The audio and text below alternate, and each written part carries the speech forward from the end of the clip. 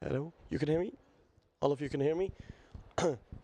Well, good morning from Baku, from the COP29 to everyone, from the Nordic Pavilion. I think it's a bit early here in Baku, and there are a lot of competing events this morning. So I want to thank everybody who was listening and watching us. Today starts the day of the Nordic Parliamentary Council's events here at COP29 in Baku. And I would like to welcome Henry Neufeld, who's the head of Impact Investment and Adaptation at UNEP in Copenhagen. So a big welcome to you, as well as a warm welcome to Georgina Kemp, Senior Program Specialist at the International Development Research Center in Ottawa, Canada. And before we have a bit of an interactive discussion with the other MPs here, I would like to invite Henry to give a short presentation on his work. Please, here you go, Henry.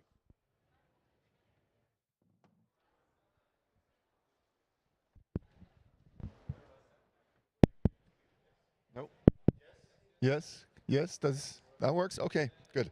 So thank you, Himanshu, for the introduction. Let me just correct my title a little bit. It's Impact Assessment and Adaptation, right? Not investment. Impact Assessment. Okay, so besides being Chief or Head of Impact Assessment and Adaptation, I'm also the Chief Scientific Editor of the Adaptation Gap Reports, which come out every year to inform policymaking at the COP in particular on progress made or not made in adaptation. So this year's report is called Come Hell and High Water, and we look at, besides the progress we always assess on implementation and planning and finance, this year's report also looks at capacity building and technology transfer, and Georgina is going to talk more about that aspect because she's a lead author on that chapter of capacity building and technology transfer. This is the 9th time that we're doing this report, and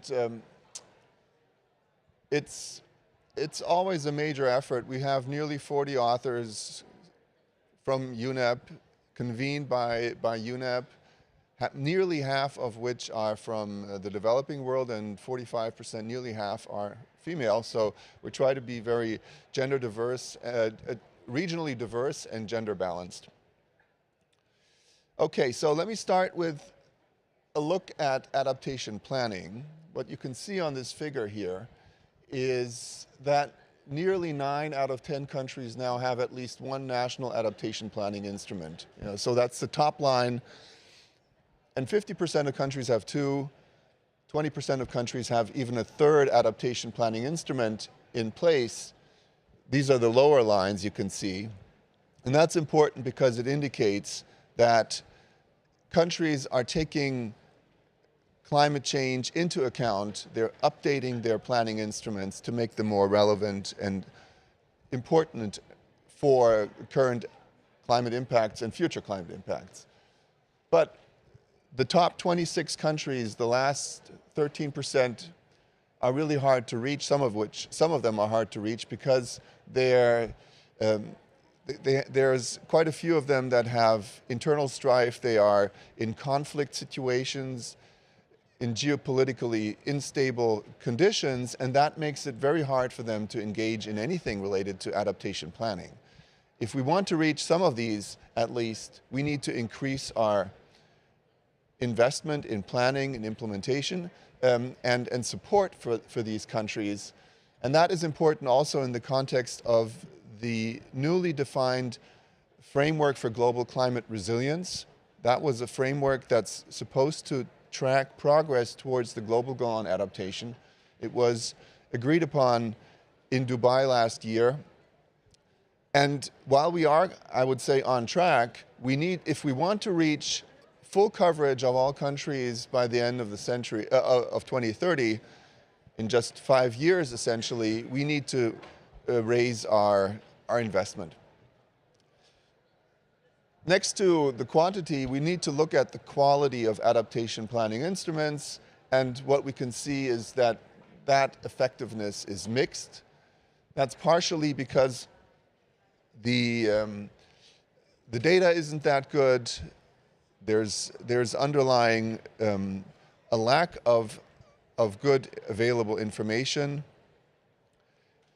Countries focus on some sectors but not others, and in that sense there is a lot of space to improve the adaptation planning instruments, and I think as we move forward that is going to happen. We also see that there is a lot of scope to improve the alignment between national adaptation planning instruments, the NAPs in particular, and the nationally determined contributions. They need to be aligned for countries to really take advantage of countries' priorities towards adaptation. So now we come to implementation, and the figure shows that there is slight progress, despite a lot of variation over years, and I can go into details why that is. Last year we actually had a drop, but it's now coming back up. We'll see how it goes in the future. That said, the pace of implementation is way too slow to keep up with the increasing climate impacts, and that needs to change if we are to avoid widening the gap of implementation that we can already identify.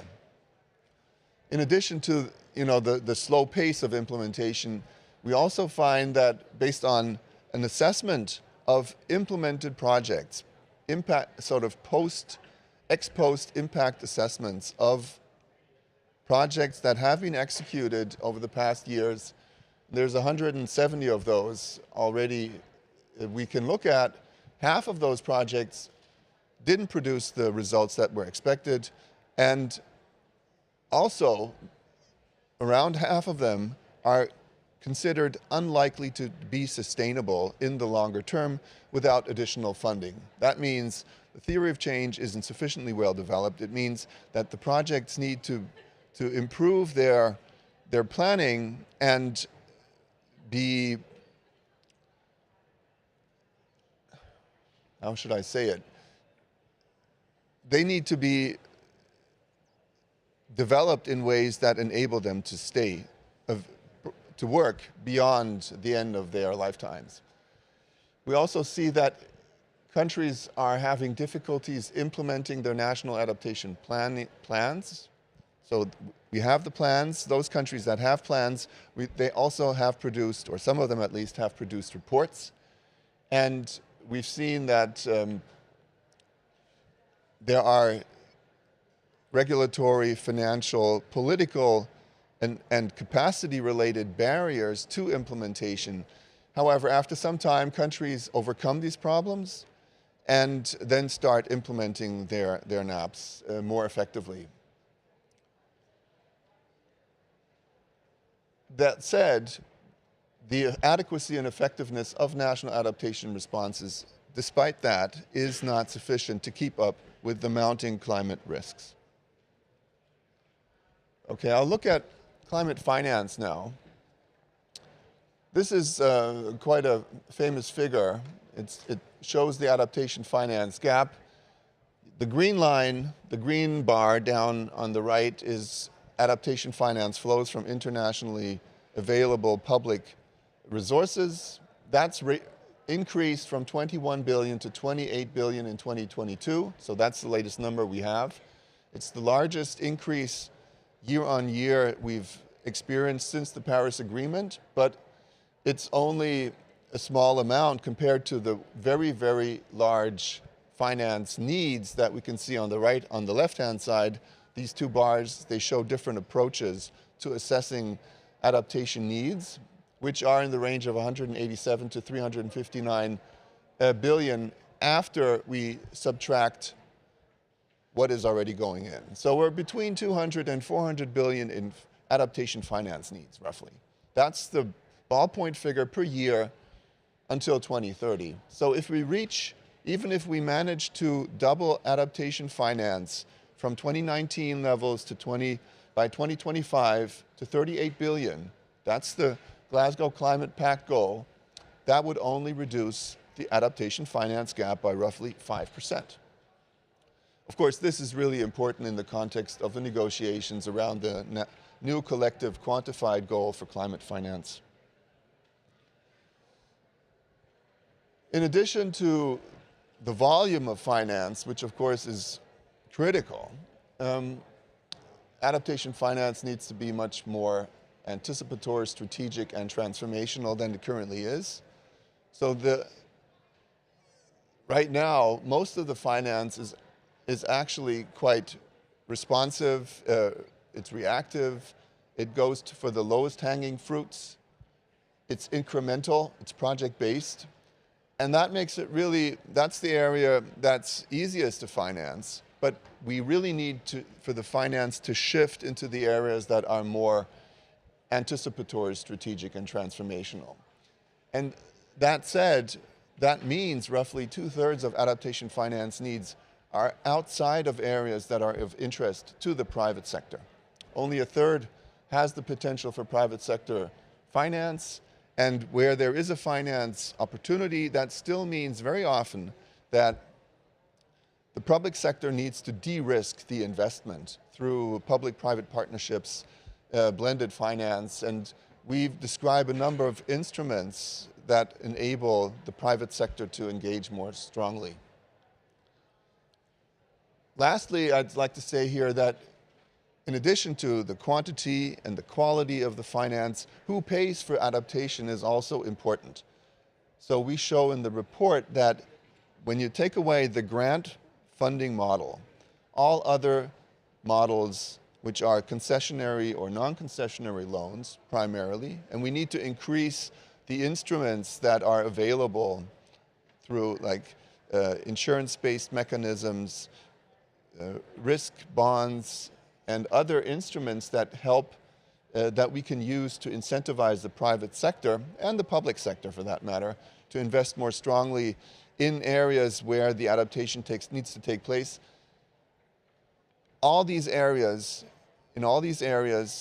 the beneficiaries ultimately pay the price for adaptation because it's loans right now. It's concessionary, but still, for the benefits of reducing their climate risks, the countries, or the poorest in particular, that have done least to contributing to the climate crisis are paying the bill, and we believe that is not consistent with the polluter pays principle or the common but differentiated responsibilities and respective capabilities, which is a core principle of the UNFCCC. So with that, I'm going to hand over to Georgina, who's going to talk about the remaining parts of the report. Thank you.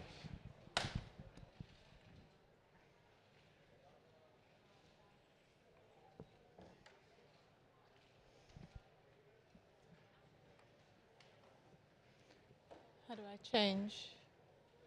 Okay, thanks, Henry. I think it's important to just start off by saying that this is the first year that we've ever incorporated a chapter on capacity building and technology transfer in the Adaptation Gap Report. It was an exploratory chapter. One of our first questions was, where is the evidence base for us to be able to say anything at all about capacity building in particular? So I'm going to begin with some high-level messages. I'm going to give you a little bit of the data, and I'm going to leave you with one take-home message. So very high-level. Capacity building and technology transfer are obviously central to enhancing adaptation in developing countries, and references to capacity building and technology are ubiquitous across almost all UNFCCC documents. We found across both capacity building and technology transfer that water, agriculture, and food are the sectors, as this figure shows, this is just for technology, that are frequently identified as the key areas needing capacity strengthening and technology transfer. But we need to you need to ask yourself, if the evidence base is national adaptation plans, does this mean that there's a lack of capacity in these areas, or does this mean that these are the areas that countries consider most important? How we interpret this data really does matter. What we found, though, although we were able to pinpoint priority capacity strengthening needs, the efforts that are currently underway as identified in the national adaptation plans are often uncoordinated, they're expensive, and they're very short term, and I'll come back to that in just a minute. Several factors diminish the current effectiveness, especially of technology transfer. Among the most prevalent factors are economic and financial constraints, such as high upfront investment costs, difficulty in obtaining loans, and legal and regulatory frameworks requiring more supportive domestic policies. This writing is very small. All I'd like you to take from this image is how we understood capacity strengthening in this report. What we did is we took the sectoral targets of the global goal on adaptation. We looked and we mapped in the 56 national adaptation plans currently submitted to the UNFCCC. The cutoff date was 30th of June. What are countries asking for in terms of these different targets? Then we said, what does the iterative adaptation cycle look like in the global goal on adaptation? What are countries asking for in terms of capacity strengthening needs there? And then we looked at the long-term work of the NAP Global Network, which is very, clearly shown that there are a whole basket of enabling factors that really matter to make it possible. Things like leadership, like institutional capacity, and we also map these against the national adaptation plans. So what we can tell you as sort of take-home messages from this is that we found that effective interventions to support capacity building need to ensure a balance between hard adaptation technologies, things like irrigation infrastructure, and softer enabling conditions like leadership, like strong institutional arrangements. 90+% of countries are asking for capacity strengthening in the institutional arrangements to make it possible for them to make use of technologies, for them to be able to implement adaptation actions. To achieve this, we need to see far more in investment in South-South and networked and locally grounded capacity strengthening. We have a bit of a deficit framing right now where we ask the wrong kind of question. We tend to ask what capacity is missing. We need to start asking what capacity exists, how do we expand out from there, and to stop thinking that the capacity sits in the north only. Many South-South based collaborations are the answer because of the similar nature of the challenges being experienced. Another take-home message, while traditional one-way training approaches like workshops remain relevant, we see a need for more innovative, collaborative and potentially transformative approaches. We highlight a number of examples of these kinds of initiatives in the report, but they are spots in the ocean. We need to really start expanding those and scaling them out. Finally, on the capacity strengthening side, I would say we need a much better evidence base.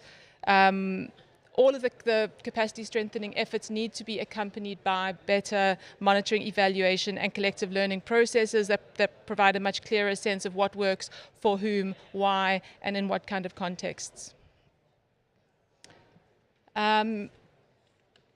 A last message around technology transfer, and this was quite a sort of a counterintuitive finding. We tend to think that the problem with technology is that it doesn't exist, and our first approach is to build new technologies. We need new things. The finding in this report actually tells us that the biggest challenge is access to technology. Most of the technology that is needed is classified as mature or modern, meaning it is available. The problem we have is an access problem and the capacity to use that technology. So the effectiveness of technology transfer really relies on it being part of a broader strategy, strongly integrated with assessments of capacity building needs, and adaptation strategies should be developed based on an understanding of what the needs are, rather than from the perspective of a particular technology. So starting with the technology and saying, how do we get this out there? The question is, what is needed and where is that? I'll stop there, I think. Thank you very much. Thank you so much to both Henry and Georgina. I would request you to please take the floor. I would also request Ola Elvestuen to please take the floor as well. Ola is a former Minister of Environment and Climate in the Norwegian government. And your mic is also over there. Ola, come hell and high water. I think that sort of sets the tone for what we are discussing. And I would like to start by asking Henry, because as you show, most nations now have adaptation institutions. Could you say a little bit about which sectors, are there any particular sectors that you see are most focused on, or is it a broad range in the work that's been done in these institutions? Thanks for that question. I'll take this off for now. It's a broad range of sectors, but what we can say, of course, is exactly what Georgina also just talked about.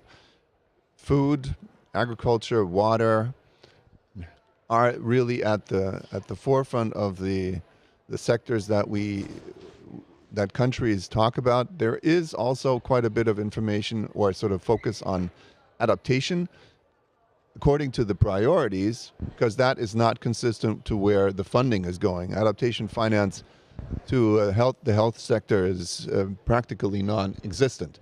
But yeah, these are the core areas that countries are focusing on. Then coastal countries with coastal zones, countries that are exposed to coastal hazards, they do invest quite a bit in those areas as well.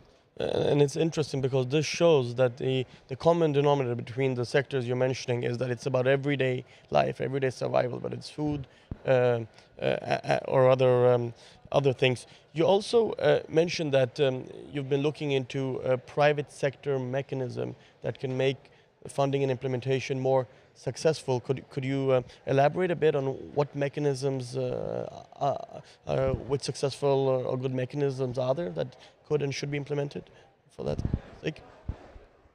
I'm going to ask you to defer that question because I'm going to get my notes. I need my notes for that. No problem. They're in my computer over there. No worries. Georgina, a question in the Yes. I'm sorry. No worries at all. Sometimes I need to go back to my notes. And Georgina, capacity building and tech transfer was your field in this report, and you also said something interesting about that we need to stop looking at just north-south, but also south-south sharing of information, best practices. Do you have any good examples that we should take as inspiration on successful transfers or successful sharing of tech in that regards? Yeah, thank you very much. One of the examples that we highlight in the report is the UNFCCC's needs-based finance training, where the Climate and Development Knowledge Network, this is a Southern-led network of climate knowledge brokers, partnered with the UNFCCC and offered training on how to access climate funds to more than 135 countries in the Global South, resulting in a pipeline of projects. And the model that they used was a peer-to-peer learning model and a co-creation model. So getting these countries into the same room, talking together about how they could support one another in these proposals. Another example from the Climate and Development Knowledge Network, they've just done a country exchange between Nepal and Kenya to look at devolved climate finance models. Kenya is really far ahead of other countries in their county finance model, so getting climate finance right down to the county level. Nepal is trying to do that in their local adaptation plans. We just had a cross-country exchange. So I think there's lots of models, a lot of it's happening, but it's not coordinated and it's not well funded yet.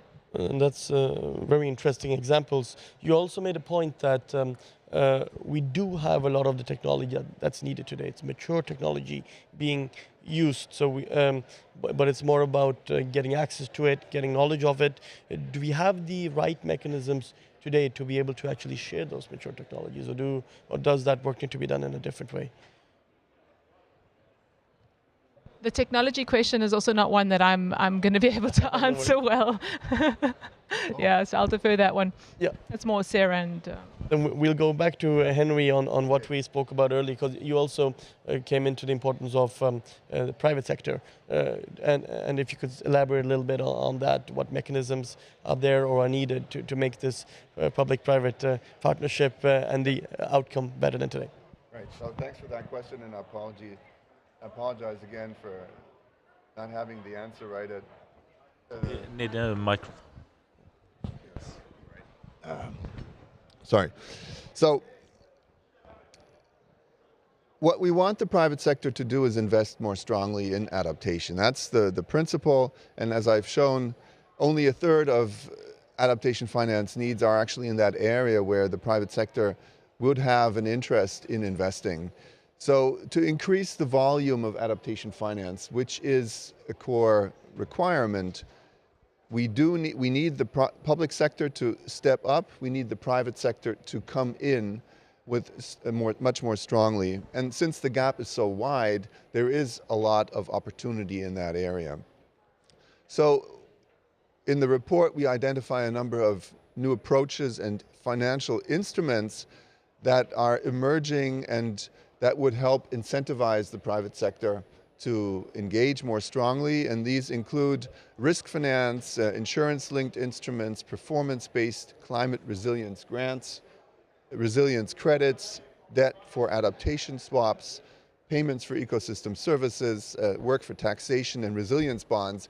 These are just a number of instruments that have emerged over the past few years that we're analyzing in the report and that show promise to increase the private sector's engagement. In addition to these instruments, we need to change the enabling conditions for the private sector to be more engaged, and the public sector as well. So for the private sector, there is a need for them we need to create climate risk disclosure frameworks, which means that the private sector needs to identify its own risks.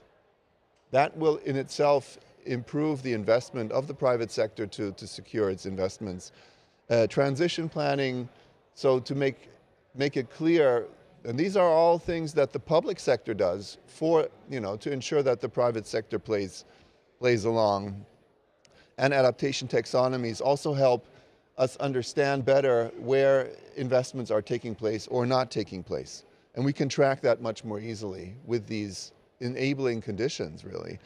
And then for the public sector, we also need a number of enabling factors to enhance the public sector's investment, and this is both for the global north and the south, like domestic funding, funds and financing facilities that can be targeted much more closely to the needs that adaptation is supposed to address. Rather than going for the lowest hanging fruit, making these domestic funds or financing facilities available will enable public investment in areas that are harder to finance.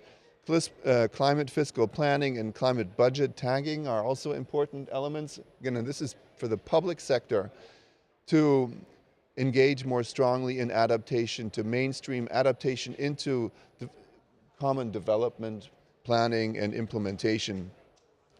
And then also medium-term expenditure frameworks are important here. Adaptation investment planning also, like what the country needs to invest in, to plan for that in its national adaptation plans and its nationally determined contributions. Thank you. That was some very interesting points you came with. Ulla, you have, of course, served as a Norwegian Minister of Climate and Environment, and you've been in quite a few of these COPs and also been in the negotiations in the rooms where us others unfortunately don't have access. So before we go on to the topic that we are discussing, could you please share some impressions and some thoughts and experience on what actually is being discussed in those rooms? Is it what we are talking about there, or how does it actually work over here? But it's also what we're talking about out here, of course. But what I noticed on the first part was the point about leadership, and that is when we look at where we are now.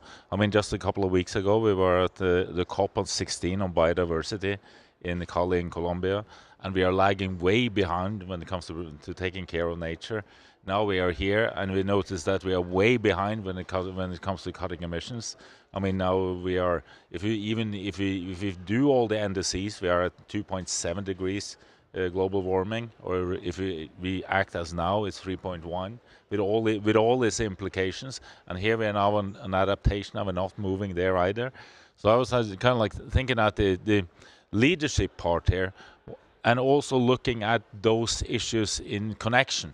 I mean, when it comes to, for instance, nature-based solutions, I mean, there's so much you can do and it will benefit taking better care of nature. It will benefit also lower emissions, and it also is a strong instrument also into adaptation.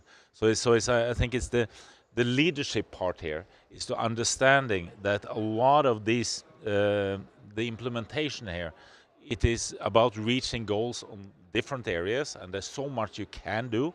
And I also took note that is not, you can do also a lot with better planning, and it's not also the most expensive tools that are always the best ones. I mean, a lot of this is about taking care of nature. It's about re-establish, whether it's mangroves or whatever it is. That is helping so much. So I think it's really the leadership part is the most essential, to move much faster than we have done before. And then on these COPs, then it also makes it easier to come to agreements. I mean, because I was also vice mayor in Oslo earlier, and when cities meet, they meet and they try to learn from each other.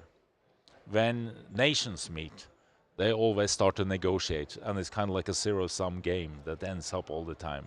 So here also, I think we have to move much faster forward and have that cooperation, and not just end up in the most difficult negotiations that especially these climate COPs tend to end up with. That's an interesting point. Perhaps we should have more mayors as prime ministers and presidents in the future.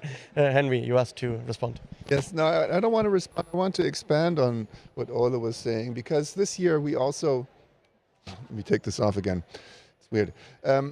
This year, for the first time, we're using a different data source than what we have been in the past. Normally we focus on national adaptation plans. We look at the funds that are the climate funds. We look at the OECD DAC database, which provides us an overview of the funding flows. This year we're also using the Carbon Disclosure Project database. Yeah? This is a very large database. It's been going on for many years, and it focuses on municipalities, actually. So cities have been acting, not only, this is the Carbon Disclosure Project started off on mitigation, but they also have quite an important and significant database on adaptation. It's been growing for the past years, and this year's the 2023 data set basically comprises of 3,500 adaptation actions from the different cities. And while there is a distributional, it's not well distributed, you know, the Americas, North and South America, and Europe have way more cities reporting to the CBD database. We can say something about all global regions, Africa, Asia, as well as Americas and Europe and the Pacific. So what we can say from this, and the data set that we have comprises nearly a quarter of all cities above 1 million inhabitants. So that's a really representative data set. First, in terms of the hazards, flooding and heat are the two top hazards countries look at when it comes to adaptation. When it comes to the responses, engineering approaches, technical approaches are dominating, but nature-based solutions are really also very, very strong. And in addition, there's also quite a bit of action going on, behavioral change to practice what to do under critical situations. These are the key areas. What's not so strong in the city response, and that kind of makes sense, is economic approaches, because these tend to be at national or you know, subnational levels. So the instruments to incentivize economic behaviors, changes to incentivize investment in adaptation, that's not something that cities do that much. And lastly, in terms of the benefits, besides reducing climate risk, the co-benefits. First, mitigation co-benefits are they're mentioned, but they're not that big. They're not mentioned that much at all. What's really there is health. At the very, health co-benefits are experienced by all cities, and economic co-benefits, job creation, and social economic benefits for the population living in these areas. And then there's also tourism and biodiversity benefits through nature-based solutions. Thank you, and interesting what you also mentioned about city projects. And Georgina, you gave the example of both Kenya and Nepal moving a lot of the implementation and adaptation down to the county levels. What would be your best wish for the outcome from this COP in order to enable better and more sharing of tech and good projects? Well, I'd actually like to answer your question in a roundabout way because I'd like to react to what you said around leadership. And I wanted to make a point about how we understand some of the findings in the Gap report. Just if you think about this, the data source on capacity strengthening, you're looking at national adaptation plans. What are those? This is not evidence of what is happening. This is evidence of what countries think they need.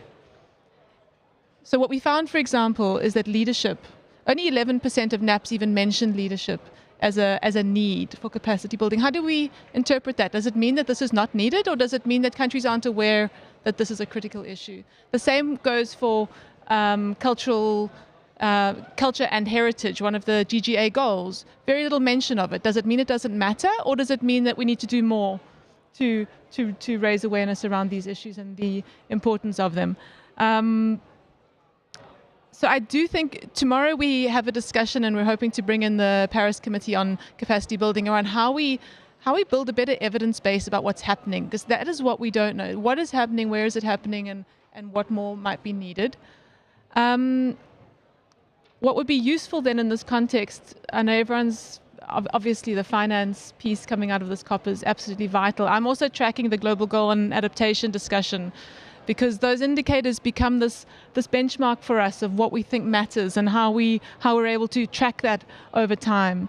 So I'm really watching that discussion. I'm watching the inclusion or not of transformative adaptation, and how we develop indicators that give us direction but also don't lock us in, because those indicators are sectoral indicators. They don't tackle the enabling conditions that, like leadership and institutional capacity. So I'd like to see those things coming together in some way. Thank you. And Ula, one of the takeaways that I have from this session is that a lot of the know-how and technology is there, but we have to be better at supporting each other, sharing, and you have, as you mentioned, both worked on the local level but also on the national level. So I will ask you to sum up this session by sharing your thoughts on how we can more effectively share the know-how and implementation of projects. I don't know if I can sum up, but we are at the Nordic Pavilion, and I think it's a little bit like Nordic countries. Of course, we cooperated well, and we can cooperate well also on the adaptation. And I think the key for the Nordics is really that you have to mobilize on every level. I mean, you have to mobilize. We have well-organized local counties and etc. And they can do a lot if they do this, and they need to get the right tools, and they need to get the right tools also to finance. Not only what is the nature-based solution, but all the technical solutions that are there, where we also are lagging behind. I mean, we have good plans, we have good crisis management, but we haven't made all the investments that has to be made. Of course, that has to be done, and it has to be international and also a cooperation on the national level on this. But then the difficulty that is what we have to do. But then the difficulty, I think, and that is also how these negotiations are extremely important, and is of course to how do we make that cooperation with the global south and developing countries much better than it is today. And I think the key there is to do what I just said, that you need a much broader cooperation, because these are common problems that we have. And we have it both on taking care of nature, that are linked with also the mitigation and cutting the emissions that we have, and are linked also to the adaptation. But we still end up, and we hope to get a negotiation solution here that is as good as possible, with the commitments that we have to transform everything that is needed into developing countries. But the way we need to think about this is to have a broader cooperation that will involve also a much broader, how can I say, the economic commitments that will be there has also need also to be broader than this today, and that is, and it's not because it's a negotiated something that we have to do because it's negotiated there. It's not because it's something they do like we think too much in a foreign aid thinking. It is because it is a common interest and it is a common tool, and that's, if I can end, that is where we need the leadership locally, you need it nationally, and you need it in the countries have to come together with that leadership to get the necessary results. Thank you for that rounding up, Ola. And I would like once again sincerely like to thank Henry Neufeld, Georgina Kemp, and also Ola Elvestuen for participating in this session. One of the intentions of the Nordic Council's events we have, especially with the parliamentarians from the Nordic Council, is to increase cooperation and dialogue between parliamentarians, both in order to, what you have spoken about, also increase the parliamentarians' role in technology transfer and sharing of knowledge. But also, I think another important aspect is what Ola brought up to the discussion, the leadership aspect. Everybody in their own level, also on the political level, need to take leadership for action and the results to actually happen. So thanks again to the three of you. Thank you for those who have been watching, and I also urge you to follow the other Nordic Pavilion events happening later today. Thank you.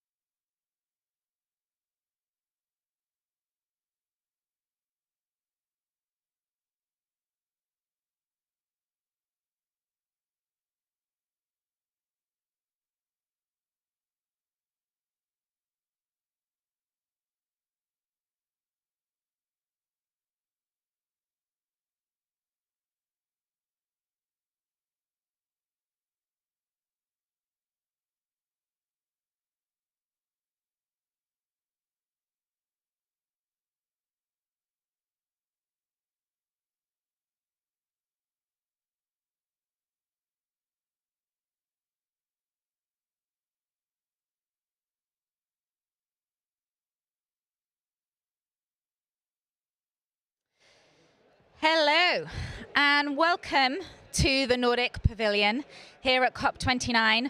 A warm welcome to everybody in the room here, but also all of you joining us online from all around the world. My name is Katie Harris. I'm a Senior Policy Fellow at the Stockholm Environment Institute, based in Stockholm. I'm also the Director of a global partnership called Adaptation Without Borders.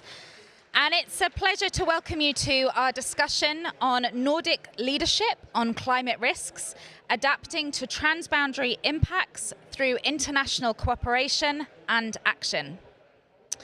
So at COP28, parties to the UNFCCC recognized the transboundary nature of climate change impacts and the cascading and complex risks that they create, risks that then cascade across both continents and sectors.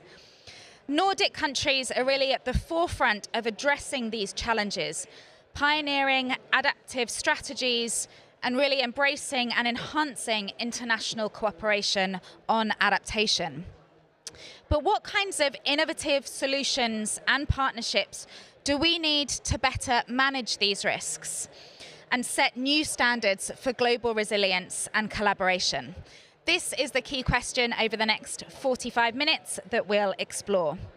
So I'm really delighted to say that we have three esteemed speakers to provide us with some thought-provoking remarks from across the Nordics.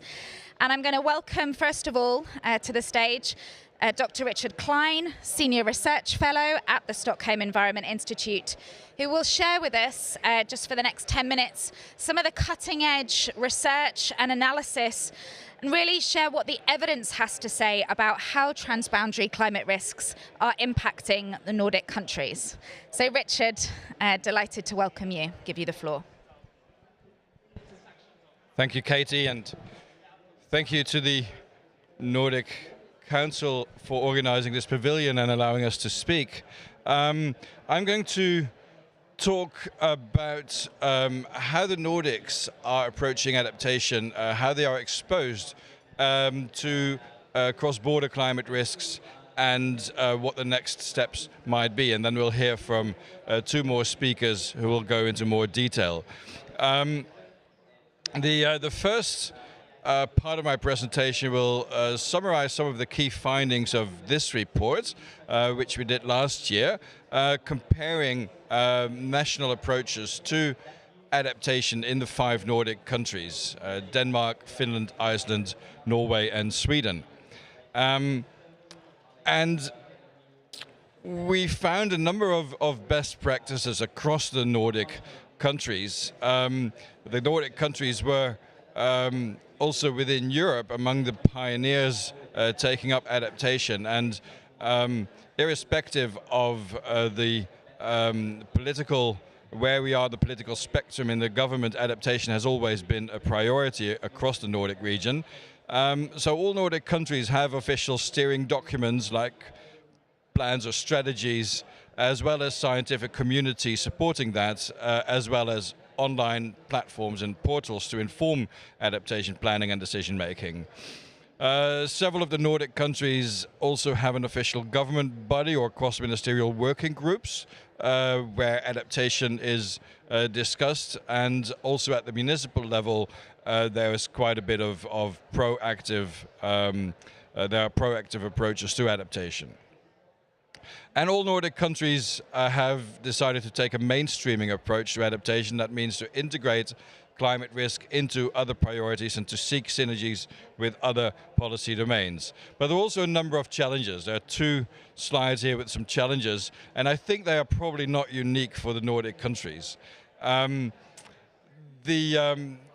The policy cycle that we are discussing here in the Global Goal on Adaptation, for example, is not necessarily explicitly adopted in most Nordic countries. Neither is there a clear system for monitoring, reporting and evaluation on adaptation. Most Nordic countries also lack a clear political mandate, which creates some ambiguity about who's actually responsible for taking adaptation action and the risk ownership. And we'll come back to that when we talk about transboundary climate risk. The Nordic countries are also not doing terribly well at incentivizing private sector action or supporting other actors in adaptation action. Like probably most countries, the Nordic countries are siloed, which means that cooperation across sectors is challenging, and mainstreaming, even though it is meant as an opportunity to create synergies, it also leads to ambiguity about responsibility.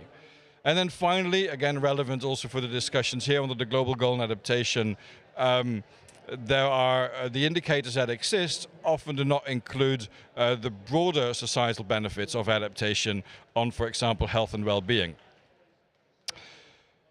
Now, moving forward then on a topic that is also new to most Nordic countries, transboundary climate risk, which happens because risks in one country, and they could be neighboring countries, but they could also be countries in different continents, affect the risk in the Nordic region.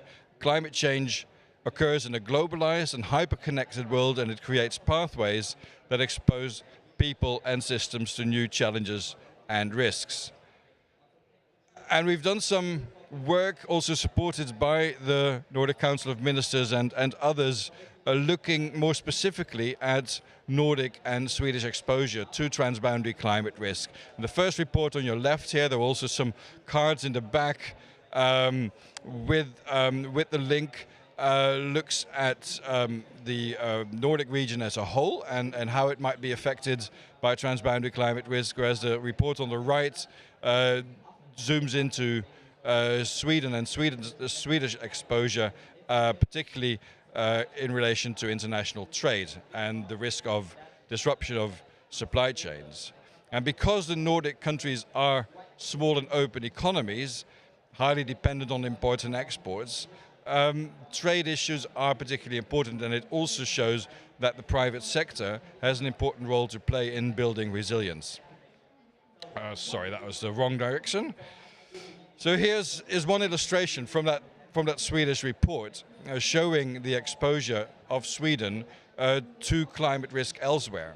The size of the bubbles show, if you like, the import dependency, the size of the trade to different regions, and the color shows the vulnerability to climate change of those regions.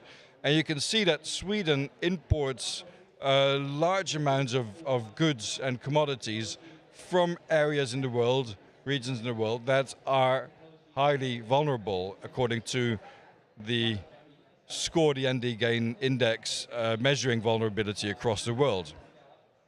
And that includes, in particular, within the bubbles, you see smaller bubbles, and it includes the biggest one in almost each of them is food commodities.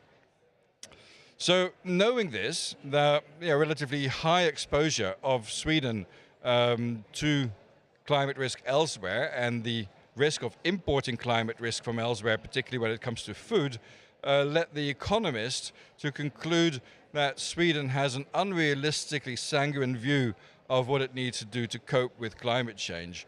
Unrealistically sanguine, we could also say, bordering on complacency, perhaps. So knowing this, the project Transadapt is looking, specifically in Norway in this case, at the extent to which national stakeholders, both public and private, could work together to be better prepared to deal with the risks of climate change originating elsewhere. And recently we had a policy roundtable inviting actors from the Nordic region in Stockholm, where participants also questioned the adequacy of the current preparedness. I think there was some agreement with The Economist that indeed complacency is a risk, and that we might not be as prepared as we think to manage climate-driven supply chain disruptions. And that's also because, and we've seen evidence of that, and it was presented at the roundtable, compounding weather extremes that could severely disrupt imports and trade networks because they could act simultaneously or sequentially. we might have the capacity to deal with one disruption, whether it's climate related or not, a ship in the Suez Canal, or COVID related, or conflict related. But if they happen all at once, then clearly there are some challenges. And that could also lead to excessive demand for alternative raw materials, which could then compromise food quality standards and nutritional value, as well as, of course, the affordability of those commodities. To wrap up, these studies that we have conducted on Sweden and on the Nordic countries as a whole have shown that adaptation is rising on the domestic political agenda, but that we are facing institutional constraints, knowledge constraints, as well as financial constraints, that we relatively well understand the domestic climate risks that are feeding into the climate plans and strategies, but we do not quite as well understand the wider effect on people in society, on health, well-being, and so on, but that we are particularly still unclear about what we call imported climate risk, the risks that we import through trade that originate in other countries, transboundary climate risks that are potentially very large, but where we also don't have clear ownership allocated. It's fragmented, it's unclear, or non-existent. And then there is the risk of complacency, which exacerbates the risk of climate change if that leads to poor preparedness. Thank you very much for your attention. Thank you very much, Richard, for sharing those reflections with us. Thank you, Richard, for sharing those reflections with us. And if there are any questions from the audience, perhaps, Richard, you might like to take a seat up here, and I'll keep an eye out. Just to say that some of those initial reflections, you got a sneak peek of them. They will be released in a forthcoming policy brief. It's called Transboundary Climate Risks to Nordic Trade and Food Security, the Case for a Systemic Adaptation Policy and Nordic Cooperation. So if you'd like to receive a copy of that, just give us your business card at the end of this session, and those online, take a look out on the SEI website. But thanks so much, Richard, for sharing those reflections from our research at SEI and beyond. I'm now really delighted to welcome up on stage two panelists. So first of all, Magnus Sigurdsson, Head of Division at the Ministry of the Environment, Energy and Climate from Iceland. Welcome, Magnus. And Marie Fuel, Senior Advisor, Ministry of Climate and Environment in Norway. So Richard's given us a little bit of what the research and evidence suggest about Sweden's exposure and vulnerability to transboundary climate risks, and also a little bit about the level of preparedness in the country to manage these. Perhaps, Magnus, I can turn to you first, just to hear, what are your experiences in Iceland? Do you feel prepared and ready to address the transboundary climate risks that the island faces? Please just share with us a few highlights.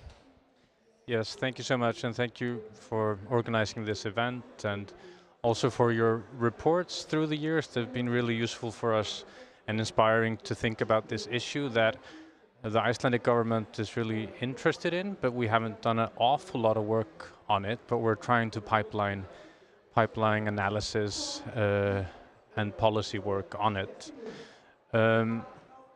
I guess you can kind of put adaptation policy into two categories. Both you're trying to understand the impacts for your country, and then you're trying to organize a response to them. And you want to start with the prior one. You want to understand what's happening. And we've done scientific assessment reports for Iceland since 2000, and the latest one in 2023.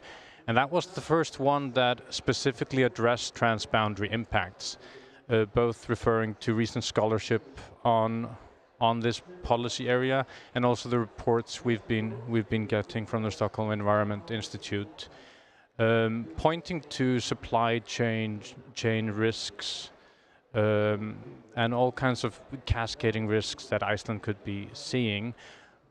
But when I was asked to join this panel, I also wanted to go further back and see whether the issue didn't have a like a longer history. And when you look at the old reports, you don't see this matter specifically addressed as transboundary impacts, but you see that it's been for a long time a part of the public imagination and the political imagination that climate change has all kinds of complicated impacts and is involved in like global risks for the country.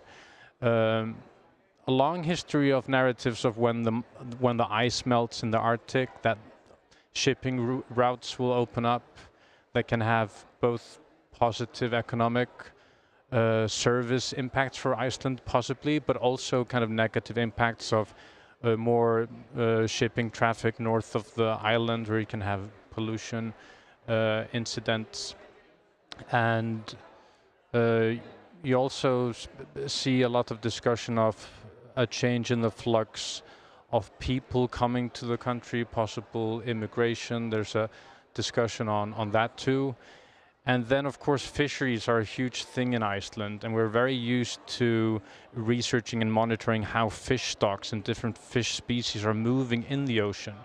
So a warming ocean means an increased uncertainty regarding where we can find the fish stocks we usually want to be fishing. So that's also an impact we're seeing and wanting to understand better. In addition to the supply chain impacts we've been discussing. So we're looking towards understanding the impacts better. On kind of the policy implementation side, we've been looking towards not being blind towards planning for global risk. Because of course, when you meet stakeholders, they're more interested in looking at the direct impacts of climate change. So we tried to talk with them about possible vulnerabilities in their sectors when it comes to global risk. And currently we have pipelined a project on working on a core set of global climate risk indicators for Iceland with the Statistics Office. But it's very much still just in preparation. Yeah, I'll stop at that for the moment. Thank you so much, Magnus. Maybe before I turn to Marie, Richard, we've heard about some different sorts of what we call transboundary or international cross-border climate risks. These risks have a diverse terminology. Does this sort of overview that Magnus presented align with SEI's sort of how SEI is categorizing the different types of transboundary climate risks? And do you think there is the same level of awareness, among policymakers of the different types of transboundary climate risks that countries could be exposed and vulnerable to? There are different pathways through which risks travel from one country to the next. And the moment we talk to people who haven't really thought about transboundary climate risk before, we mentioned transboundary, the first associations with water, because people know about transboundary water basins. And of course, natural systems are one way through which one country can affect the next. And of course, countries that share a river basin, they already know that, and they already are quite aware of the potential risks, not only of floods and droughts happening upstream and affecting downstream, but also of measures being taken by countries upstream affecting countries downstream. But there are other pathways through which risk can travel as well, and I mentioned trade. So trade is another pathway. If, for example, agricultural commodities face difficulties because drought happens in one part of the world, then that might affect the importing country, and food dependency on imports is quite high in the Nordic countries. So that is an issue, and despite the warming that's taking place, I don't see Iceland growing its own coffee or mangoes anytime soon, although you do grow bananas, I understand. Then there are other pathways as well. One is through the movement of people. That could be temporary, like tourism. It could be displacement of people as a result of climate risks and disasters. Because much of the displacement takes place within countries, but some of it also takes place across borders. And finance is also one of the risk pathways. That could be foreign direct investment, which might reduce if a country is deemed too exposed to risks, or it could be remittances of people who no longer have the capacity to send money back home, for example. And I'm sure there are others. I mean, people sometimes argue that shared infrastructure is another pathway. But yes, those are all ways in which we can think about transboundary climate risks. Thanks, Richard. Marie, can you share with us Norway's experience? Do you think you have high levels of awareness in Norway of all these different types of transboundary climate risks? And what has been Norway's experience to date in trying to plan adaptation to these risks and manage them better in the future? Thank you. Thank you for your questions, and thank you for inviting me here. In Norway, transboundary climate risk is something that has gained awareness over the last 5 to 7 years. But there is definitely potential for working more systematically on this. And as the Nordic countries face many of the same challenges, it's familiar what you're all talking about here. The Norwegian Environmental Agency commissioned a report in 2018 that addresses the overarching consequences of climate change in other countries. And it highlights that Norway has an open economy with extensive trade and financial connections, infrastructure links, and geopolitical relations, and that makes us vulnerable to climate change beyond our borders.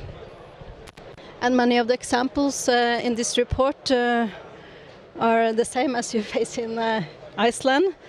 It's, for instance, that fish can migrate northward, which can offer opportunities for fisheries in Norway, but also there's a risk that reduced fish stocks and fish migrated out on Norwegian coasts. Another example, as you also mentioned, is that melting Arctic ice can open the northern sea route to Asia, which can create transport opportunities and trade benefits, but it also poses risks to vulnerable nature and may lead to geopolitical challenges. And the report also points that extreme weather events in vulnerable countries can lead to humanitarian disasters, which can put pressure on Norway's willingness and ability to assist and accept refugees. The report also points to the declining agricultural activity worldwide can lead to higher food prices and reduced availability of goods. And this is a topic that the agency found it important to gain more knowledge on. So they commissioned another report in this topic in 2022. And that concludes that Norway has a robust food system with a great ability to adapt to changes in international conditions and national crops. However, it also warns that our food system can face serious challenges, since Norway imports a lot of food, feed and other raw materials for food production from other countries. It concludes that in extreme cases, where serious climate-related failures in food production coincide with other events, such as political crisis, logistics problems and trade restrictions, the need to ration scarce food resources may arise even in Norway.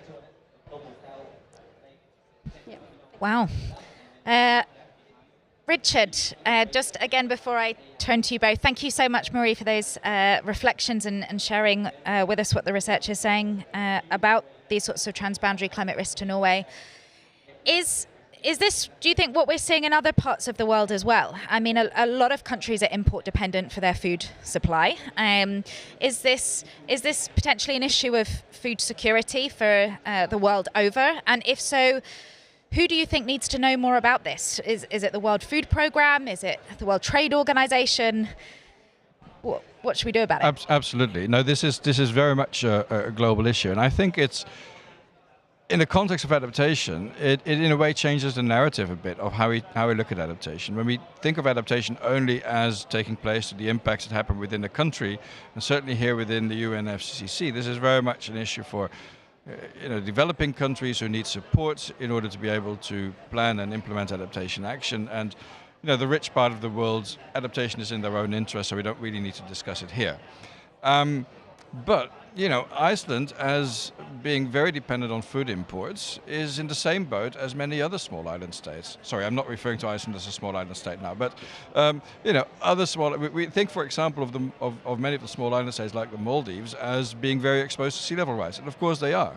But a country like the Maldives also gets about 90% of its nutrition through import, and it faces the same risk of disruptions. That could be because ports are destroyed as a result of typhoons. It could be because harvests simply do not meet demand, and then there is going to be a question, and we've actually seen this in a case study we did in Senegal several years ago, looking at the food crisis that Senegal and other African countries faced in 2008, 2009, when, in particular in Senegal, the price of rice went through the roof. And that was because Senegal even though they produce some rice itself, it imports most of its rice from South and Southeast Asia, which was facing a drought. And in response to that drought, countries like India, Vietnam, and Thailand restricted its exports of rice, which was a very sensible domestic measure to take from their domestic food security perspective, but it led to food riots in the streets of Dakar and political instability there. So yes, this is very much a global issue, and I think the recognition that this is a global issue without a typical north-south kind of dynamic that we see here in the UNFCCC hopefully also leads to more constructive solutions. And I think it's important that, for example, last year the decision on the global goal and adaptation, as well as the one on the global stocktake, calls for not only knowledge sharing but international cooperation to address the risks of the transboundary climate risks that countries are facing. Thank you, Richard. Just now to turn back to Magnus, and then I'd love to hear your perspectives on this too, Marie. What are some of the challenges you think your governments are facing in really planning adaptation to these sorts of risks? Is it a lack of knowledge or knowledge sharing? Is it a lack of international cooperation? And also at the same time, as you reflect on the challenges, what do you think might be some of the solutions to some of those challenges? What partnerships do you need to manage these risks better in future? What needs to happen? Yeah, thanks. Like I said earlier, while this is, we would maybe characterize it as a peripheral policy area at the moment, it actually has kind of a long history of being at the core of our imagination of climate change. The media likes to write stories about, at least the media in Iceland likes to write stories about climate change in the sense that it will make coffee prices go up and your coffee will be much more expensive, or you won't have any coffee in 50 years. Or something like this, and a quite recent example would be that after the devastating floods in Valencia, we had on the news that we might not have clementines for Christmas.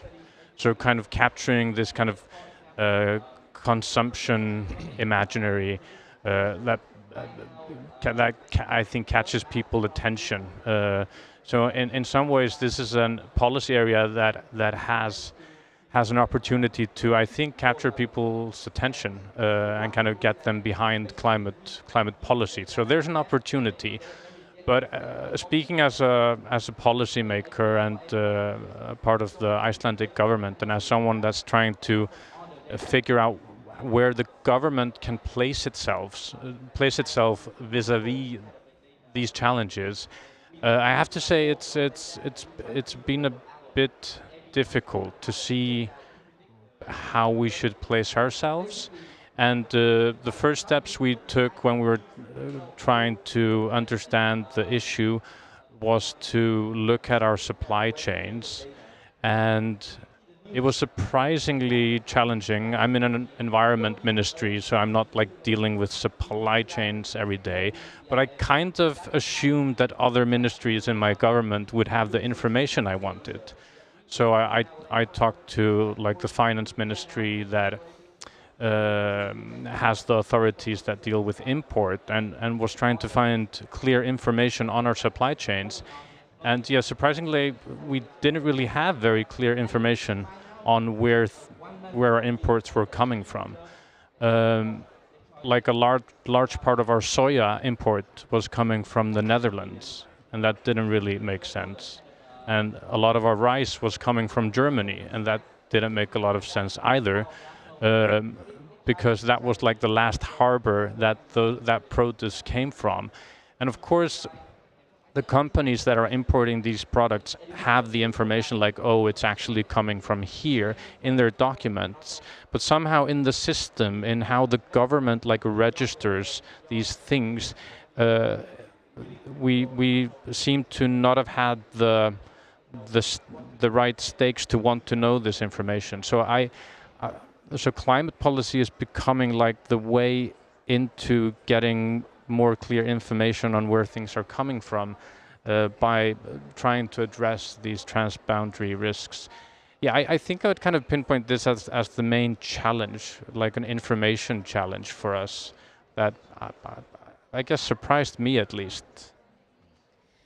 Marie, would you concur? Yeah, I agree on a lot of what you're saying, Magnus. I think there's potential for having this on the agenda, like you're saying, but for the government, it's a challenge that all the ministers are so focused on the domestic work, and it's hard to find time to work strategically on this topic, and also to have enough knowledge and share the information that we need. But we are working on this in Norway. We had adaptation strategy last year, a white paper for the parliament, where we, among other, presents a new governance system for how we work on adaptation in Norway. And when implementing this system, we have to take the transboundary climate risks into account. So as part of this system, the Norwegian Environmental Agency, in close collaboration with other sector authorities, is now working on a new climate vulnerability analysis, which will be completed in 2026. And in this analysis, they look into both food and health. And in this also, how transboundary climate risks affect the food value chain. And for instance, the change for medicines. So I think hopefully this will help us in working more systematically on this in the future. And I think it's also really good that the research is going on through the Nordic Council of Ministers, as we face many of the same challenges here in the Nordic region. There's potential for working together on this topic. Absolutely. We've really seen strong leadership from the Nordic Council of Ministers in trying to strengthen cooperation between the Nordic countries, particularly given the shared and transboundary climate risks they face. And I want to turn to some representatives in the audience, actually, from the OSCE. And perhaps, Ellen, you can actually come up here for just a moment. Because I know you've been working on regional adaptation planning to climate risks, not in the Nordic context, but in the context of Southeastern Europe, Eastern Europe, the South Caucasus, Central Asia. Perhaps you can just share just a couple of minutes on how you're encouraging and strengthening regional cooperation to these risks, and are there differences or similarities between the region? Thank you very much, Katie, for inviting me also up here on the stage. Yeah, it's been a very interesting discussion, very also enlightening. So, as today's topic is really about climate risks and regional cooperation, I thought it was, very interesting for us also to be here. So, as a regional security organization, OSCE addresses the intersection between climate and security as part of our comprehensive concept of security. And our mandate is based on a ministerial council decision on addressing or strengthening cooperation to address the challenges caused by climate change. And this decision was adopted by consensus of our 57 participating states during the Swedish chairpersonship of the OSCE in 2021. And our broad membership base with these 57 participating states, it really means that OSCE can act as a platform for political dialogue.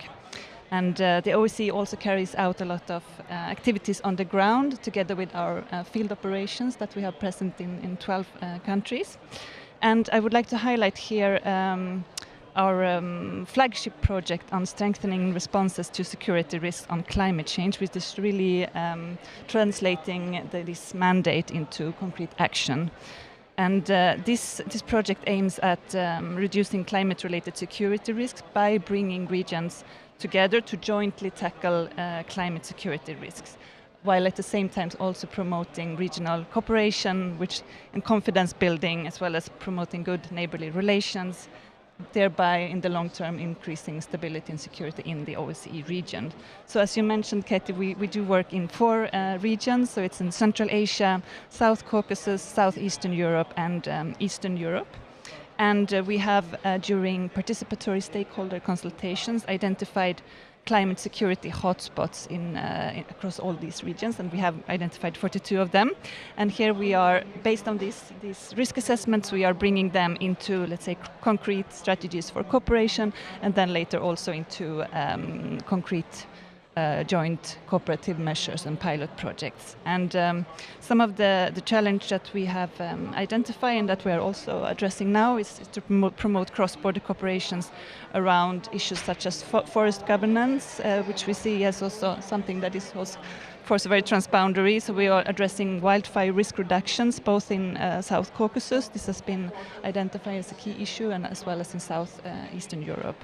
Also, we are working on addressing preventing illegal logging, as well as the promotion of disaster risk reduction. For instance, in the high mountains of Central Asia, this is both as a climate security hotspot that we have identified, and then within this hotspot we are addressing both disaster risk reduction, sustainable resource management, and also human mobility, as we also heard mentioned here today.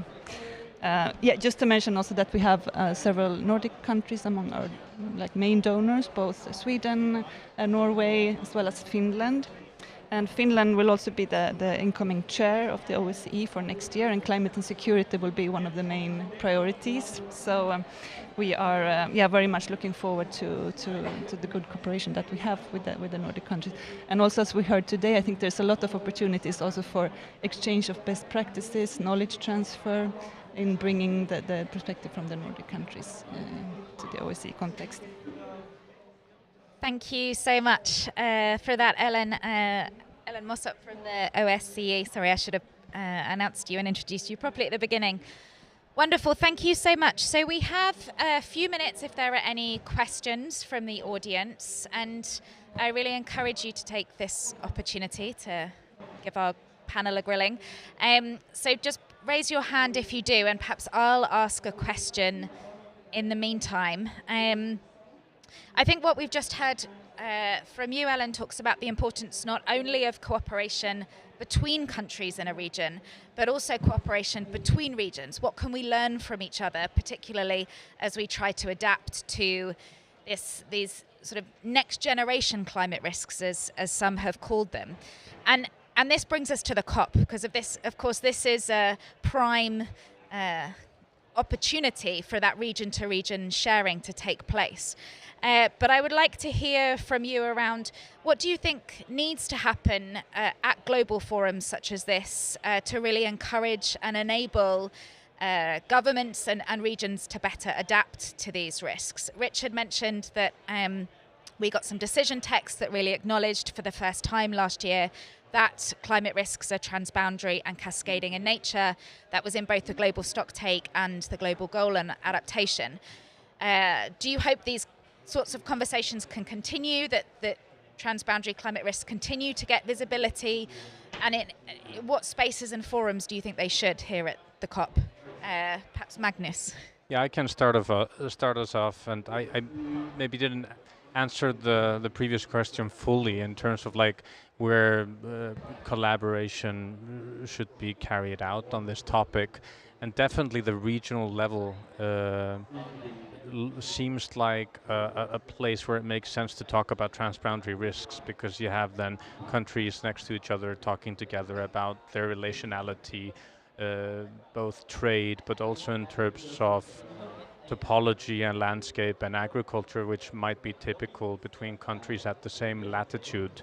So I think that's super important, and I think we already have that at the Nordic level. So it's intriguing to hear you kind of asking whether different regions could talk to each other, and I think looking at specific supply chains, looking at specific risks might be an interesting entry point, because the risks are so specific when it comes to different sectors. So you maybe could have kind of fertilizer importers getting together between regions, understanding better how the supply chains work and what the risks actually are, and also picking up on the point on health earlier. And I wanted to mention that I know we're not really excited to talk much about the COVID years. We've had enough of them, but I think it's important to learn lessons from them. And in our national adaptation strategy, we specifically say that we want to look at the COVID years from an adaptation perspective, because we encountered lots of trade-related and like logistic-related challenges in those years that might be very similar to the ones we'll be seeing when it comes to transboundary climate risks. So maybe, although we maybe don't want to talk about COVID, that might also be a point of entry. Thank you. Marie, from your perspective as well, do you think the UNFCCC negotiations are a good place to be discussing and raising the transboundary nature of climate risk? I know you possibly have to leave in a moment to head into discussions and negotiations on national adaptation plans. Do you think countries could and should be doing more to recognize these risks in? Yeah, I hope so. Since it's my first time here at the COP, and I'm not sure if I'm the best to answer that question, but obviously it's important to raise this on the agenda, both on the national, regional and international level, since we're all affected by the same climate changes. Mm. Thank you so much, Marie. And Richard, perhaps as well, do you think there's a danger of a rollback on the visibility that we got on transboundary climate risks last year? What more do we need to do as researchers, as the climate community, to keep this topic on the agenda here at the COP? Well, if you put negotiators in a room, they'll also always negotiate about something, even if it's the color of the chairs. So, I mean, I mentioned that transboundary climate risk are in a way depoliticizing much of the adaptation debate. At least it is a less political part of the adaptation debate. At the same time, of course, people can interpret it in a political way, and we've seen Turkey sort of pushing back on incorporation of transboundary climate risk language in the GGA discussions this year. And that may well be because they see themselves as an upstream country, perhaps at risk of liability discussions. I have no idea what their reason was, but they will have had a reason. I think it is important to discuss it here, not only as part of the GGA and possibly also the NAP discussions and the global stocktake. I think there is another agenda item which isn't making much progress, but where I think transboundary climate risk also matter, and that is the Just Transition work program. And I want to mention that because, we used to talk about just transition only in the context of decarbonization and fossil fuels and so on. But the decision on the Just Transition work program explicitly refers to all the goals of the Paris Agreement, and that includes the global goal on adaptation. And there is a similar dynamic with transboundary climate risks and actions taken, for example, by one country, affecting, in this case, perhaps smallholder farmers in another country. With their lives and livelihoods at risk as a result of adaptation action in another country or by another company. And I think the notion of just resilience is something that needs to be considered as part of the Just Transition work program, and the transboundary climate risk part of it is an important case to be made there. Thanks, Richard. I think we've got about 30 seconds left, so I'm going to take one question from the audience. Please go ahead. Thanks so much. My name is Ellen Haaslahti. I'm from Finland. We work in an agency looking into the different kinds of climate strategies. And I wonder, talking about like transboundary risks and adaptation, there was recently an open letter regarding the situation with AMOC and potential collapses there, and also more broadly, like tipping points, and that was given to the Nordic Council of Ministers. And I'd like to hear your views on potential responses, and also thinking about potentials to prevent these kinds of risks that also hold irreversible potential. Thanks. Yeah, I mean, AMOC is a huge issue. We could have a whole panel on it. And in a sense, it's a transboundary impact of climate change, because it involves like the ocean circulation conveyor belt that goes between the two poles of the Earth. So it's like a huge issue. And if a collapse of AMOC would materialize fast, it would have numerous implications, which would definitely be transboundary. So maybe a policy around transboundary risks might be kind of a venue for those discussions, because I think we're struggling with where to address that, because it's on a very unclear timescale. Is it 50 years, 100 years, or 500 years? Absolutely. Thank you, Magnus. Okay, we are out of time. I'm so sorry. We will continue to have discussions for those in the room here today. Thank you so much to everybody for joining us online. This was an event brought to you by SEI here at the Nordic Council of Ministers, the Nordic Pavilion at COP29. We were talking about Nordic leadership on climate risks, adapting to transboundary impacts through international cooperation and action. Please do keep an eye out on the SEI website for a forthcoming policy brief on this topic. And I'd just like to end by extending a huge thanks to our wonderful speakers here, to the audience both in the room and online, and to the Nordic Council of Ministers for hosting us and continuing to really advance cooperation on this really important topic. So I wish you all the best for the last couple of days of COP. Thank you.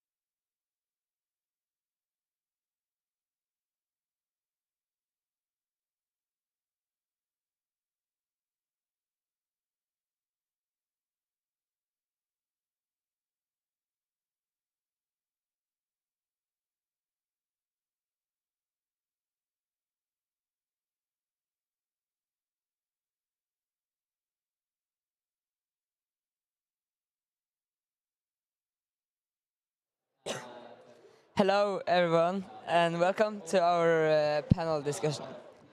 Thank you so much for being here and listening to us. Because at this meeting, COP29, it will be taking decisions, very important decisions about our future, the children's future. And it will be taking decisions that will affect children much. And since it's affecting us, we should have a say on it. And that is what we are going to do here. Listen to the children. We are the children, and we are talking here, so please listen. And remember it. Remember it when you are in discussions, remember it when you are taking decisions, and remember it always. Then we can start. If you can say your name, your age, your home country, and a fact about yourself. I can start. My name is Jakob Sande Hugseth. I'm 14 years old. I'm coming from Norway. A fact about me is that my dad is minister in Norway. Maria? Yes, my name is Maria. Yes, I am 14 years old and I'm from Norway. And a fact about me is that my school is the third ugliest building in Norway. Thank you. My name is Lungu Shadrack from Zambia.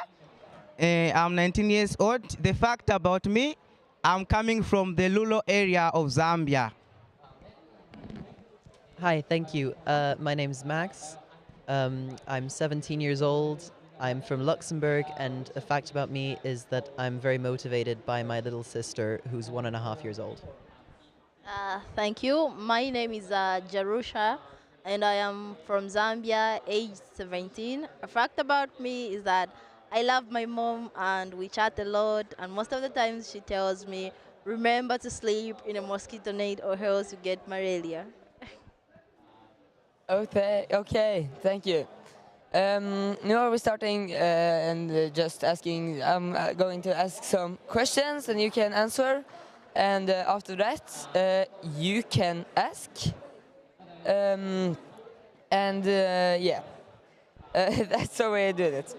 So the first question is, because I wonder, you are all kids who's engaged and care about the climate. But what are you doing in your home countries for the climate? Would you start, Maria?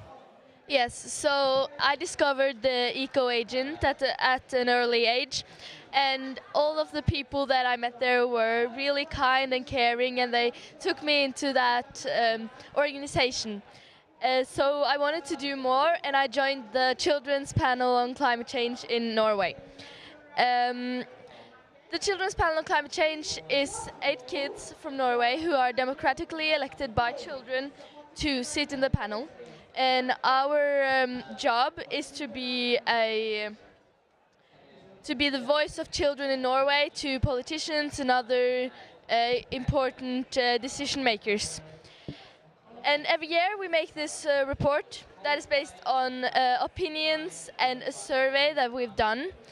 We have gotten inputs from more than 18,000 Norwegian kids. And every year we take it with us to the COP, and we try to influence as many politicians as possible. Yes, thank you. What about you, Shadrach? How is it in Zambia? Thank you. In Zambia, we are doing community dialogue meeting with the stakeholders to discuss issues on climate change, what affects children because of climate change. So we do it through Shift campaign. Save the Children International Zambia organize a campaign for children as young people to talk about climate change. So we do Shift campaign in the communities to talk about climate change, how climate change affects the lives of children and young people in Zambia. Not only that, we are also conducting planting of trees exercise in schools as well as in the community. We are also forming clubs, climate clubs, in schools as well as in the community. Why we are doing this is because some children are in school, but some, they dropped out of school, so they also have to participate, even though they dropped out of school. Thank you. So in Luxembourg, the organization I'm a part of and that I'm here with Youth Climate Action for Future, we do a lot of awareness campaigns, especially on social media. We also do drives to raise aid for countries that are the most affected by climate change. And on a more political side, I'm a member of one of the governing parties in Luxembourg. So within the party, I do my best to try and push the green agenda, green policies forward so that our ministers and our members of parliament can implement those in their policies. Thank you very much. As for me, since we are sponsored by Care for Nature, which is also sponsored by Save the Children, most of the activities that we do in regarding to climate change is sensitization. People around Zambia, especially from the part that I'm coming from, they don't know much about the issues of climate change. So we do as much possible as carrying out the issue of sensitization. We teach them and educate them through radio programs and different activities about the impacts of climate change and what they can do to avoid the issues. Other than that, we're also carrying out activities like enhancing child participation in issues of climate change so that children are aware of the issues of climate change and how they can combat, the impacts of climate change. There's also activities of tree planting, and also we're currently doing advocacy, like trying as much possible to be in cooperative with our government so that we work in collaboration and see how we can deal with climate change. That's what we're currently doing. Yeah. Thank you so much. I know I heard a little about what you do, but there must be some, you do it, of course, because of a reason. Yeah. So I want to ask you, how does the climate change affect you in the area where you are living, in the country where you are living? How does it affect you? Do you want to start, Shadrach? Thank you. Climate change has really affected children and young people in Zambia because of climate change. There's huge decrease in agriculture productivity, where we know that Zambia is depending on agriculture, but there's decrease in agriculture, which has caused to have a shortage of food. We have shortage of food, especially in rural areas. Petauke district, where I'm coming from, is a rural area in Zambia. We have a shortage of food where maybe we are having one meal in 3 days. So children are affected. They are going through malnourished. They get malnourished due to lack of essential nutrients in their bodies because they lack food. They don't have food. Not only that, but there's also a crisis of water. There's low supply of water in Zambia, especially the rural areas, because the rivers, the streams get dried because of drought. In addition, children and young people, they drop out of schools because a parent failed to provide the school need, especially tertiary education. I myself am the victim. I dropped out of school as I was supposed to do my tertiary education, but because of climate change, I failed to go to school, and I'm just living in the community. So that has really affected Zambian children and young people. Because of climate change. Not only that, but also there's also a death of livestock. Livestock, we may say domestic animals. We are keeping cow, we are keeping chickens, we are keeping all these, but they are dying because there is no food, there is no green food, because animals, a lot of animals in Zambia, they depend on green food. But since there is drought, they are dying. there is no water so that they can eat. So they are still dying. Because of that, our parents, they are affected. Because our parents are affected, we are also affected. Children, they prefer to go and live in street than to live in home without food. So the number of street kids is also increasing in Zambia, which is not safe for children. There is a lot of street kids because they lack food. If they go in street, they will face child labor that side, because for someone to give them money, they have to work, and they have no option where the work is beyond them or is not beyond them. They have to work, so they are facing child labor, which is also brings a mental problem to the children in Zambia. Thank you very much. Thank you for that. But I wonder, how is it in Luxembourg? Is it so much, or is it less, or how is it? So first of all, I'm really sorry to hear what's happening in Zambia, and Shadrach, I think we all really admire you and what you're trying to do to help your community. I'm very lucky. I live in Luxembourg, which is barely affected by climate change, if at all. We've had some pretty serious floods a few years ago, but those were very minor compared to what's happening in other parts of the world. It was pretty shocking for us. But if we relativize it compared to what's going on in Zambia, for example, it's really not that much. So what motivated me to be active against climate change is really stories from Zambia, stories from people like Shadrach, who really suffer from things like this. And knowing that it's the actions of people from my part of the world, so all the things that we consume in Luxembourg, all the things that we consume in Europe, in America, that is causing this crisis, and it's harming people somewhere else. And that doesn't mean that we can turn a blind eye to it. If anything, it means we have even more of a responsibility to fight it. I will just explain in details, but I won't be that detailed of other impacts of climate change. As the saying goes, not all days are Sundays. For us, sometimes we can have good days, sometimes we can have bad days, but honestly speaking, from where I'm coming from, Zambia, especially from my part, things are really tough. When we talk of floodings, it's not an issue where we can laugh or joke about. It is something whereby if you experience or come in contact with, you can even wish maybe you can try to look for an alternative solution, but if it's there, you just gotta face it because it's there. We have really been impacted by floods, anger, lack of drought, crops drying severely. And mostly the important thing that I'll talk about is loss. I always mention this point in every discussion that I'm having. We can have damages, but we can easily repair buildings. We can easily look for medicine to treat people if they are affected. But you really don't have any mean of bringing back life. Whether you have got magic, you have got science, or whatever it may be, you don't have that opportunity to bring back a life that is lost. We have lost a lot of children that have died because of floods. People living with disabilities have died because of floods that failed to survive or to escape it. The younger you are, the more vulnerable you are to these issues of climate change.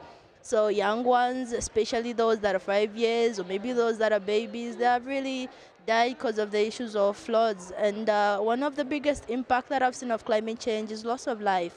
Yes. So in Norway, we're also really, really lucky to don't be that affected by the climate change. But still we see more and more extreme weather like flood, and it's destroying homes and schools, and sometimes people can't go outside unless they really, really have to. But of course it's not as bad as in other countries, and I think that is really, really unfair because Norway is one of the biggest producers of oil and gas in the world, and still we don't take that responsibility. So I think the government has to realize that we can't produce oil and gas that will affect other countries, and that is really unfair. Thank you. Thank you for that. Now we'll talk a little about how climate change affects us children, and therefore it affects us children, and therefore it's very, very important that we listen to children. And but why is that important, and how is that in your country?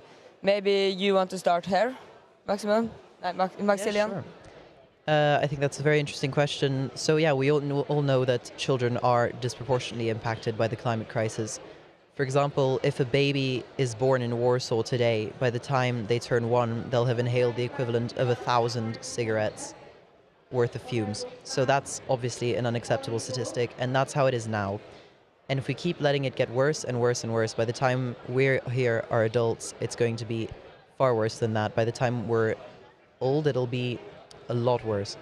So currently, we have around 45,000 people per year dying in Europe from extreme heat. In 2100, by the time we're of that age, it'll be over 500,000. So these effects are going to multiply exponentially.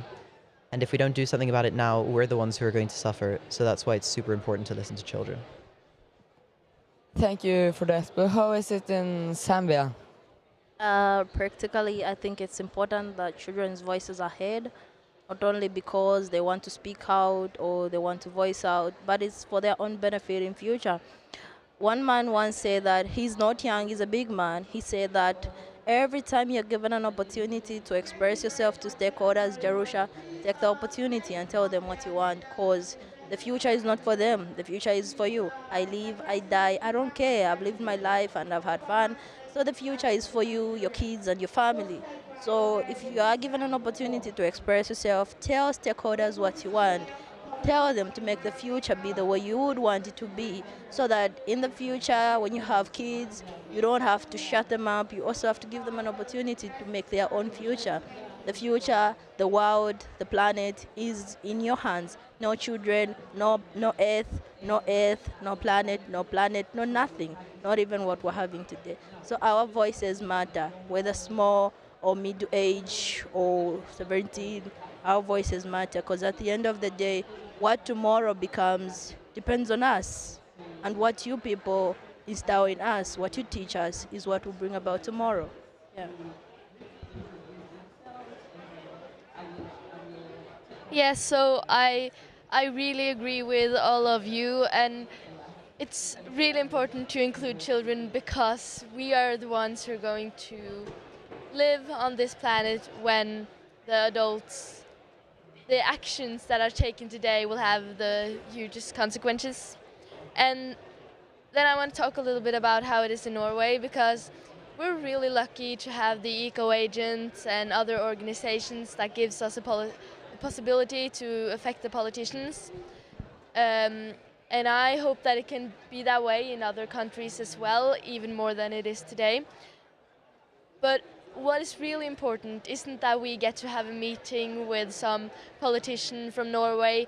What really is important is that the politicians that we have meeting with take our opinion and the kids of the world's opinions with them when they actually make actions. So I think that the most important thing is that the politicians listen to the children and actually take in and do something about what the children mean, rather than just hearing what they say and acting like they're going to do something, but then not, when it all comes to an end, it's not that important.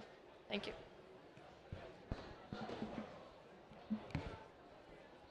Thank you. I think it's important to hear the voice of the children's. I'm happy because in Zambia, Save the Children International Zambia is really helping children to voice out. They are considering the best interest of the child in any decision. So for this reason, I'm happy with Zambia. Save the Children International from Zambia, because they consider the children in any decisions. Children have to express their ideas, their feelings, their thought in any decision which is taking place in the country, in the community, even at home.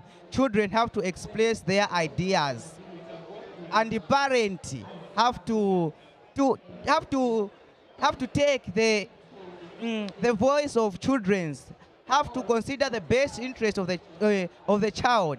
Even you want to shift from this house to another, you have to consider the best interest of the child.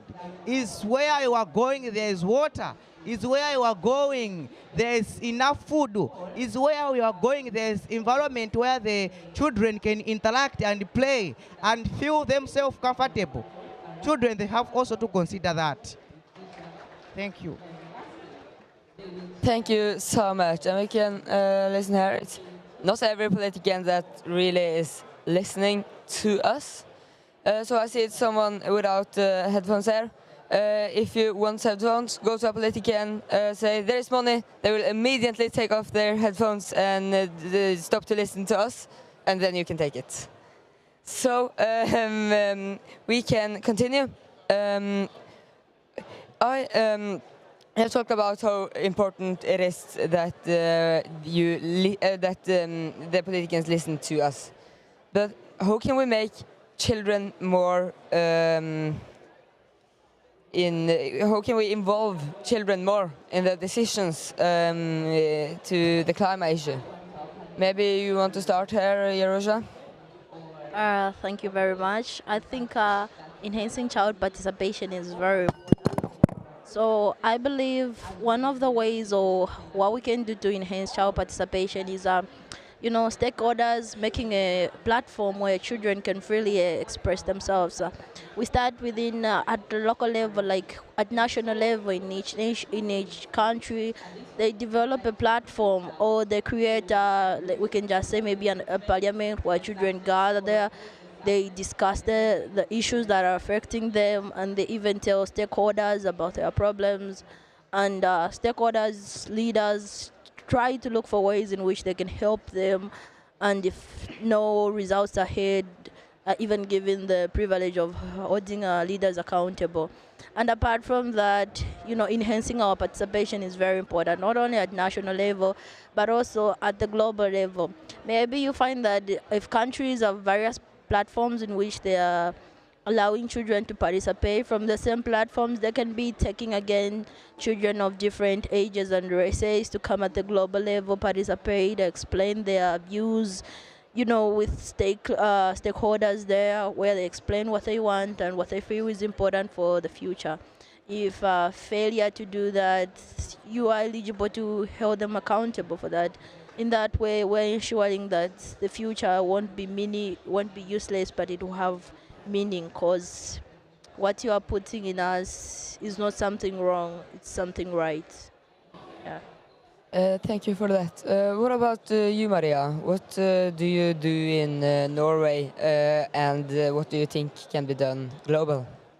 So, as I say, I'm really happy to have the opportunity to influence. And in the Children's Panel on Climate Change at the moment, we're working with making even more kids being able to influence, both internationally and nationally in other countries. So one of the things we could have done is to make more Children's Panel on Climate Changes in other countries, because throughout the days we've talked with a lot of kids, and the possibility to be able to have this kind of panel. There's no panels in the other countries, not as on the same level as it's here. So I think it's really important that you can try to make more children's panel on climate changes. And also we've had the thought about making an international children's panel on climate change, because that would really make the children stronger in the processes, and you could have one voice for the children on these international on the COPs and on other important decision makings. So I think that could be a good idea. And also we would work for generally more children at important meetings, like COP for an example. Yes, that's it.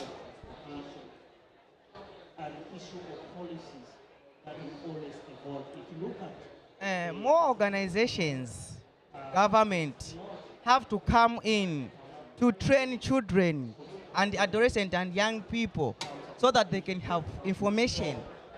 For the children and young people to participate, they need to have information. But in Zambia, since a lot of children, they are living in rural areas, they don't have information. So we may need government and more organization to train them, to train young people, to train adolescents, so that they can have information. Because when they have information, they'll even express their views easier and better. So I may just request more organization and government to train, to empower children and adolescents with the information. So, from what I see, the problem isn't necessarily structural. The structures are there, at least in Luxembourg and here at COP. So, for example, in Luxembourg, we have a youth parliament, we have a national youth council, we even have a national ombudsman for children and youth, where children can say what they think, spread their views, share their ideas. And yeah, we do have meetings with politicians and decision makers. Here at COP, there's Youngo, who represents the voice of the youth. They had their plenary yesterday. The issue is it's an attitude problem. So, for example, the Youngo plenary was supposed to be a crowning moment. They were supposed to share their reports with decision makers, but the room was mostly empty. And even in Luxembourg, when the youth parliament shares its views, when it meets with politicians, in the end we see that nothing of what we recommend, nothing that we share, is implemented. So the structures for young people to share their views are there. It's just that adults have to start listening and paying attention and taking into account what is said. So there's no structural solution to it that I see. There's no way of just changing a few sentences in a document or establishing some organization, but there has to be a shift in the way we look at children, in the attitude we take towards them. Thank you so much. Now you can ask if you want to, so just raise your hand if you have a question to this panelists.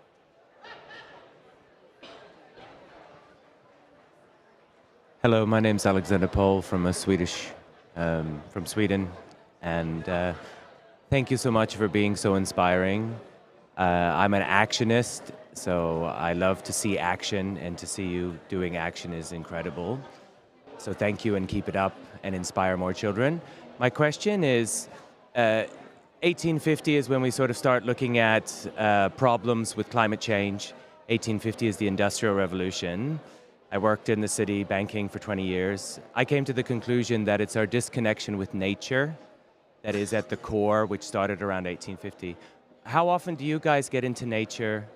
Do you listen to nature? Do you have the capacity to be inspired by nature? And is that what powers you? Or where does this amazing passion come from? Someone who wants to answer? Yeah, Maria, and so you can.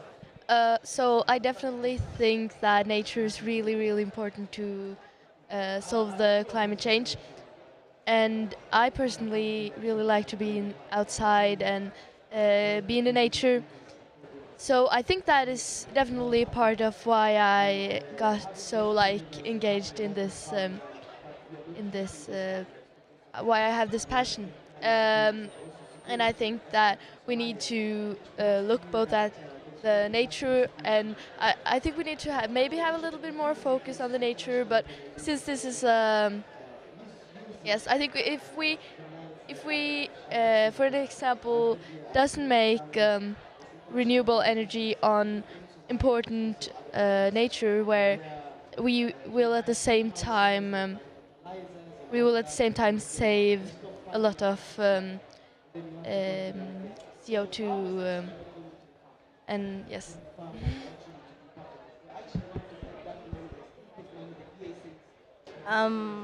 Just to top up on what Maria said, I practically think of all the experiences that we've had relating to nature. You know, it's very good when I'll mostly talk about game parks because Yeah, those are the most interesting part of having nature. You see birds, you see elephants, different kind of wildlife that you would like to have and watch over. You know, those things are part of nature, and they what make nature to be beautiful. You look at the green environment.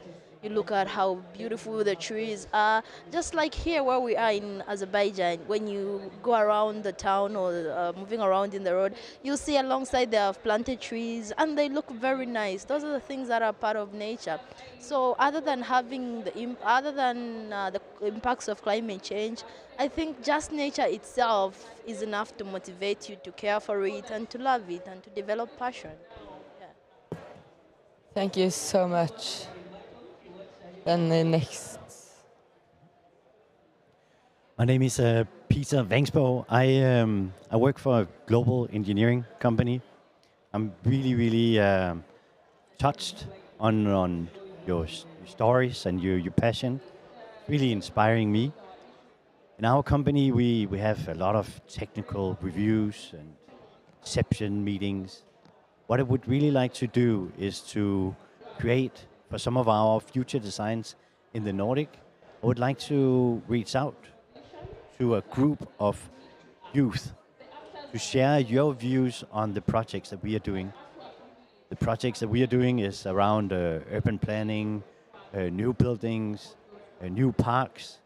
Your view into this is crucial for us because we design the future of the cities which you will be living in. And I completely buy into what you're saying today, that we are not hearing you.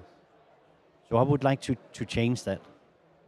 And I would really like to go to the Norwegian Children and Youth Council and try to see if they can be our youth voice in our future projects.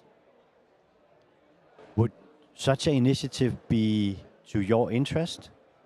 Would you be able to actually help us sharing your view? And what will it take from you to be able for us to communicate about your projects and take your views into consideration?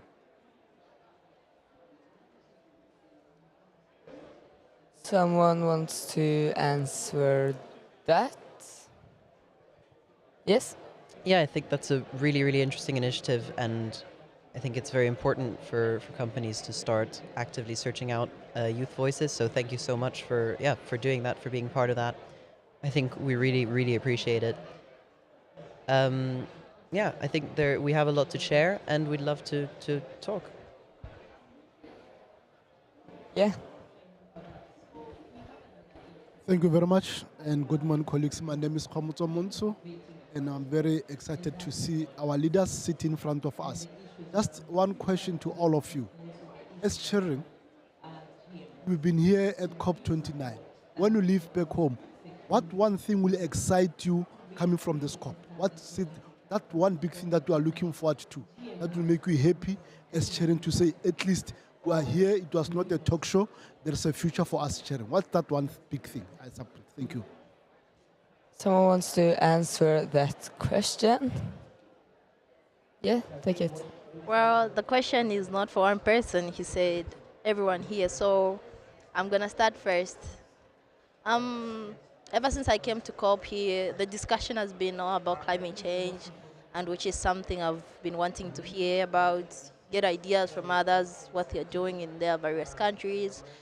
And, you know, from whatever that I've heard here at COP, back home in Zambia, I've got the Ministry of Green Economy. The minister is there, and various people are also working there to see how they can combat the issues of climate change. So when I go back home, I'll find different platforms and see what I can do to advocate for children to have access to the Ministry of Green Economy. And once we have access to the Ministry of Green Economy, because once we have access to the Ministry of Green Economy, we'll do everything possible to see that we can do something that can help us to reduce the impacts and the effects of climate change.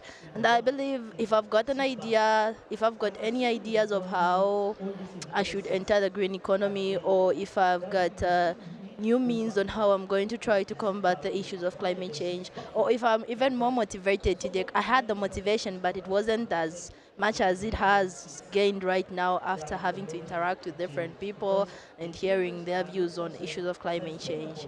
So from here, my takeaway is I'll increase the part of sensitization. I'll try to work in hand with the Ministry of Green Economy, and also I'll also to ensure that I'll also do my very best to ensure that we increase the child participation in my club, yeah, especially in our community. Yeah, I agree very much. I think that the people we meet and the people we've spoken to are incredibly exciting, incredibly inspiring to have met some of the people we've met.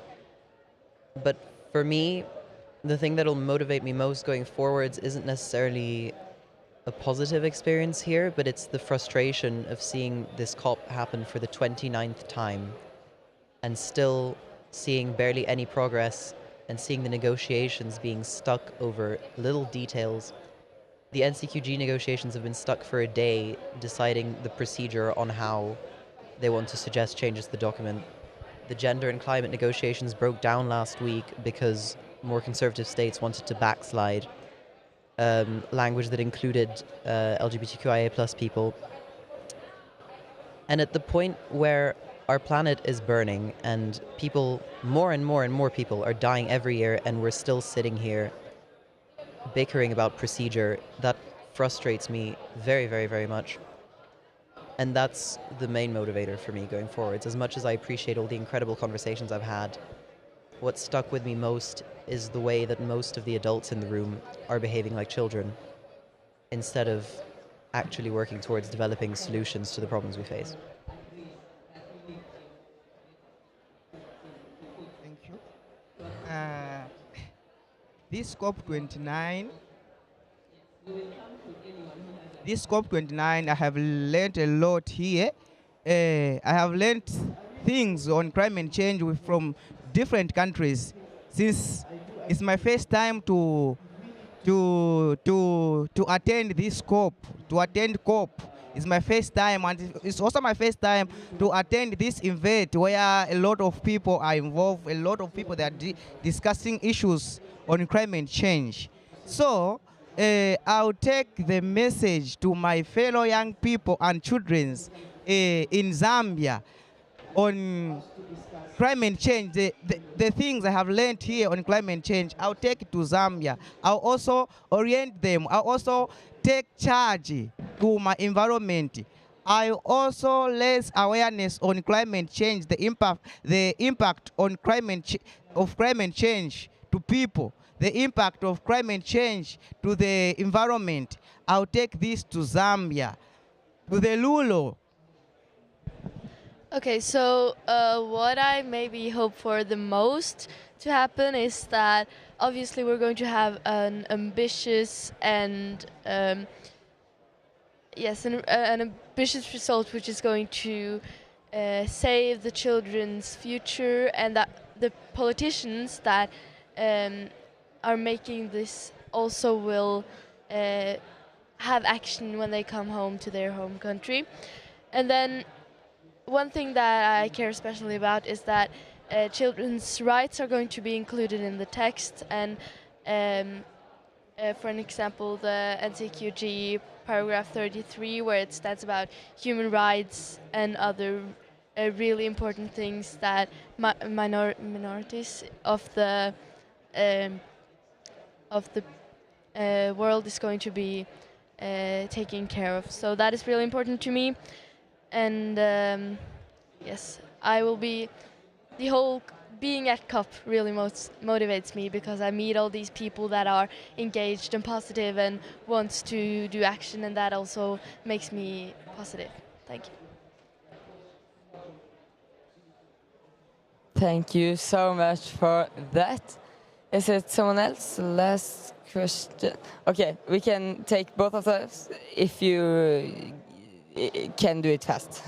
You first and then you.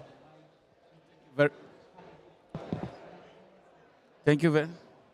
It works. It works. It works. It works. Thank you very much. My name is Rav Gabin from Nigeria. I work with the labor and trade union movement. I'm very impressed by the level of diversity we're experiencing here, conversations from the global north as well as perspective from the global south. Kind enough, we're having the conversation provided by the Nordic cooperation. And I'm very inspired. My concern is the conversation beyond COP29. What will be the very realistic strategies that we as children, supported by the adults, to have this kind of conversation sustained, that it will be in future cooperations and engagement will come in form of narratives documented in research work, such as the document shared. In this document, we only had voices of children from the global north. We would appreciate to see, personally I would appreciate to see perspective from the global south, the issues as expressed by my Zambia brother and sister on those issues, and how those issues can be harmonized in a manner to advance a common just transition on for children. Thank you. Thank you. Someone who wants to answer a little fast? Yes. First, I will try to explain it, but in an African context. You know, I'll talk of in relating to Africa, then we can try to put it at a global level. The first thing that I've seen in Africa, since that's the continent I'm coming from, there's lack of that unity among countries. You know, African countries have got an habit of working alone or just developing themselves. I don't know if that's just the culture of, you know, the continent, but you will see many people or country or stakeholders from different countries doing their own things, developing their own countries, and when they develop their own country, they don't think of others or what's next for the neighboring country. And in the context of doing that, they forget that children are being impacted. They forget that our ability or rights to socialize, to mingle with one another, to share ideas on what we can do, not only to combat climate change, but also to ensure that the continent is developing at large, is being violated. They don't really bother much about that. So if we take it in an African context, I would say stakeholders of various platforms in Africa need to be united. They need to start working together. African leaders need to uphold the idea of unity, cooperate together, work so that they achieve the common goal. At the end of the day, you find that if leaders are working in hand, then for us children to participate or to create those books, maybe it won't be that tough, because you people can just gather as one and say, oh no, this time we're going to have children from different parts of Africa, and they'll meet maybe in Egypt, they'll meet maybe in Nigeria, then we make the book. From there we can also even mingle with our other friends. Thank you so much. And you, can you take it a little fast, maybe, because we don't have very much time? Hello, everyone. My name is Ibrahim. I'm from Nigeria. I work with the trade unions. My question is to you young adults. I want to know what mechanism do you intend to use to inspire other youths around the group to follow in your trend as advocates of climate change? Thank you. Thank you. Someone wants to answer that? Yes? Thank you. Yeah, I think that's a fantastic question. I think the only time we've seen the most decisive actions in tackling climate change is when there was a mass movement in the public to pressure the people in power to operate. So that's incredibly important, motivating people. I think the most powerful tool we have at the moment for that is social media. You can reach far more people on social media with a single reel than you can in person. The challenge is then finding the right things to say, because often other people think exactly the same way as you do. Everyone posts, and whatever you say gets drowned a bit in the discourse. So finding a way to stand out is incredibly important to bring people along, to create the mass movements we need to pressure our politicians into doing something. but ultimately social media is the most potent mechanism we have to do that. Thank you so much, and thank you so much for speaking, and thank you so much for listening. And I hope you have listened good and do not just listen, but will do something, because we need climate action. We have talked a lot, now we need action. Thank you.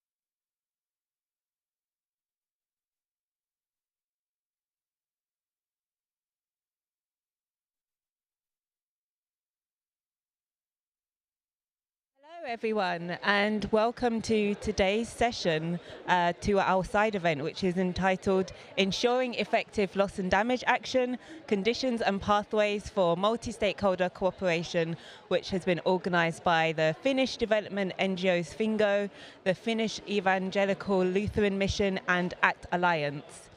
It's great to have so many of you with us here today.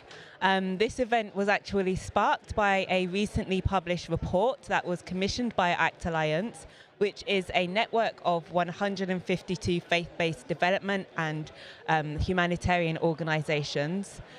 This case studies were mapped about 78 climate-related projects using an innovative methodology, and the report provides empirical and nuanced information and understanding of how to develop a holistic approach to action on loss and damage.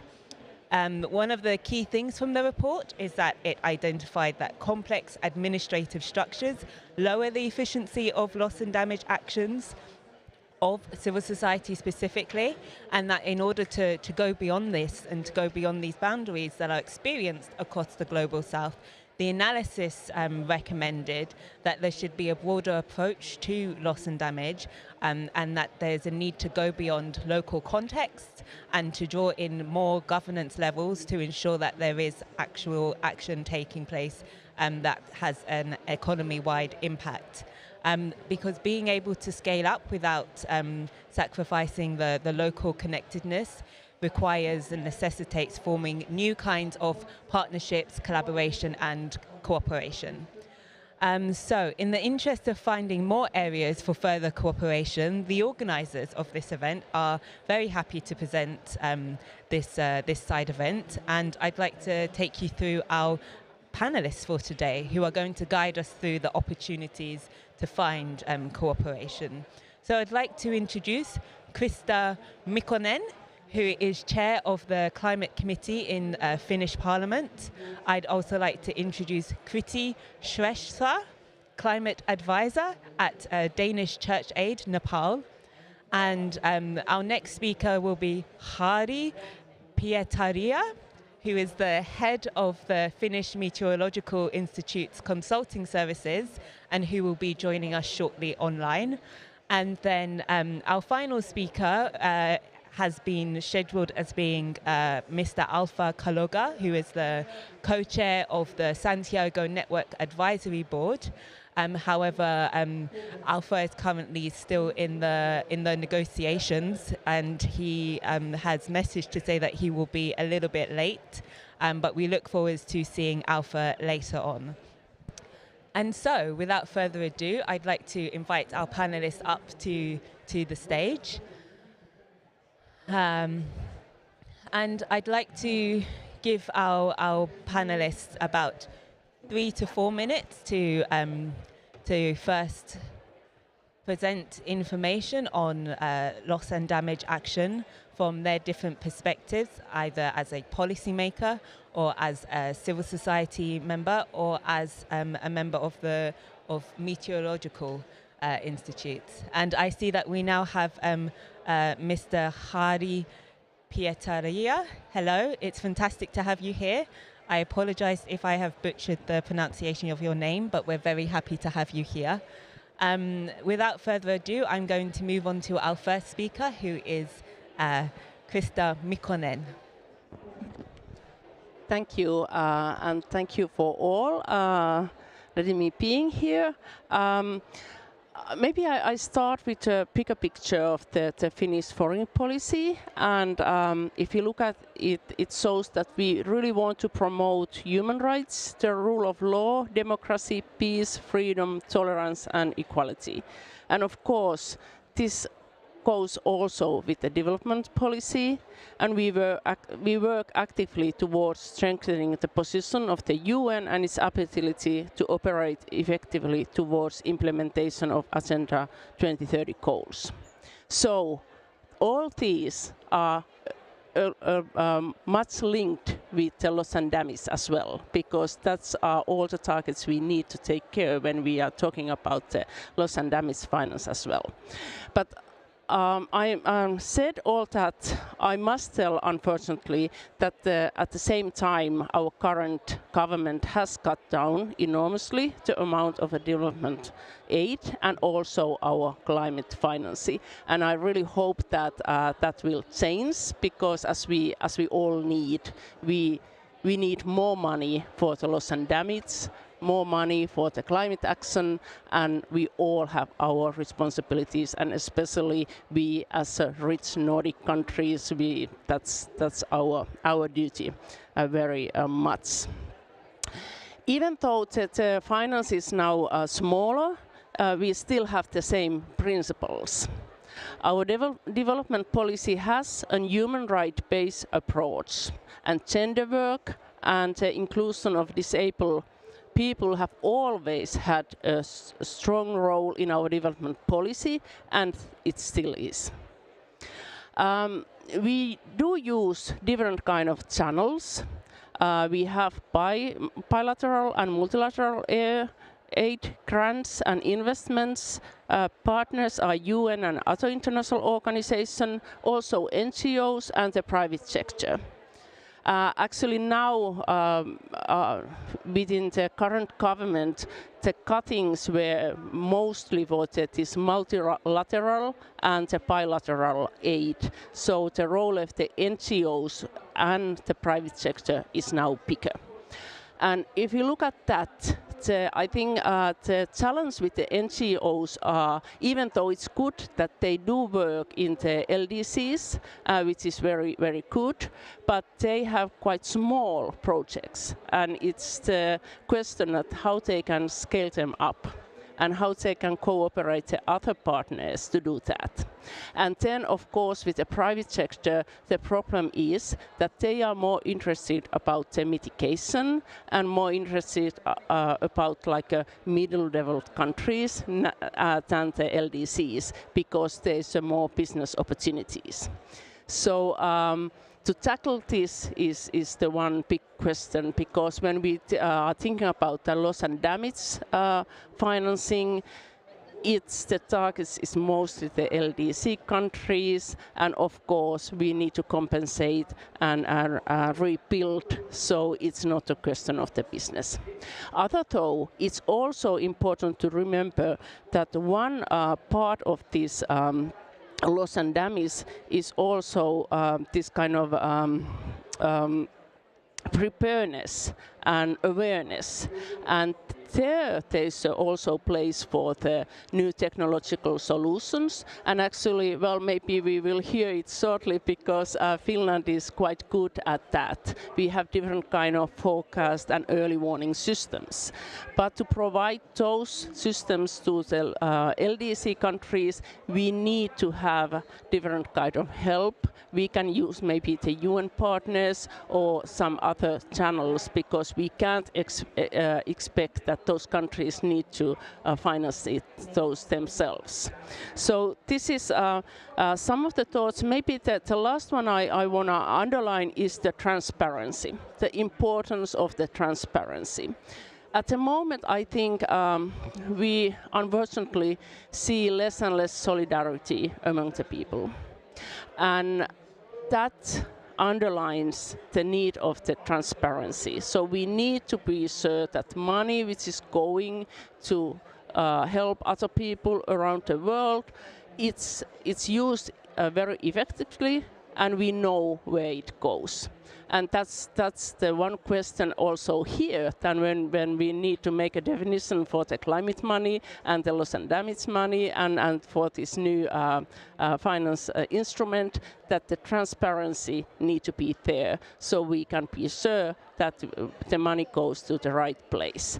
And then, of course, what we should do is that we should have a price for the harm. So when you harm the environment and cause the climate crisis and the biodiversity crisis as well, and the pollution, the polluters should pay.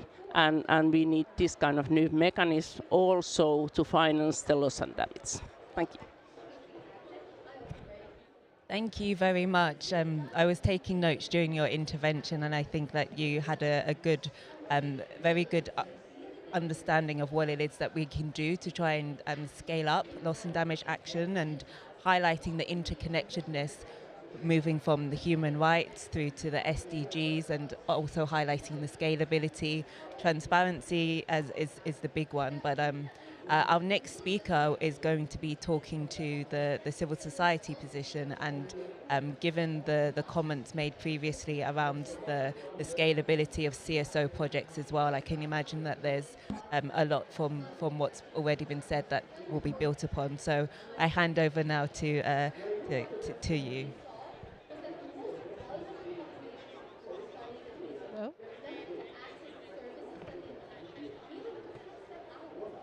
Thank you. So can I put in my slides, please?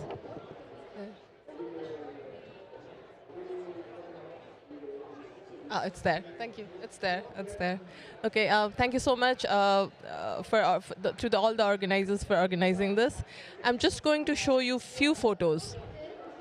This is Kanchanpur floods, area in far western Nepal that received record-breaking cloudburst in 2024 July.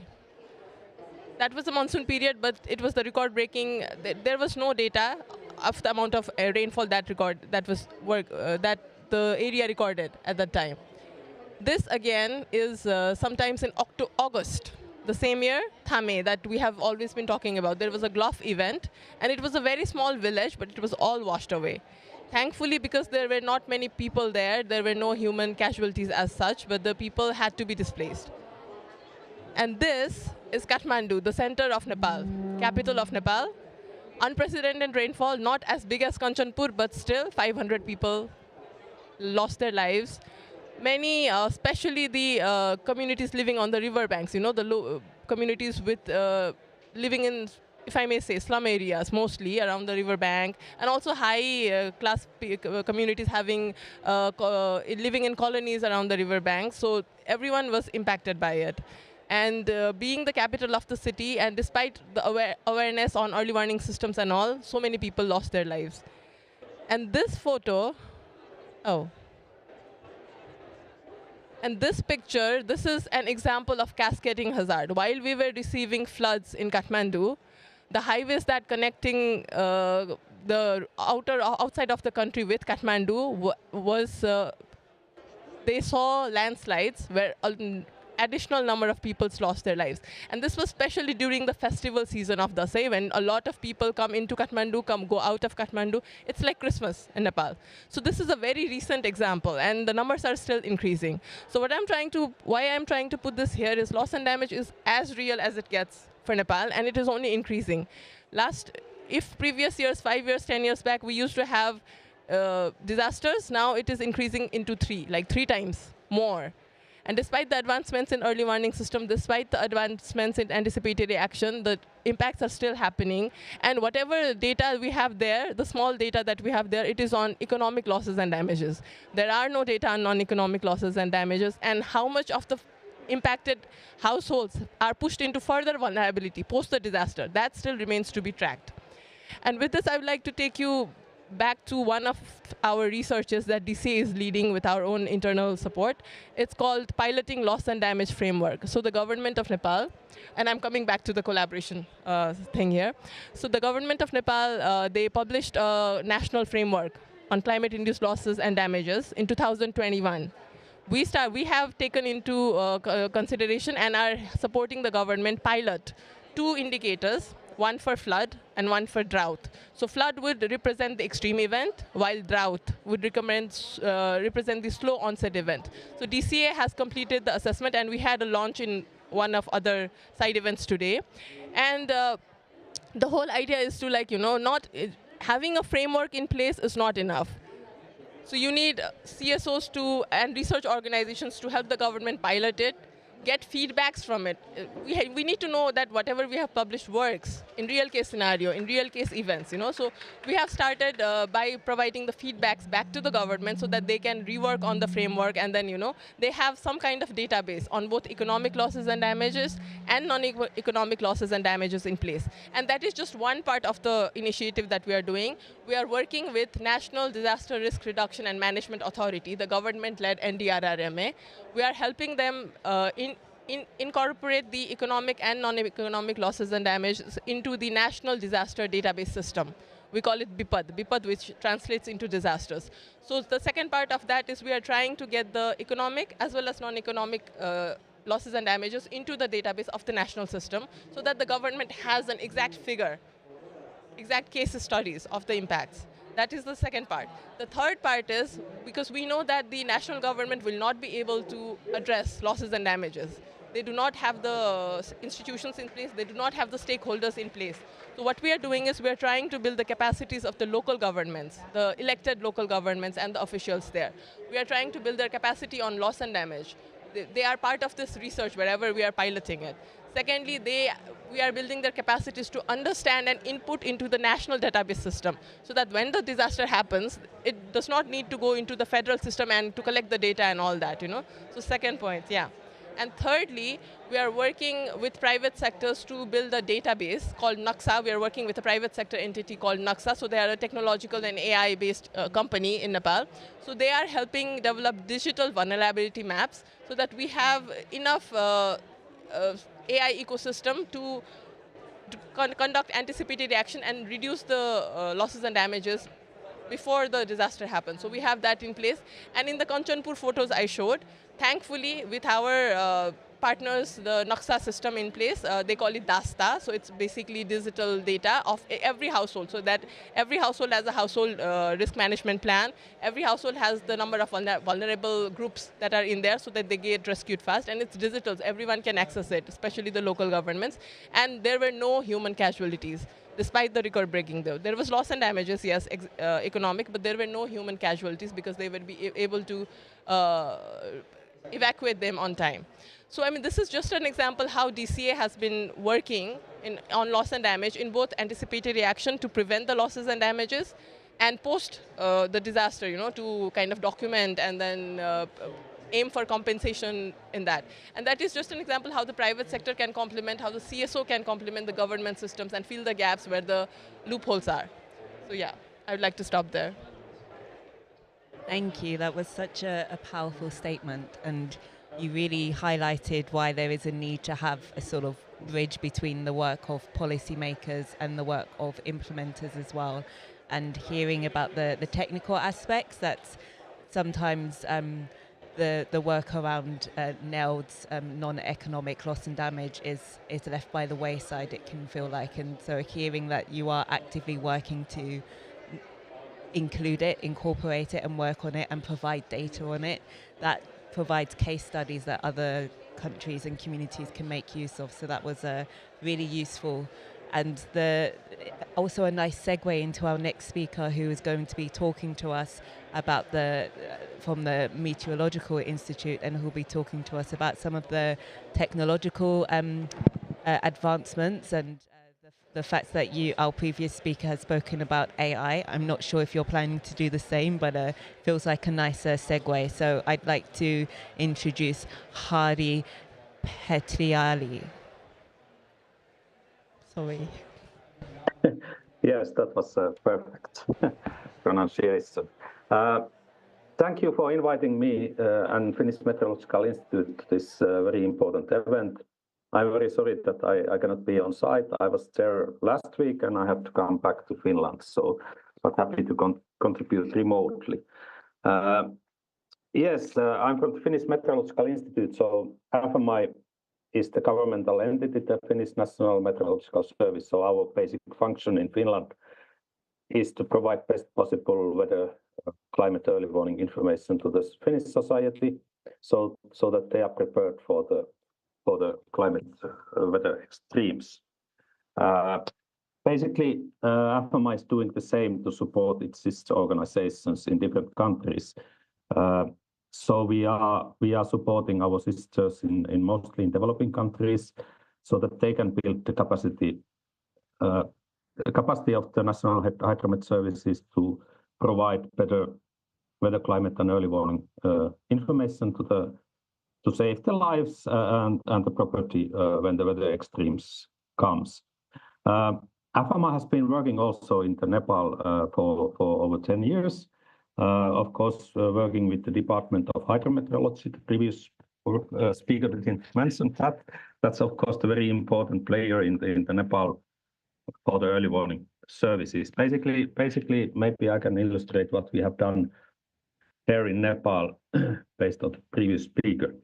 So when we started our cooperation in Nepal, the DHM capacities to provide good quality, timely weather forecast and early warning services to the society was quite limited. So basically they made like a one-day forecast. Basically no like specific early warnings were disseminated. Now within our cooperation over 10 years with the cooperation included also the private sector, also the civil society, and of course you need the funding to be able to do something. You need to have the investments for the infrastructure, the observation systems.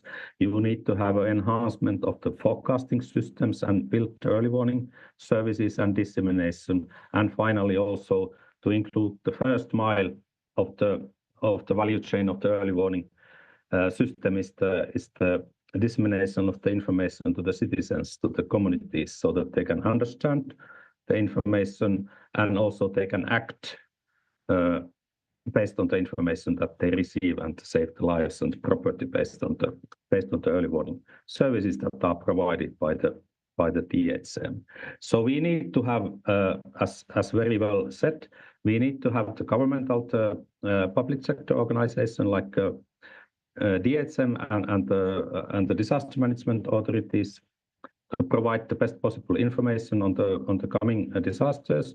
But we need to have the private sector organization because they are the ones who are having the solutions for example, for the observation systems and also for the IT solution, and also some of the private sector companies have some valuable information that can be integrated to the governmental information to enhance the final early warning services.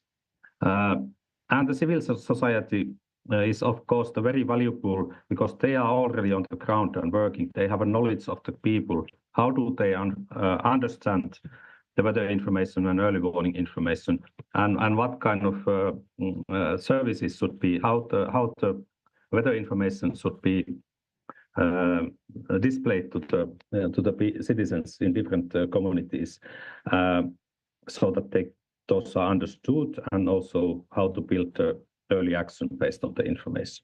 And we have done that in Nepal. So there has been investments in the observation systems by the private sector solutions. There has been World Bank funding for that modernization. We have been engaging and building the cooperation between the DHM, the governmental entity, and the civil society actor like the Red Cross, Nepali Red Cross, helping the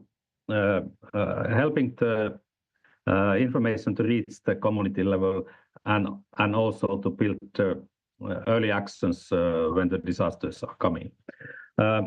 In the previous speaker had pictures on the latest disasters. There has been also some successes. Just a month ago, as said, there has been some flooding, and basically those flooding seasons, there has also evidence that this DHM Nepali Red Cross cooperation is functional, and it leads saving the lives. So by the investments in the observation system, this heavy precipitation could be detected, and also there has been a new modern technology providing the real-time information on the river flows, and based on that, with the modern technology, the DHM was able to make a forecast for coming days. Nowadays they can make a forecast for very accurate forecast for 3 days ahead. So there is also lead time for the warnings. And the DHM was capable to provide the warnings on the situation, send it to the Nepali Red Cross, and then they disseminated this information through the Nepali Cross to the community level so that the citizens understood what to do, and there was already planned action, what to do. They could evacuate the people and save the lives. So unfortunately, not all of the lives were saved, but we could minimize the losses of the lives and also minimize the damages to the property. Unfortunately, due to the climate change, the weather-related disasters, as you know, the frequency and also the impact is increasing. So we have to run fast so that this modern technology is developing as the climate impact is also increasing at the same time. So that's why we need the more funding for this, and that's the main topic in the COP29 there. Fortunately, UN has the early warnings for all initiative.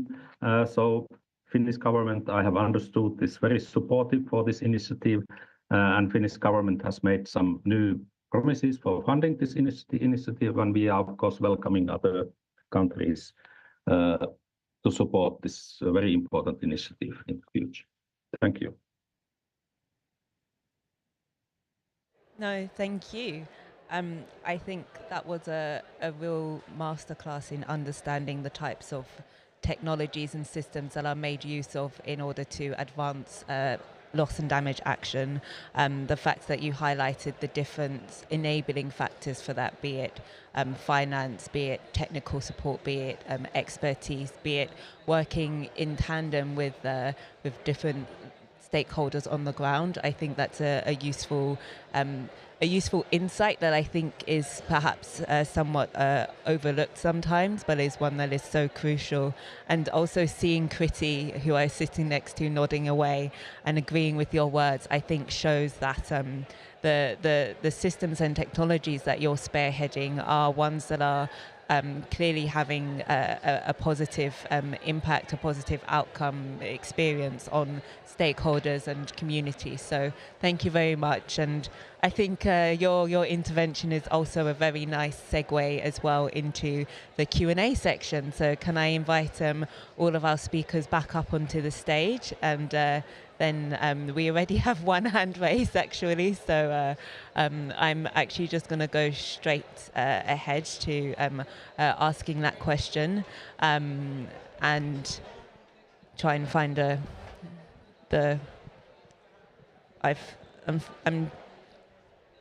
I'm just going to come round to you with the wireless microphone. Oh, there, thank you. It's just for this gentleman at the back. Thank you so much. Thank you. Can you hear me? Yes, we can. My question is for our second speaker. Thank you for your efforts in recording the data for both economic and non-economic loss and damage in Nepal specifically. So I'm from Jordan, but I have been working with the government of Oman for their loss and damage regarding the Shaheen cyclone and other, let's say, climate-related adversities that they've been facing. So one of the things we were working with them on is the capacity building on how to record these loss and damage results. Of course, we came up with good approach for them. Like they understood how to record the economic loss and damage through some financial tagging system in cooperation with the Ministry of Finance and so on. However, the lack of, let's say, standardized methodologies, let's say, or data sets or data types, activity data that they can use to record the non-economic losses have caused an issue for them to build their capacity. From your research and your work, are you planning to have some kind of standardized methods that can be incorporated with the global loss and damage, let's say, regulations that can be used by other countries facing such events, so it can be easier for them? We know that loss and damage is still to be fully operational with how it's being funded right now, but once it's finalized, maybe doing this step, the standardization before that, and starting the recording would help in the operationalization as well later. But that was a fantastic question on the standardization of methodologies for capacity building. I think that's a good question for the question was directed at you, Kriti, but I also think it could be an interesting question for you too, Krista, in your role as a policymaker. So I'll leave the two of you to pass the microphone back and forth. Thank you so much. I think that's a very good question and something that we struggled when we were doing the research as well. So what we have decided is, look, there are two ways to see this. So what we decided was, oh, are you okay?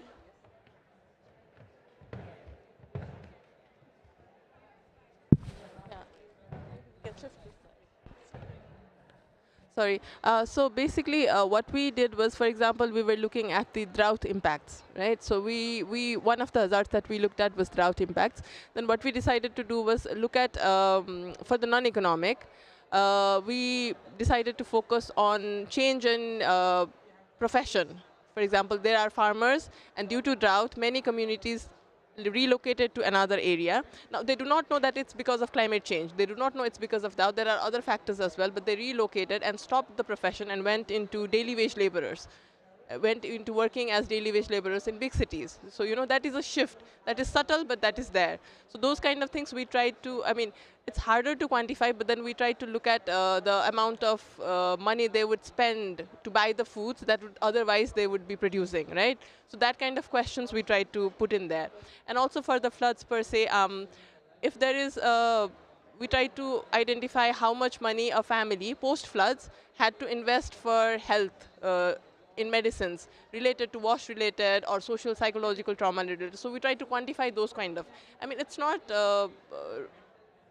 does not answer all the questions, all the non-economic, but we started with these kind of, you know, small interventions, small questions at a small area. And more work needs to be done. But then again, there is a risk, for example, when you're talking about quantifying losses, non-economic losses and damages, let's say that, let's say a family, we tagged family's health expenses at, let's say, 1 lakh Nepali rupees, right? But then if we are going into compensation, it has to be case by case. So we cannot say that 1 lakh is enough for all the family members who are suffering, who have recently been impacted by floods. They might have different criteria. It might be long leading. So these are the questions that we have in our mind that we need to keep in place, because non-economic losses and damage, it's very hard to blanket it. It can be case by case, and one hazard can lead to cycles of vulnerability that we might not be able to record within our research time or within the project time. So those are the cautions that we need to take, but this is what we had done during our research. So I hope that helps. Yeah, maybe I just add that I think the first thing is to understand that there is these two kind of losses. There's like a very straight direct losses that you can really count and you need to build new things. But then there's also this like non-economic losses, like the capacity you are losing for the various reasons. And I think, like you said, it's quite hard to study them and maybe very hard to value them, but I think the starting point is just to understand that there is these two different kind of losses. And I just want to add in an example, if I may. In 2014, there was a flood. And 6 years later, we did a small study at that time, Karnali floods, and many of the girls had left school post the floods because they had lost a lot of money post the floods, and somehow education was not a priority for their family, let's say. So how do you measure the non-economic impacts of that? You know, I mean, how do you quantify, put a number to it? So these are the challenges that we have been facing in certain sectors per se. So I just wanted to give that example. And a really important example as well. Thank you for highlighting the gender elements too. Sorry, you have a follow-up. Okay. Please. Thank you. I think I actually totally agree with you that maybe it's hard to quantify these things, but maybe part of this learning process, especially after cases like yours, is that listing all of these questions or areas where such questions can be asked would be a good, because as you said, also case by case and country by country would change, but these categorization of questions or what kind of impacts you might consider, a little by little, maybe this database would grow and be maybe available for all these countries assessing their loss and damage. Yes, 100%. I also wanted to draw in Hari as well, and ask a question from my side, selfishly, since I'm the moderator. But I wanted to ask which are the stakeholders who are most interested in the technical solutions for loss and damage? Is it ministries? Is it insurance companies? And what are the measures that are being put in place to ensure that the information from such systems are reaching those last mile communities who you mentioned earlier on in your initial intervention? Thanks. Thank you. Of course, as told, we are mainly working on implementing projects that supports the modernization of the National Meteorological Service from the whole value chain, from the observations to the services. So, of course, that's a very much interest of the governments and also the ministries, and of course the National Hydromet Service as such. But of course, the early warning service from the Hydromet is only one type of the service. That's to try to avoid the losses. But of course, this climate weather information is very valuable for also other sectors of the society, like the insurance companies. So, for example, here in Finland, whenever there is a weather-related disaster or event happening and causing damages, so insurance companies always ask the weather information, what has truly happened, how strong the wind was, and whether these damages are truly caused by the weather or not. So they always ask the information, they rely on our information. So when we are building this national capacities for better meteorological services, so we are also building the capacities to provide reliable climate weather information for all of the sectors of the society. Not only for the citizens or disaster management authorities, but basically all of the sectors, agriculture, water management, energy production, insurance companies. So the Met services are valuable, providing valuable information for basically for the whole sectors of the society. There is also some private investors who are nowadays interesting because they know the value of the weather and climate information. So there is also private sector companies who are building better capabilities to and investing on this, building better capabilities to provide the good quality climate information for different sectors. I hope that I answered the question somehow.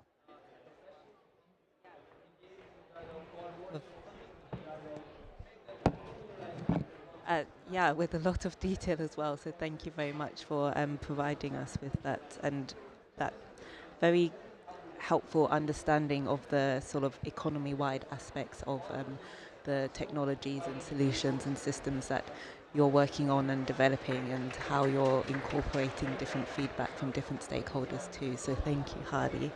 I don't know if there's any more questions from the floor. Yes, if we could get the microphone to this. Thank you. Thank you very much. I think maybe the question is for Kriti, but yeah, we'd love to hear panelists' perspective. So from my experience and also what Kriti says, that some of the disaster impacts, they unfold gradually, right? So after 4 or 5 months, you may find that you don't have the money to send your children to school, right? So sometimes it may happen that you send off your son to a nearby city, in a hotel, restaurants to work, and you may marry off your daughter, right? And these things do not happen right after a disaster, but after, 4 or 5 months later. And you may find that after 4, 5, 6 months or 8 months later, the seasonal harvest you are expecting, it's not there. Because maybe of the saline surges and everything, you don't have that harvest. So usually, I come from Bangladesh. Usually the assessment is done right after a disaster, 3 days, 3 weeks, and the mandate is that you have the risk assessment and you send it to government, and the government provide FI and non-FI items. Just wanted to have your perspective. Maybe it would be helpful to know more perspective, that do you think it's necessary to have this kind of impact assessment down the line, 3 months after, 6 months after, 10 months after? This is because a lot of frustration, because there was the massive floods in 2022 in Bangladesh, and I don't think NGOs were able to go back to that community and how they are doing right now. Now we are busy with what is going on at this moment, right? So that's just wanted to ask you. It would be helpful to know your perspective. Thank you. Thank you, and I very much agree with you. And in this research, in this particular research that I mentioned, we did not look at immediate impacts at all. The floods we looked at was from 2014. We're looking 10 years after, so that we are able to quantify, maybe not quantify, but at least mention the non-economic losses and damages. The drought is an ongoing phenomenon, and the communities that we looked at for migration due to drought, where I think 2 or 3, they have been relocated for 2 to 3 years in this new location. So that is what we're doing for our research purpose, but your concern is still valid. How do we put it into the whole NELD discussions, the timeline of it, the short duration of the project, especially for CSOs like us, right? So how do we do that? So I think one of the solutions would again be the government, the local governments, if they understand that the time scale is not definite for non-economic losses and damages, because the local government will be there, right? Their programs will be there. So if we can integrate that into the local government mindset and the standard operating procedures that we help them draft to address non-economic, maybe that would be a way out, but I do not have a definite answer myself. But maybe the local governments taking responsibilities post-disasters for a longer period of time, even when the project ends, maybe that would be a way out, is my perspective. Thank you. I must say that was a very good question and very good aspect. I think we don't understand well, we who live in the areas, that we, even though we do have different kind of consequences because of the climate crisis, they are not so dramatic, and so we don't have this kind of disasters. That we really don't understand that it's not only the acute consequences, the acute loss, what's happening, but it has also very long-term effects. And I think that's something we need to speak more about, because that will help us to understand why it's so critical and why we need to help those communities and those countries which are really now already has a lot of disasters because of the climate crisis, and yeah, I mean, and then there can be cases that the whole community is just spread out, and then it's very hard to study afterwards that what are all these losses, these long-term losses. But it's important to build up our understanding of that. Indeed, thank you. I'd just like to turn to Hari, who I believe would also like to come in on this question as well. Yes, thank you. Maybe a different angle of the importance of the impact information is that you should also integrate the impact information to your early warning system, meaning that. For example, in FMI in Finland, when we are doing our nowcasting and early warning, we have also the real-time disaster information available, and the impact information also from our disaster agencies. And that goes real-time to our weather forecasting unit, so that they can enhance the quality of the forecast by this impact information when they are following the event that is happening in Finland. So this is a very important, and also in the same time, if you have this kind of long-term impact information available, and also the historical impacts of different events available, and you integrate that to your system, so you can also teach your early warning system so that you can truly make good impact-based forecasting. So this is also this angle, so that this. There should be a good cooperation between different partners also, that you can truly enhance every day the capabilities to provide best possible information before the event and also the post-event assessments. That's really useful. Clearly the issue of timescale and having an understanding of what the impact of that is coming through in different case studies. And that leads me on to the fact that we have a short video from one of the partners who contributed case studies to the report by ACT Alliance, Fingo, and the Finnish Lutheran Federation. So I don't know if we can pull that up again now. And then whilst that's being pulled up, I invite all of our speakers to think about the final reflections that they would like to share. I'll give you 1 minute, which I know isn't easy. But before then, we have our video up on the screen now. My name is Angeline Okola. I am from Nairobi, Kenya. I work for the Ecumenical Disability Advocates Network, which is a program of persons with disabilities within our churches that is working towards inclusion, participation, and active involvement of persons with disabilities. I was part of the research that has been done, and I have a question to the panelists. And my question is that how can we make it possible for persons with disabilities or their organizations to be part of developing the solutions on loss and damage? I am coming from an angle where we have been working with women and girls on issues of climate justice, and they have learned a lot, and they would love to be part of the solution. And so how do we ensure that we include all these people that have a stake on climate action issues, on these solutions towards loss and damage? Thank you very much. And thank you to Angeline as well. A fantastic question about a community of people who are often marginalized but who do need access to resources. I would invite our speakers back up onto the stage, and hopefully you can provide insights into Angeline's question, but when you do so, it would also be good if you could give your 1 minute reflection as well. Thank you.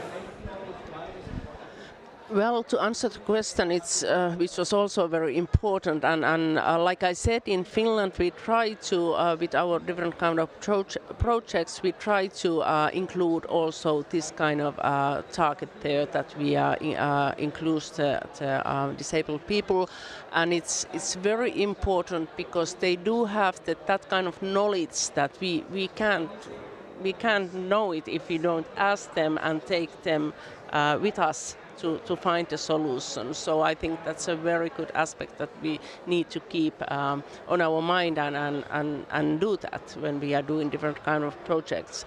But then for the final words, I just want to say that I think we need more action, we need more money, we need more solidarity, we need more understanding also about the loss and damage, that how different kind of long-term consequences it causes. And of course, then we already have some of the solutions, and I think these early warning systems are very good tool that we should use more, but then at the same time we need to be prepared to make sure that when there's a disaster, we have very quick help there, and then afterwards we are there to make sure that when we rebuild, and also to rebuild the capacity of the people, that we will be there and with people and with the communities.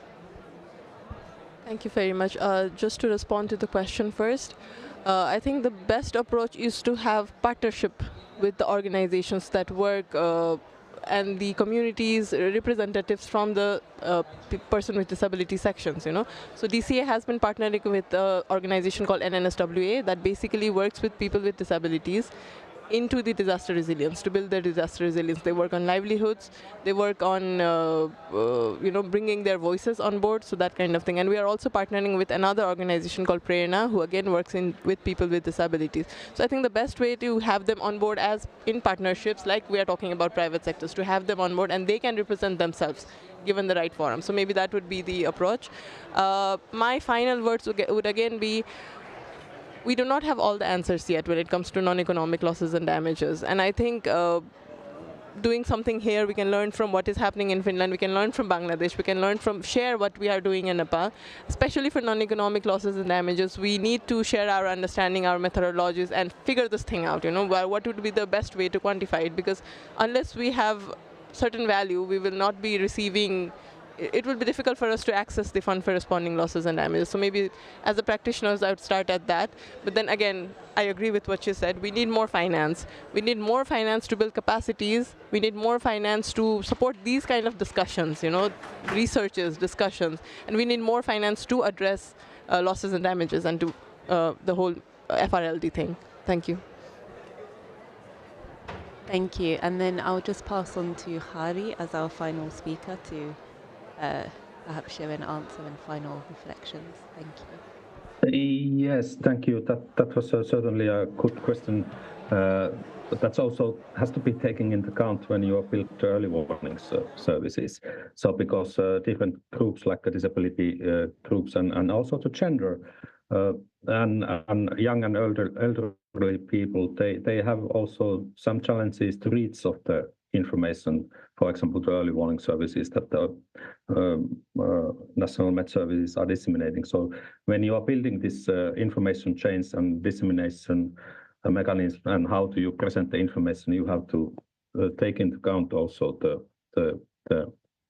how these different groups can access the information and understand it.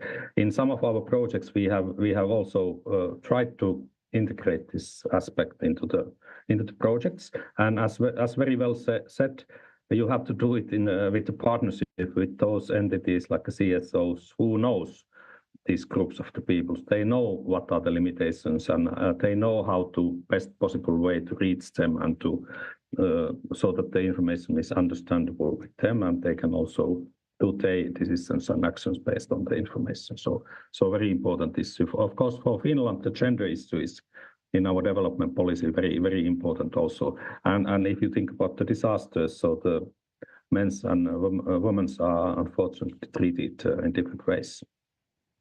Thank you. Thank you so much.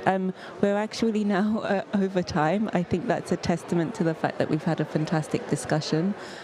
Could I just ask that Hari, you stay online for 5 minutes because our friend and communications would like to take a group photo of us all, Mr. Simon Chambers. And then just to say thank you to everyone who came and who engaged and who made it such a good opportunity to understand what the opportunities are for collaboration and cooperation. And yeah, just a round of applause, if I can.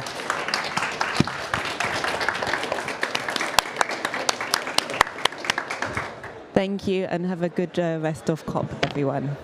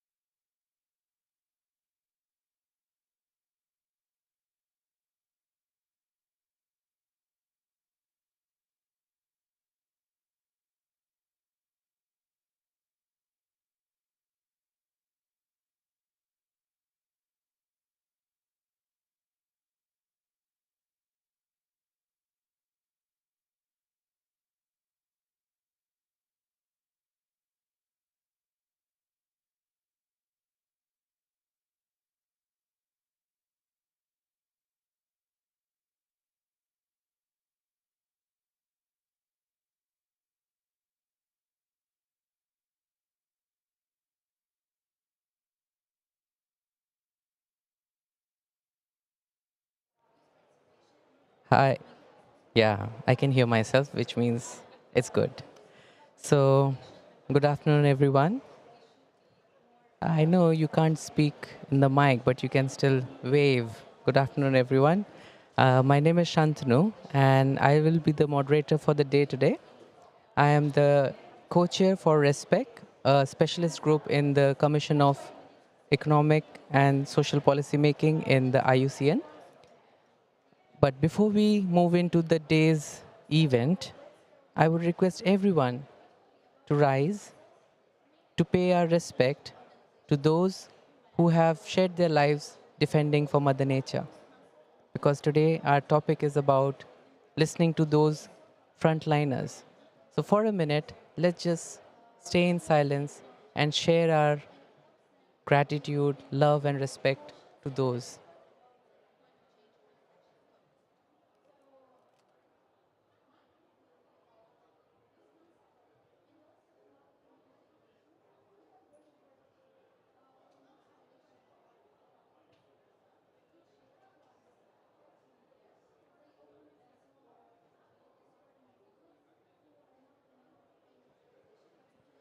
Thank you so much. This silence in itself brings us all together. It binds us all together and aligns us to that one call that humanity is being called to listen to and respond to. Before we go into the panel discussion, today we will be joining with very esteemed panel. But let's start with one of those frontline voices. I request Brian Bigskull to come here and share the story of his people, story of those frontline communities that he represents. He's from the Maya Tuzuli. I'm very sure that I have made it wrong, but you can introduce yourself, yeah? Do you want me to stand there or just sit here? Okay.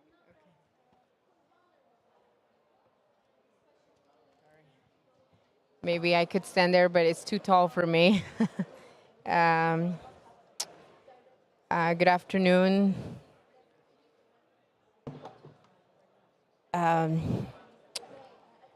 Distinguished audience, thank you for attending this meeting and thank you for the invitation, to the organizers for the invitation.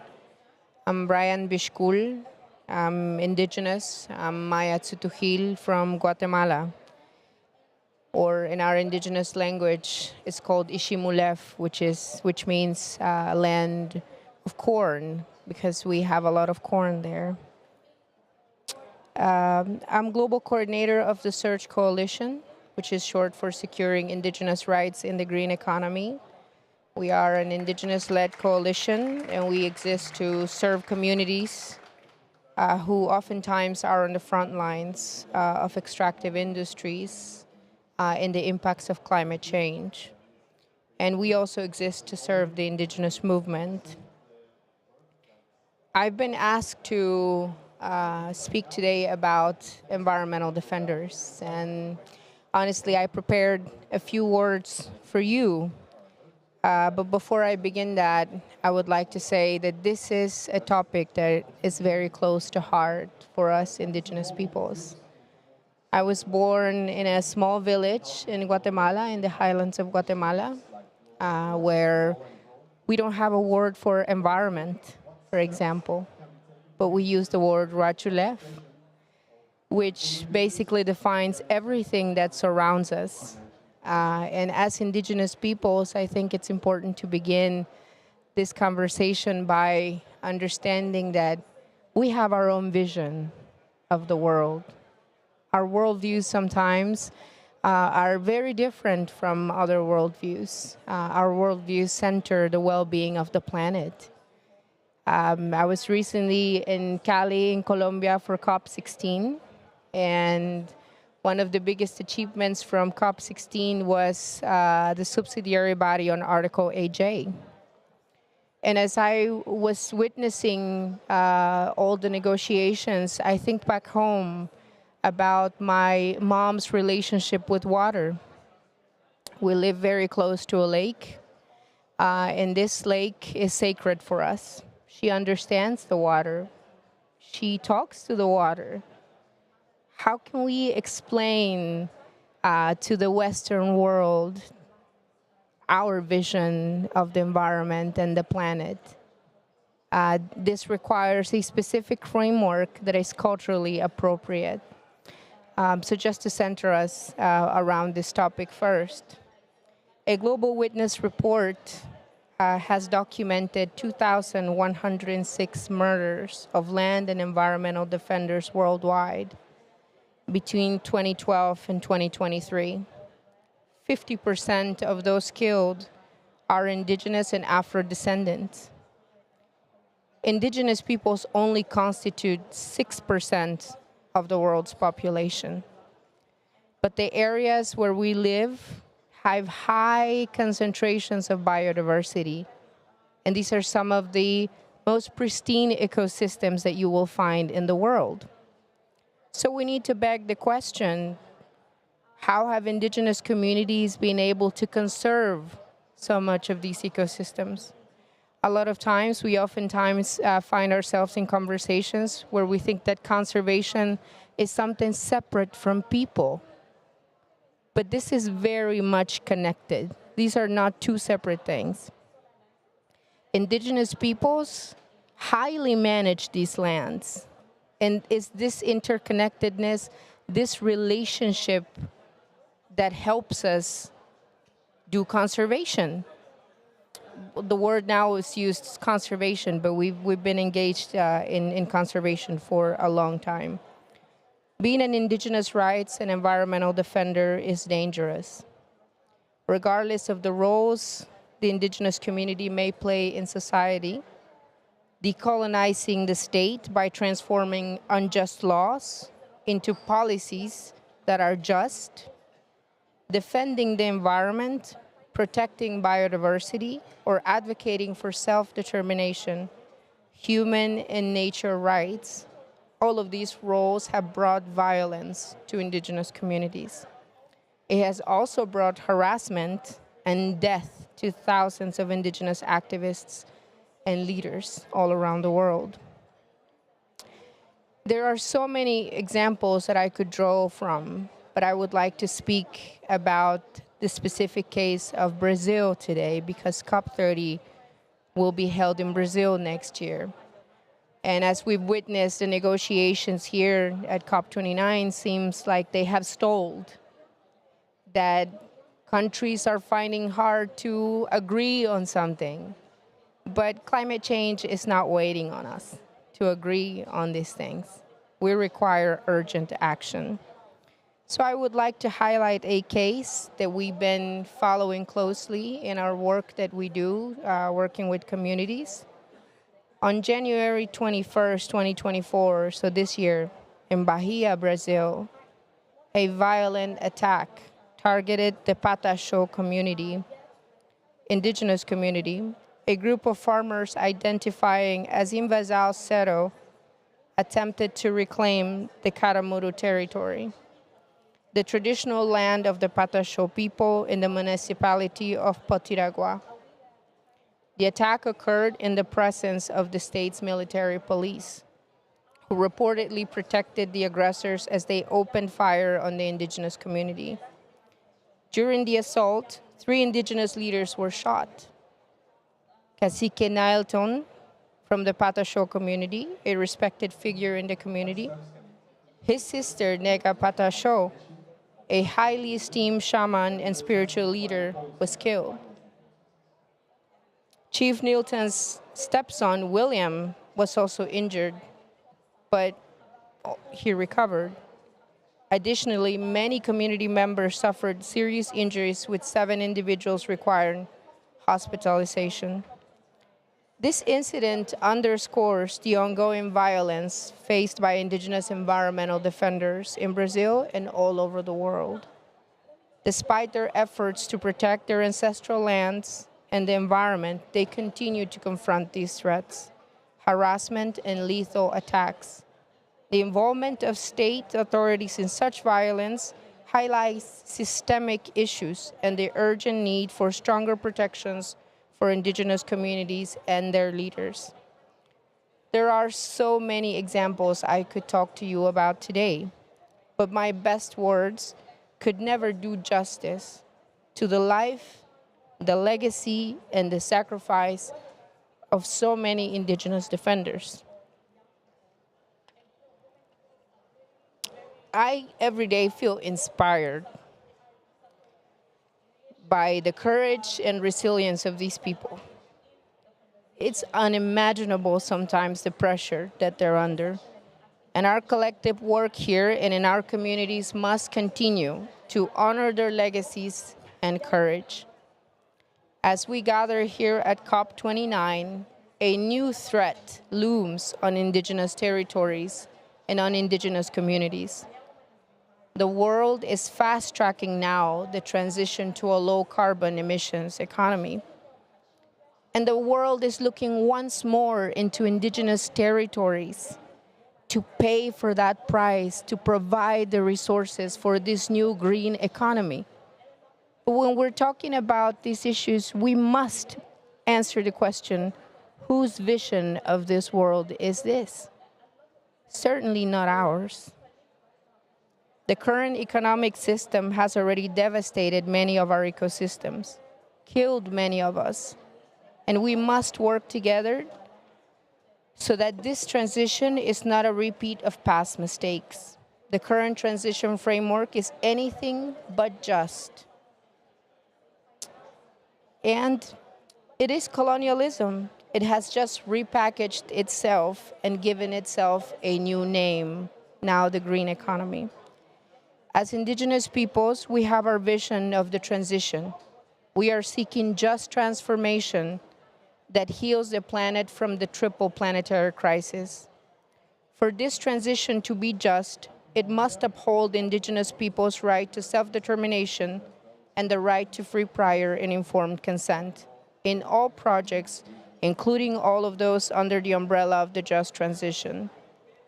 Indigenous lands and territories, indigenous communities, and its leaders cannot be sacrificed to make way for a vision of the world that sends us deeper in this crisis, especially when we have contributed the least to climate change.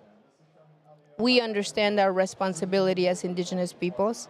We have upheld this responsibility for millennia, stewarding this planet and all the life contained within it. And we need everyone to uphold your own responsibility.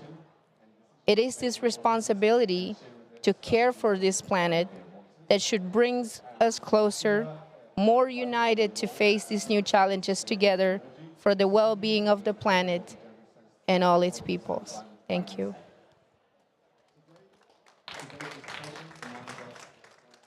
Thank you, Brian. Yes. We really can't understand what the people from your community go through, because a loss is a loss. And to more understand that, that's why this panel, this welcoming space, we want to listen and understand more, and that's why this initiative wanted to give the first voice to voices of those who are never heard. Thank you so much for bringing them here in this space. I would now request our panelists to join in front. First, I'll invite Dr. Mark Lawrence. He's the Director of Research Institute for Sustainability, Potsdam, Germany. He's also the member of German Council for Sustainable Development. Welcome. I'll also invite Ms. Krista Mikkonen. She's the member of the Nordic Council and member of the Finnish Parliament. Ms. Krista, you're most welcome. I'll next invite Ms. Ingrid Kejkol. I'm sorry if I'm pronouncing it totally wrong. She's the member of Norwegian Parliament. You're most welcome to join us. We'll also invite Suvilanje, and he's the program officer of FAN Pan from Zambia. But before we jump into our Q&A, you guys also have the chance to create some questions. I would invite another keynote from Jaden. Jaden Minicon is from the First Nation people from Australia. He's 16 years old, and he has something to share with us. Jaden, you're most welcome.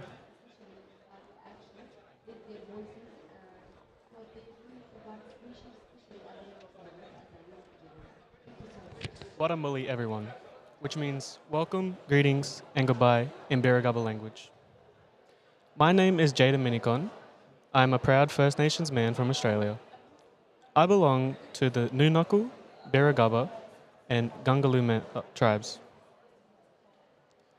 First Nations people have a strong connectedness to their land, which calls for a need for First Nations people to have a voice, to be respected, and to be listened to. An important role for First Nations youth is to be included in climate action.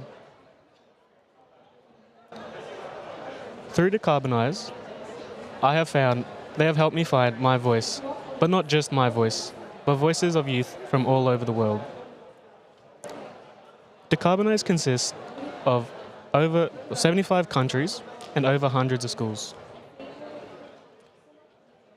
We collected data from these schools to create our manifesto, which consists of 15 demands listed under 4 categories. While collecting this data, it was clear to see that many of our ideas and our stories were very similar. Our 4 categories consist of education, government policies, climate action, and communication, with demands like to integrate First Nations perspectives, how we were denied a seat at the table, and how social media should be used to communicate within our generation as it is used in our day-to-day lives. It is important for my people to be heard.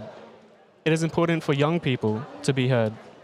It is important for First Nations people to be heard. It is important that we have a seat at your table, a strong voice for First Nations people, a strong voice for youth. Power to our people. Thank you. Thank you so much, Jaden. And you definitely had a space here, and that's why we started with you. So, my first question is for all of you. After listening to these voices, these stories, what comes to your heart? And what does that heart, because always the heart is moved by emotions, but the head is the one that is asking to do things in a way that is more rational or more logical. How do you balance when the heart is touched by these stories and listen to the head and come to a fine-tuned way of action? So maybe we'll start with Krista, Ingrid, Mark, and then you, okay?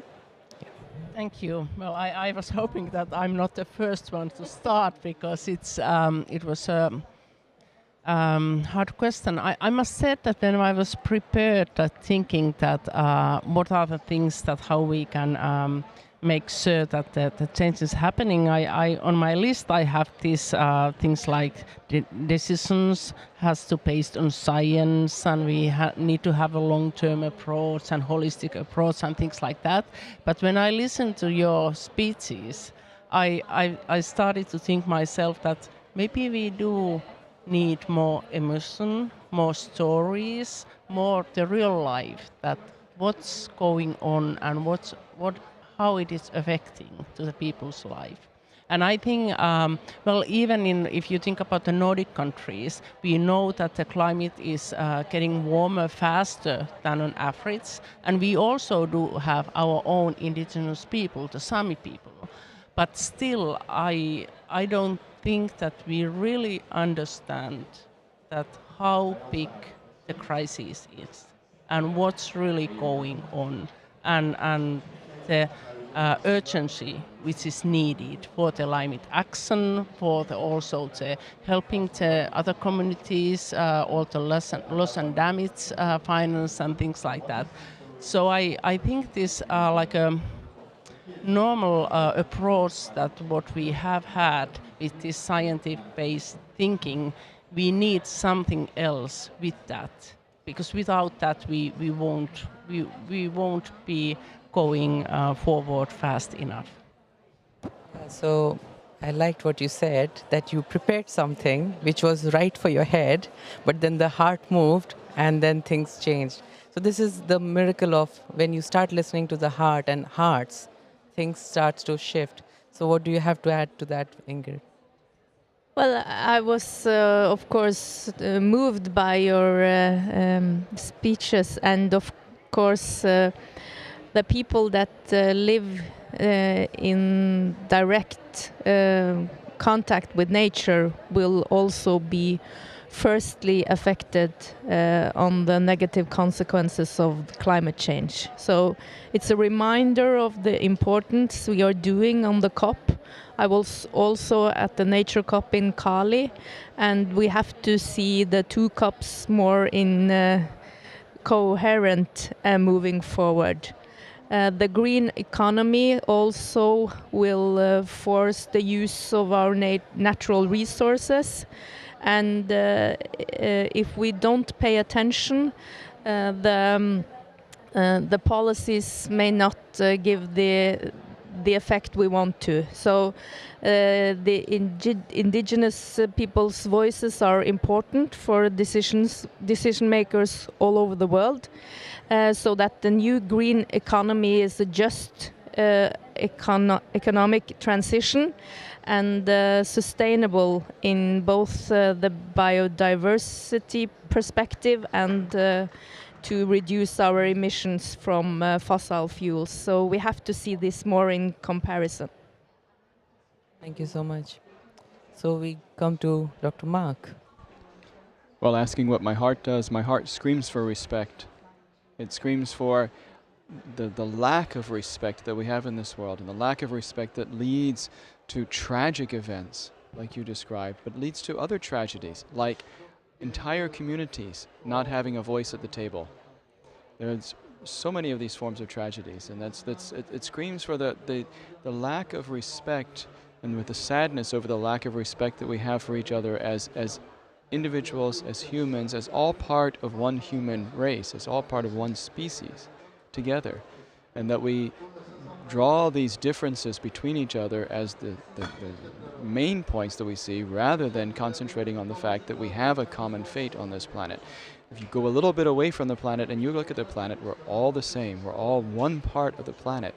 We come down into here and we start focusing on the differences. And so my heart cries for what my head had put together in terms of thinking. You said we need something beyond science, and I can certainly talk about it as we go along to what is beyond science and how we can find ways to go beyond the scientific disrespect, where scientists think they're the only ones that carry knowledge, rather than understanding it's not just a different worldview, as you said, it's a different understanding. It's a different knowledge, and these different knowledge systems deserve just as much respect as the classical Western scientific knowledge system. Otherwise, we're not going to solve the kind of problems that we face in this world. And so that connects at least my heart to my head, saying that there's a part in the head with what we call transdisciplinary research. I'll talk about that later. But this way that we are trying to develop to actually work respectfully across the boundaries. But there's a great sadness every time we hear these kinds of stories, and it's a challenge to shift that sadness into inspiration to move forward. Thank you so much. I am very interested to see how a scientist is going to tell us more about what is beyond science going forward. So we'll come to you, Suvilanje. I hope I have said it right. Yeah. Thank you very much. So coming from an organization that deals with the community in doing advocacy works and policy analysis, the lived experiences that we've just had is so close to home. Recently, we were experiencing El Nino in Southern Africa. Countries like Malawi really were hit real bad. You would find several homes have been swept up. A person is seated in the toilet. The next thing going out, he finds the whole family is gone, and they are confused. Now there is even the issue of mental health, where they don't know what's really happening. So those are the stories, the lived experiences that is on the ground. So I mean, this is testament that there is need to co-create in everything that we are doing. Even at these global platforms, there is need to be giving space to the indigenous people, to the community, so that their voices are heard. I mean, there is need to, by co-creation, I mean, we both need the science and we both need the indigenous knowledge. The science provides, the policymakers provides the what, the how, I mean the what, and then the indigenous people provides the what. So there is need for that collaboration in all these processes. And secondly, then this calls then for more capacities to capacitate the indigenous people to be participating in policy processes. They need the knowledge on how to be interacting with our policy makers. So yeah, that's my initial thoughts. Thank you so much, Sivalanje. So after listening to each other's intervention or each other's thoughts on how the same story touched us in different ways, let me ask you, when you go back to your work, how do you see yourself now functioning? After listening to the stories, but also listening to each other's responses, what is that one thing that you think could be incorporated immediately in your way of working and in your way of functioning that comes to your mind? Maybe you can start. Well, in Norway, our indigenous people, Sápmi, has strong rights in all decision-making processes. They have a right to be consulted on all matters of policy. And there was a breakthrough in Cali with the same approach to the global platforms, that indigenous organizations be consulted on the UN level. And I think we have to manifest these consultations to ensure the perspective on these experience-based knowledge that comes from living close to nature as a supplement to those input we get from our research, our scientists and research. So in Norway, this is very much institutionalized and something that we are very aware of. Thank you so much. And I think when it is institutionalized already, then it becomes a good case study for others to pick up and learn from that. And maybe when you give that helping hand for them to pick up, because every community has its own tailored made customs and ways to adopt a certain structure. So a helping hand from you would be really required there.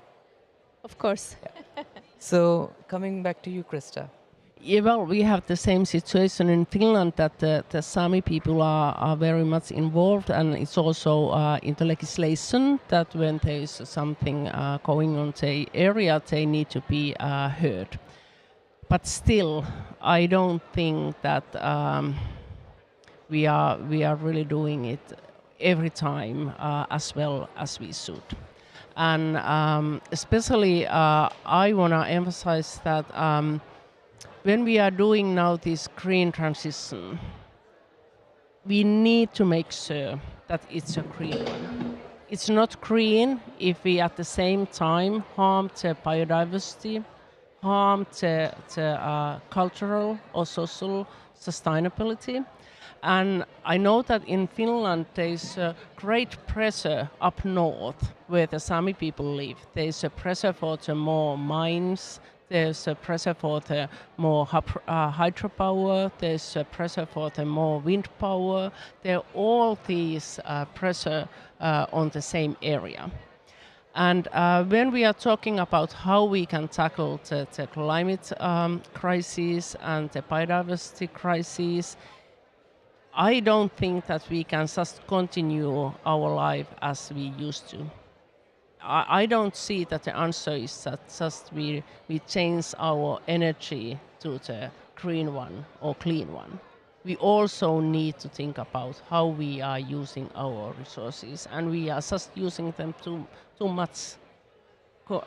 What is inside the planetary boundaries? So we need to change our way of living as well, all of us.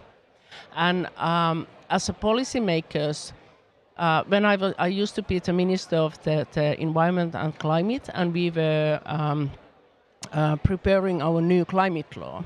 We made a lot of surveys and trying to involve the people, especially the youth and the Sami people, because we knew that those are the most vulnerable groups.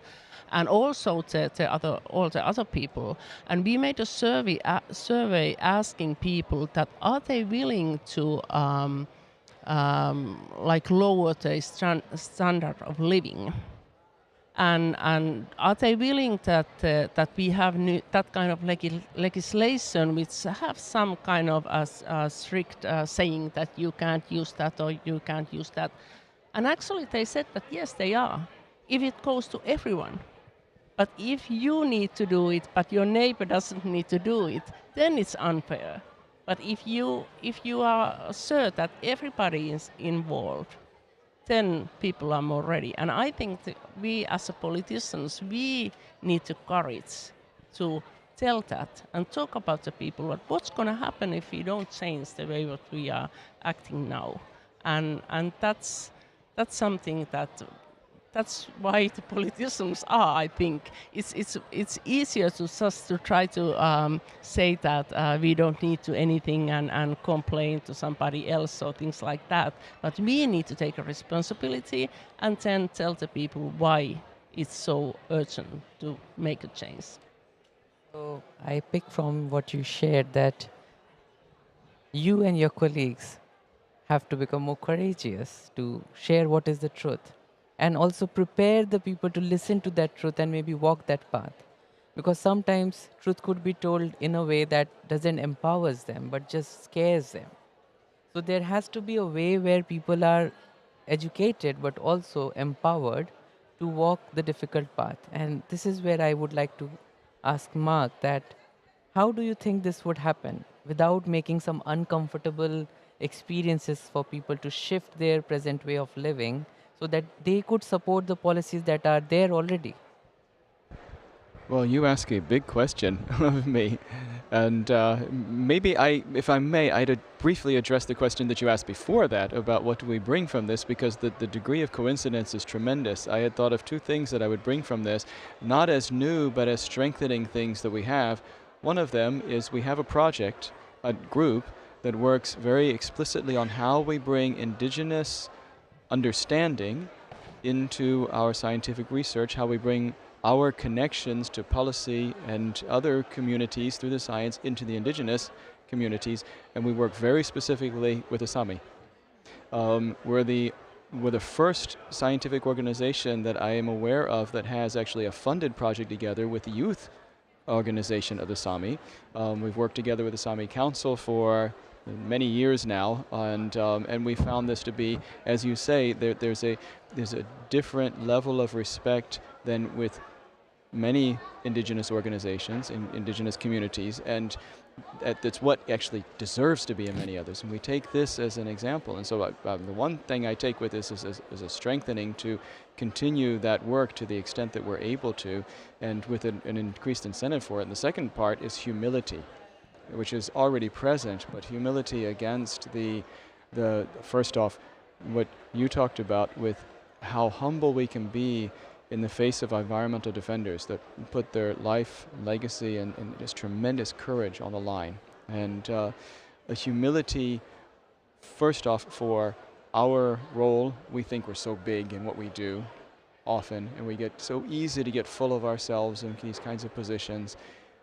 And it's so important that we stay humble, not only to other cultures, but also to other intelligences.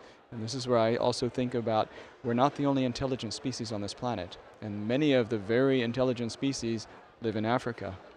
And our being full of ourselves shows such a tremendous disrespect to not only other humans, but to other species. How do we go beyond that? Facilitation for safe spaces is my initial inclination on that. We worked for years, as you know well, setting up safe spaces for communication here. We did surveys and interviews, studied the safe spaces. We've written numerous papers, brought out policy briefs, communications about how to set up safe spaces in an extremely unsafe environment. We have a great understanding of it. We didn't have the resources to do so again this year. We're hoping that others will pick up on that message and run with it. And so we actually do have a lot of knowledge, a lot of process knowledge collected on how to create safe spaces.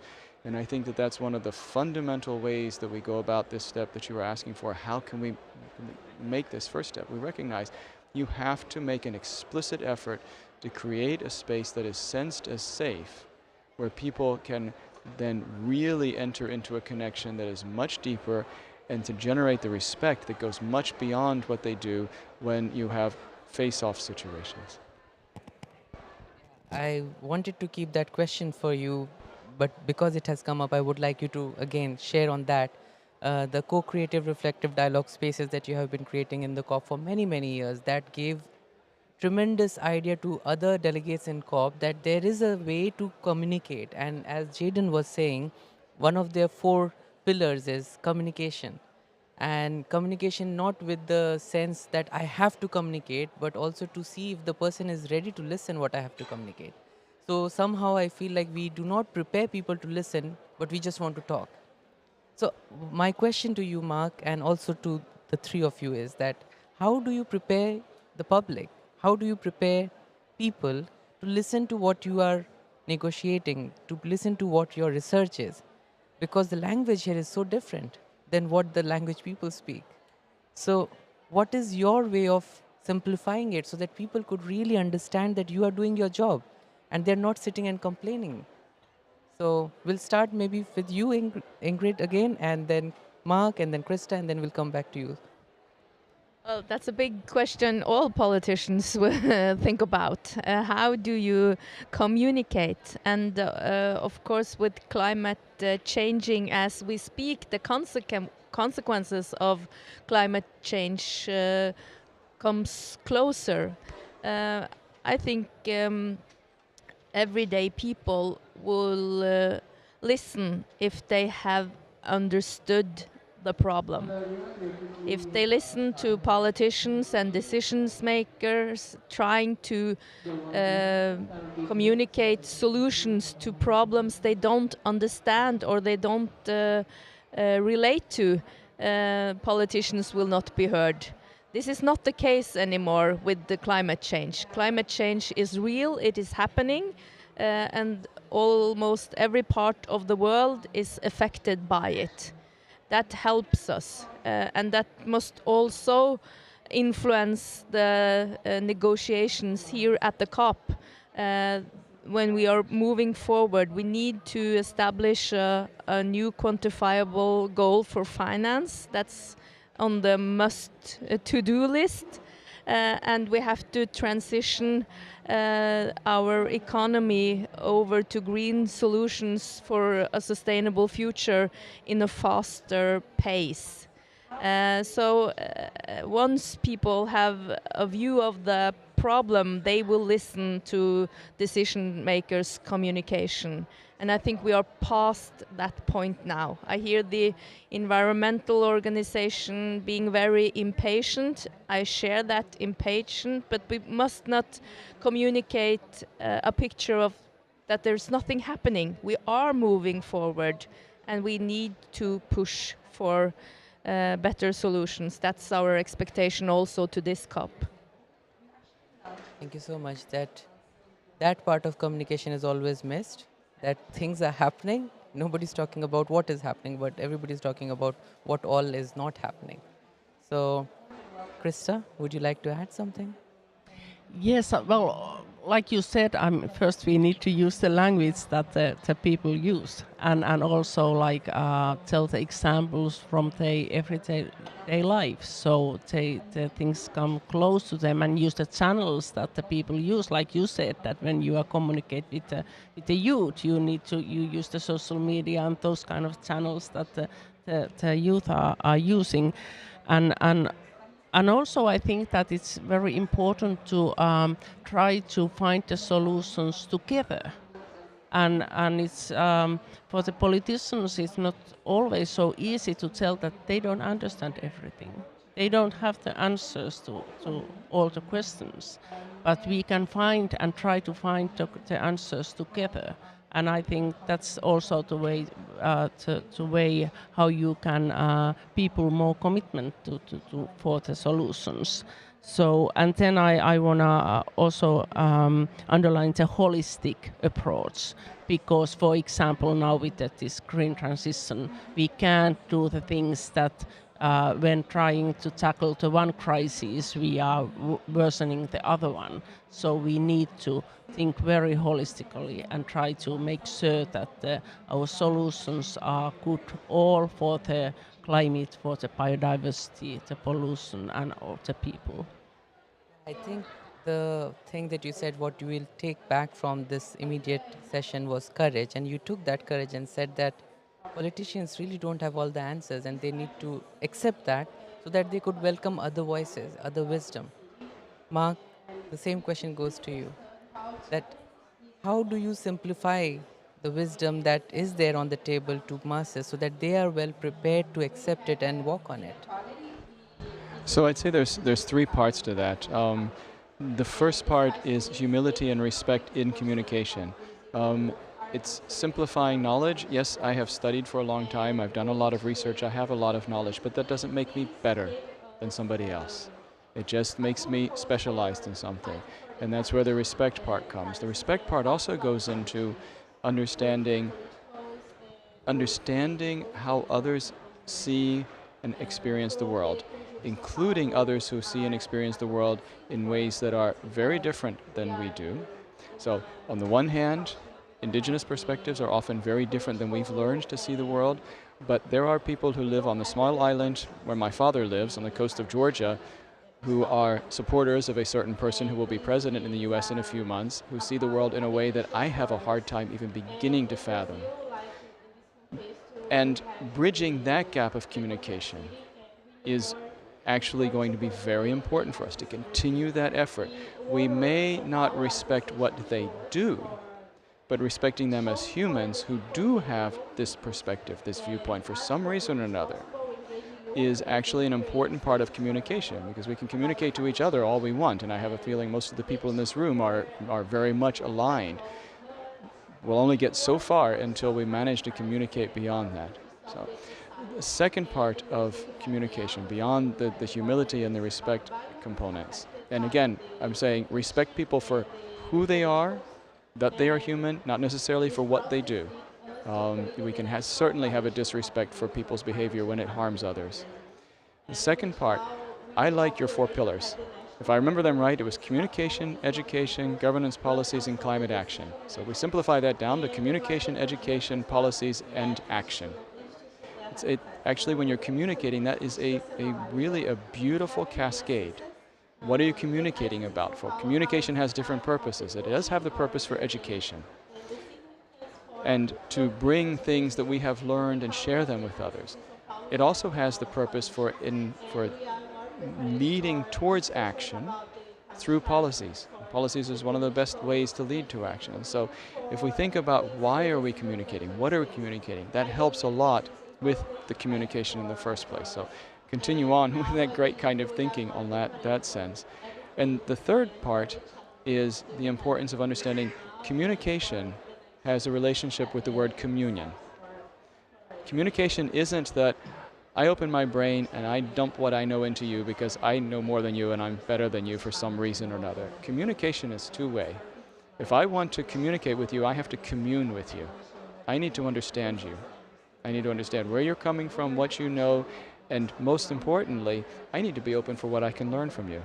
And I love teaching because I learn as much in the class every time I'm teaching and discussing with the students as the students are learning. Once you open your mind to that and you open your capacity to that, there is such a capacity for communication to be communion, and a real deep two-way education that comes out of that helps lead us towards our policies and actions in the end.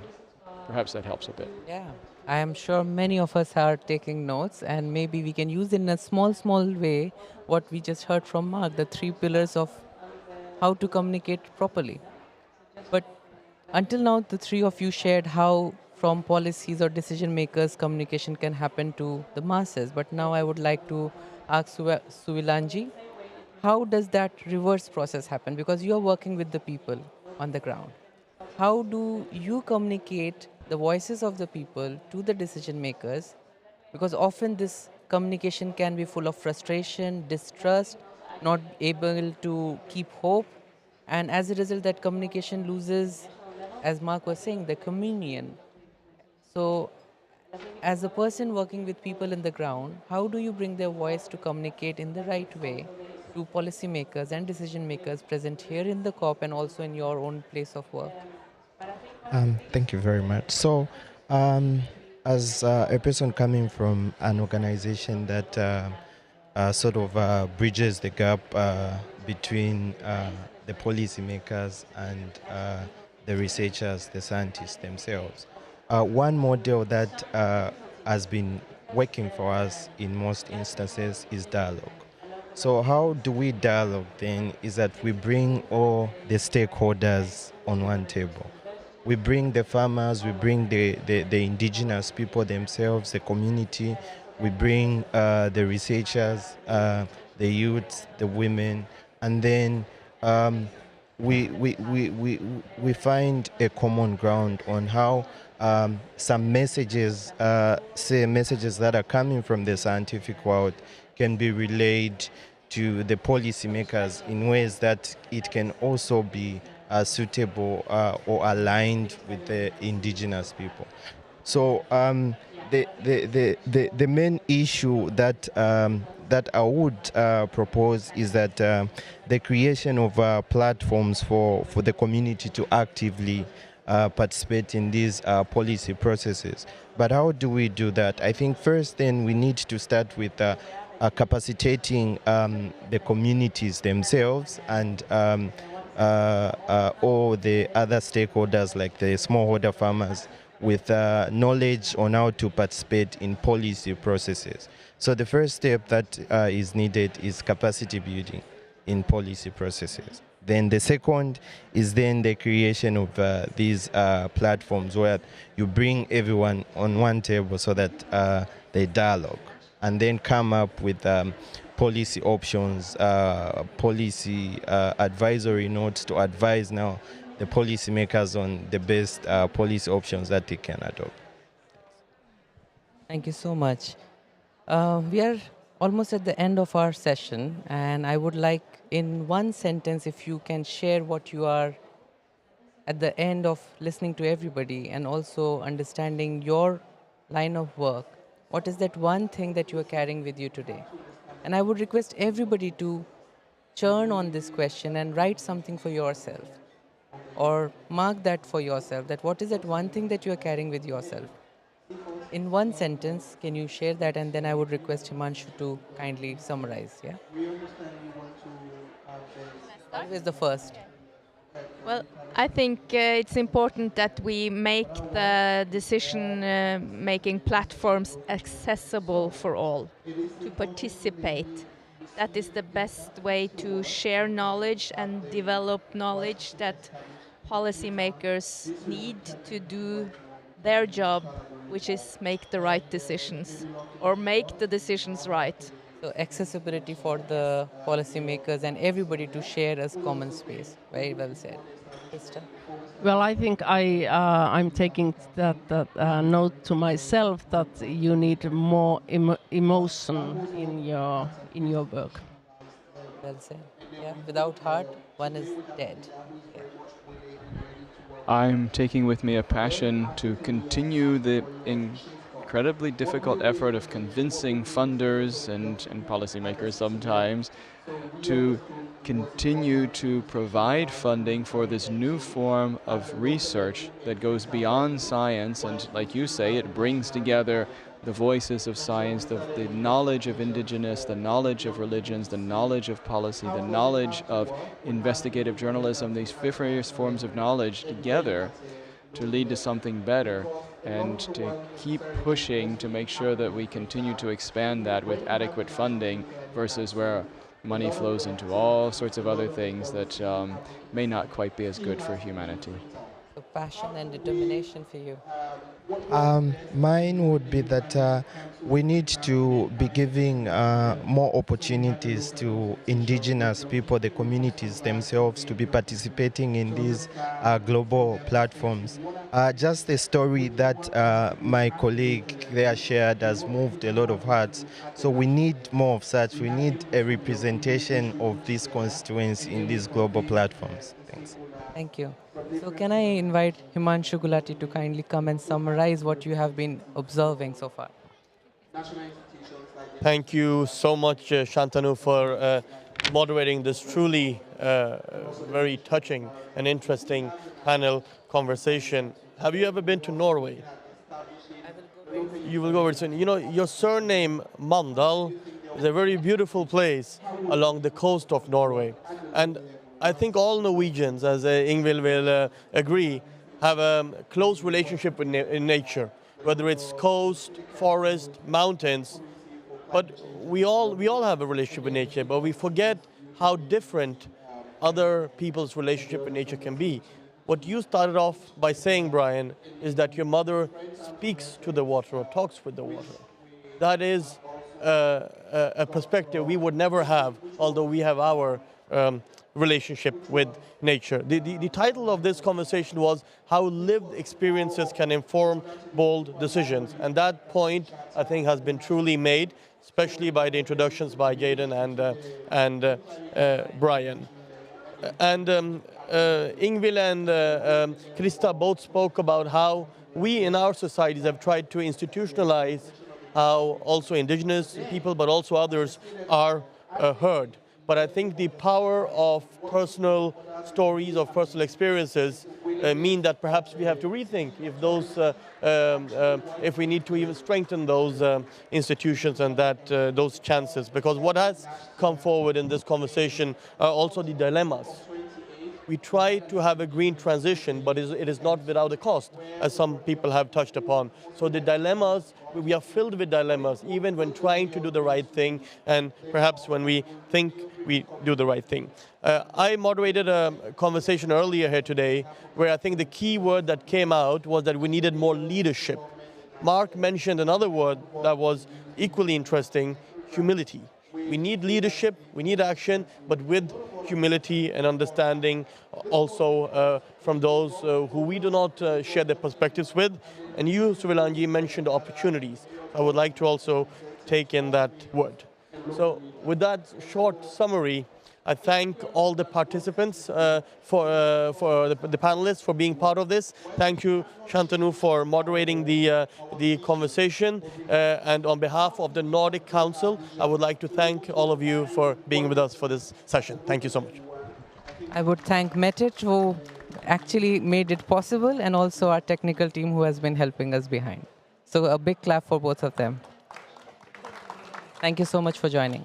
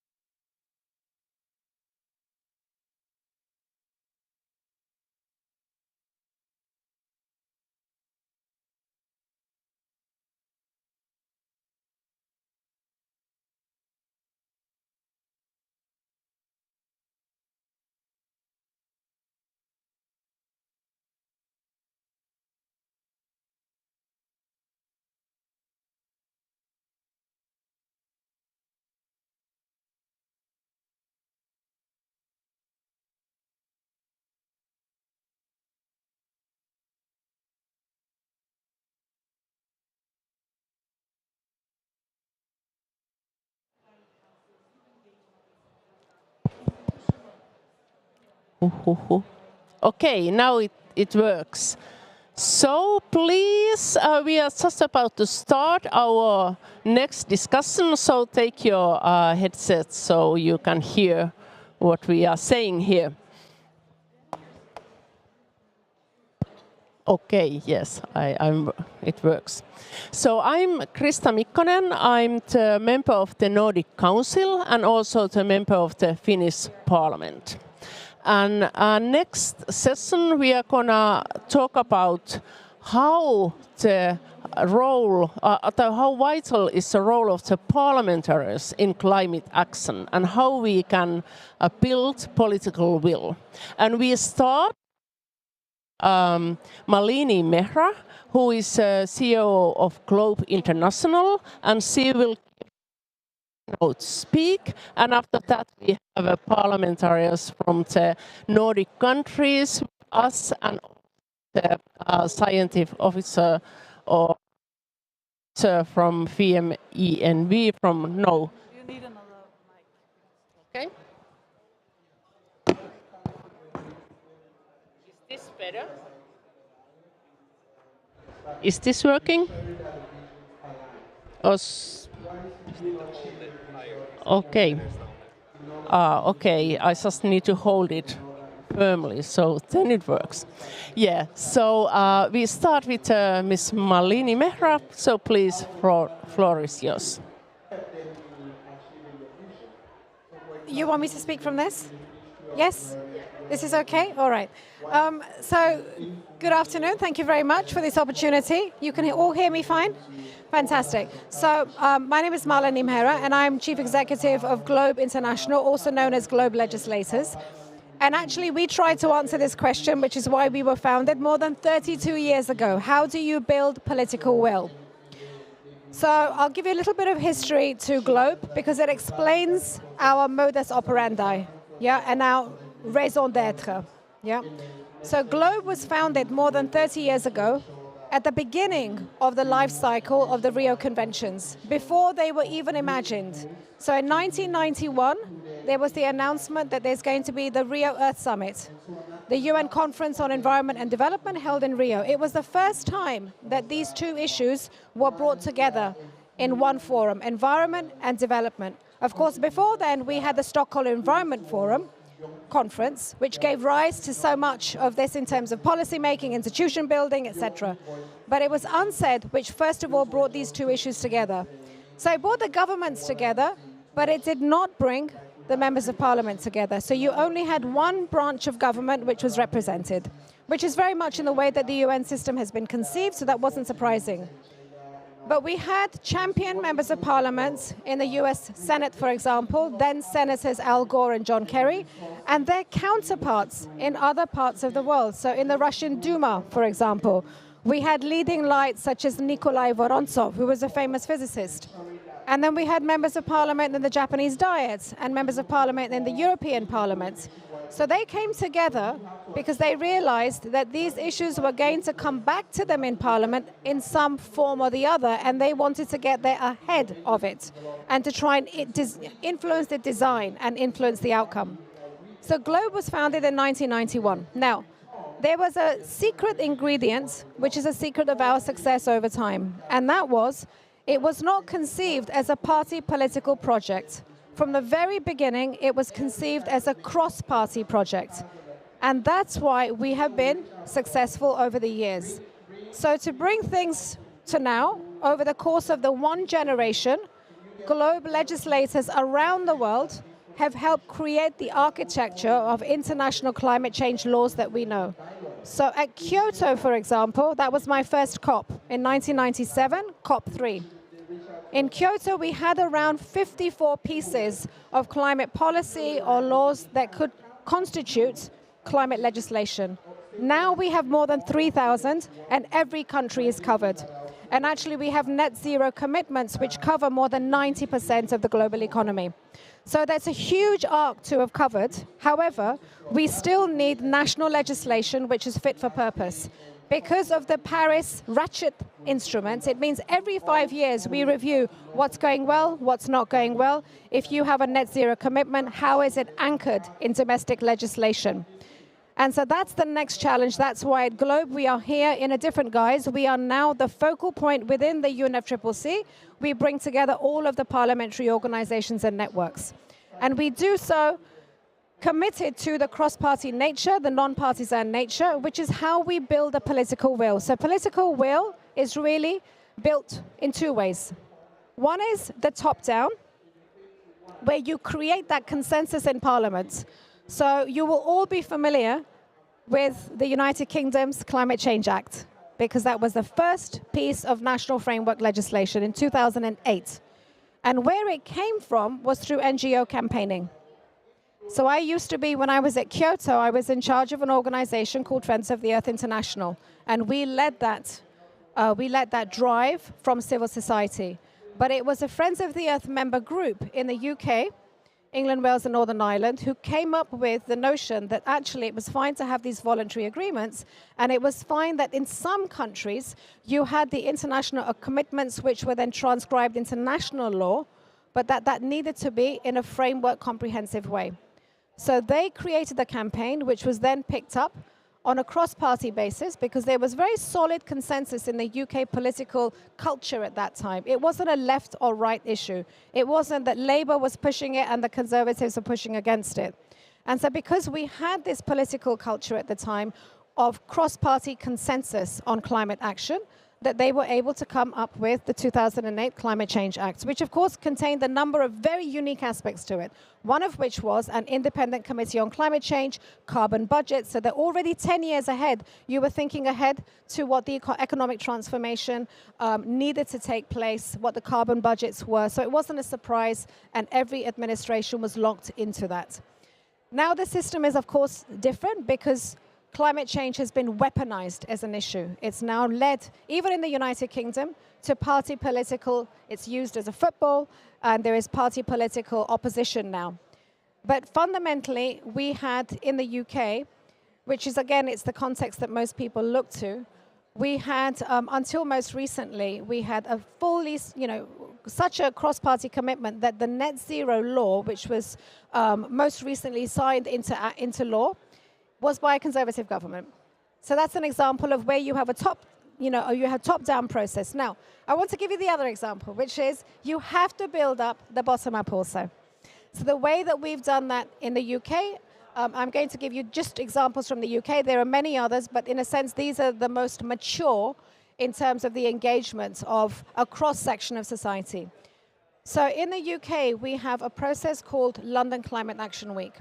This was started 6 years ago, and that is there to socialize the understanding of climate change commitments, what they mean for local government, what they mean for businesses, what they mean for professional standards organizations, what they mean for the arts and culture community. So most of our big museums, that if you're coming as a tourist to London, you will go to Tate Modern, you'll go to the British Museum. Now they have all signed up to climate declarations, climate emergency declarations. They all have their individual climate change strategies, etc.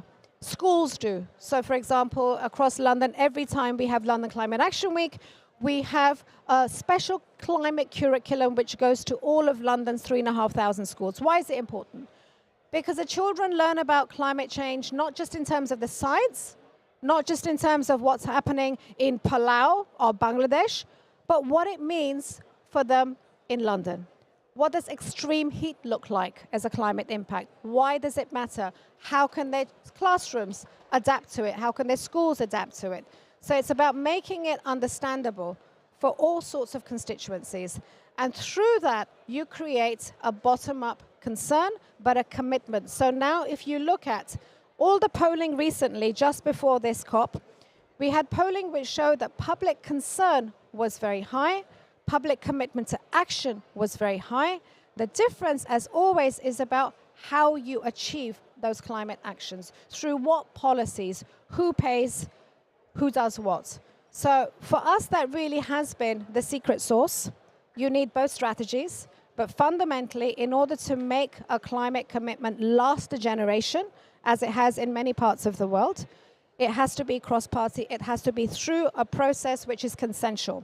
So I just come to my final point. Of course, everybody here is concerned about what's going to happen in the United States. Yeah? So the United States is an example of a policy failure. Because in the United States, which is a deeply federal system, where the states have so much power and influence, this was an issue which became so heavily weaponized that the majority of the population said no to the party which was most closely associated with climate action. So we need to reflect on the outcome. What does that say in terms of the new strategies which are going to have to be developed, so that in the United States, we create the awareness that climate action is in the interest of the mid and the long-term prosperity, better quality of life, better outcomes in terms of jobs, health, education for its people. So I'll just end on that.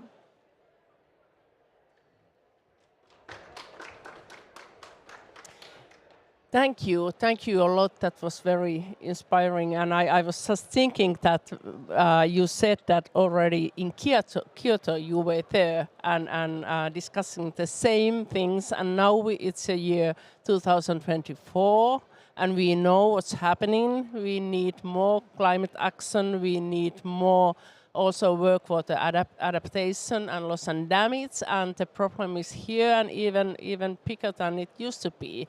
So we really need a political will and we need a political action. And actually next we will have some politicians here in the panel. We have Jytte Guteland from Sweden, a member of the Swedish Parliament, and then we have Himanshu Gulati from Norway, the member of the Norwegian Parliament, and also a member of the Nordic Council.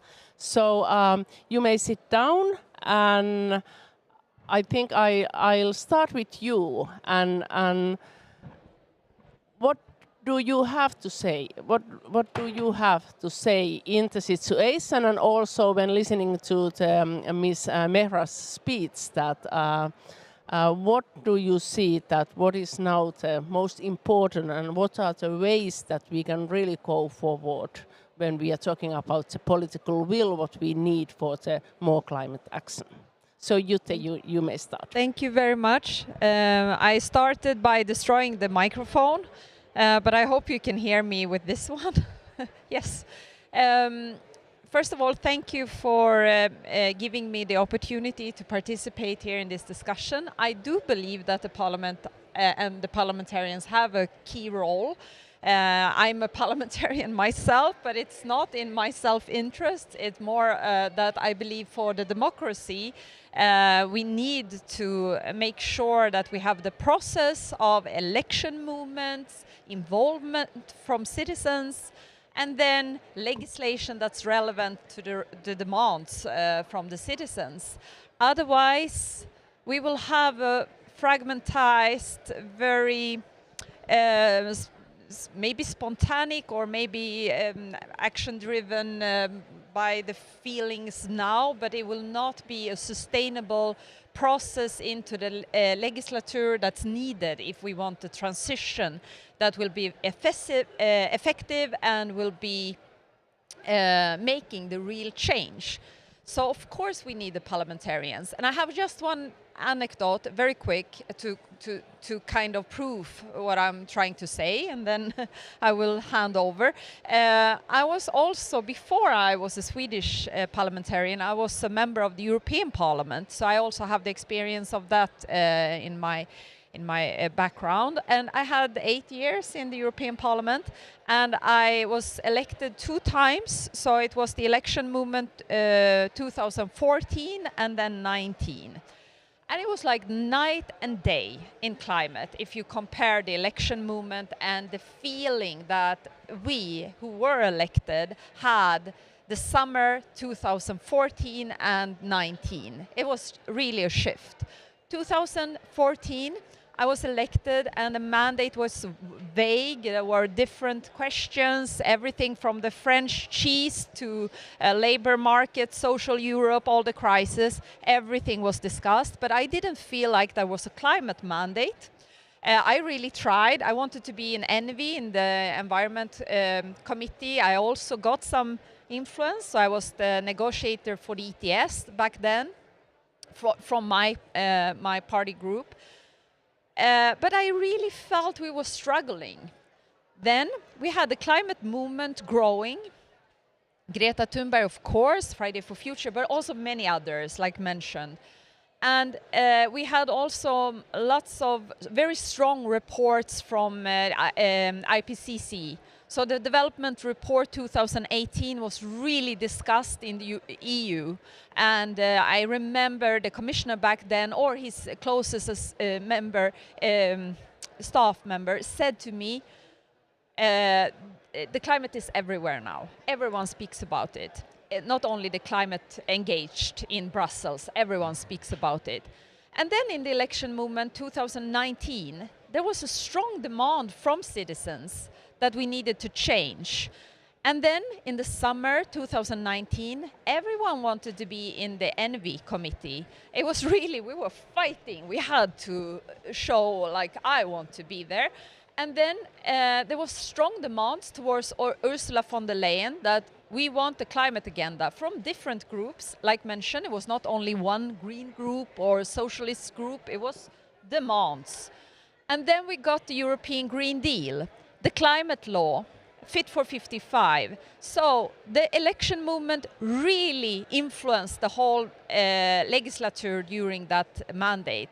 So there was this good connection between the NGOs, between the citizens and the parliamentarians. I'm not sure the climate movement will say that it was heaven. I'm sure not, in fact. But I will say it was night and day compared to 2014 and 19. Thank you. Thank you, Jutta. And then we move to Himanshu, please. Thank you. And I've been a part of two panel debates with the Nordic Council here earlier today. And in one of them, Ola Elvestuen, who's sitting here, he spoke about the need for leadership. In the other, which we just had previous to this conversation, there was a gentleman who spoke about humility. And I think those are the two things that sort of summarize the need for me, because we need leadership to get something done, action. At the same time, we need humility, because there are different opinions, there are dilemmas, disagreements. So we need leadership to act on what unites us, because there are things that unite us where we should have action, and we shouldn't let the dilemmas and disagreements stand in way for action where something can be done. And I also think we need different communication as well, because you started speaking about the US election as well. Sorry, Malini started speaking about the US election, and a lot of people have valid concerns about what does different sort of action mean for either their jobs or for economic opportunities or taxation. So we need to be able to also focus on the opportunities that it brings, what energy transition means also for people's pocket, because unless we are able to communicate in that manner, the disagreements will also stand in the way for action on what actually unites us. Thank you. And now I'd like to invite Fredrik Ayodel to join the panel. And he is he's a scientific officer at FMENV, and you might tell what are those letters. And you are from Nigeria, and I'd like to, you were listening to the Ms. Mehra, but also the Nordic parliamentarians, and what you are thinking about the situation. Okay, thank you very much. My name is Frederick, I'm from Nigeria.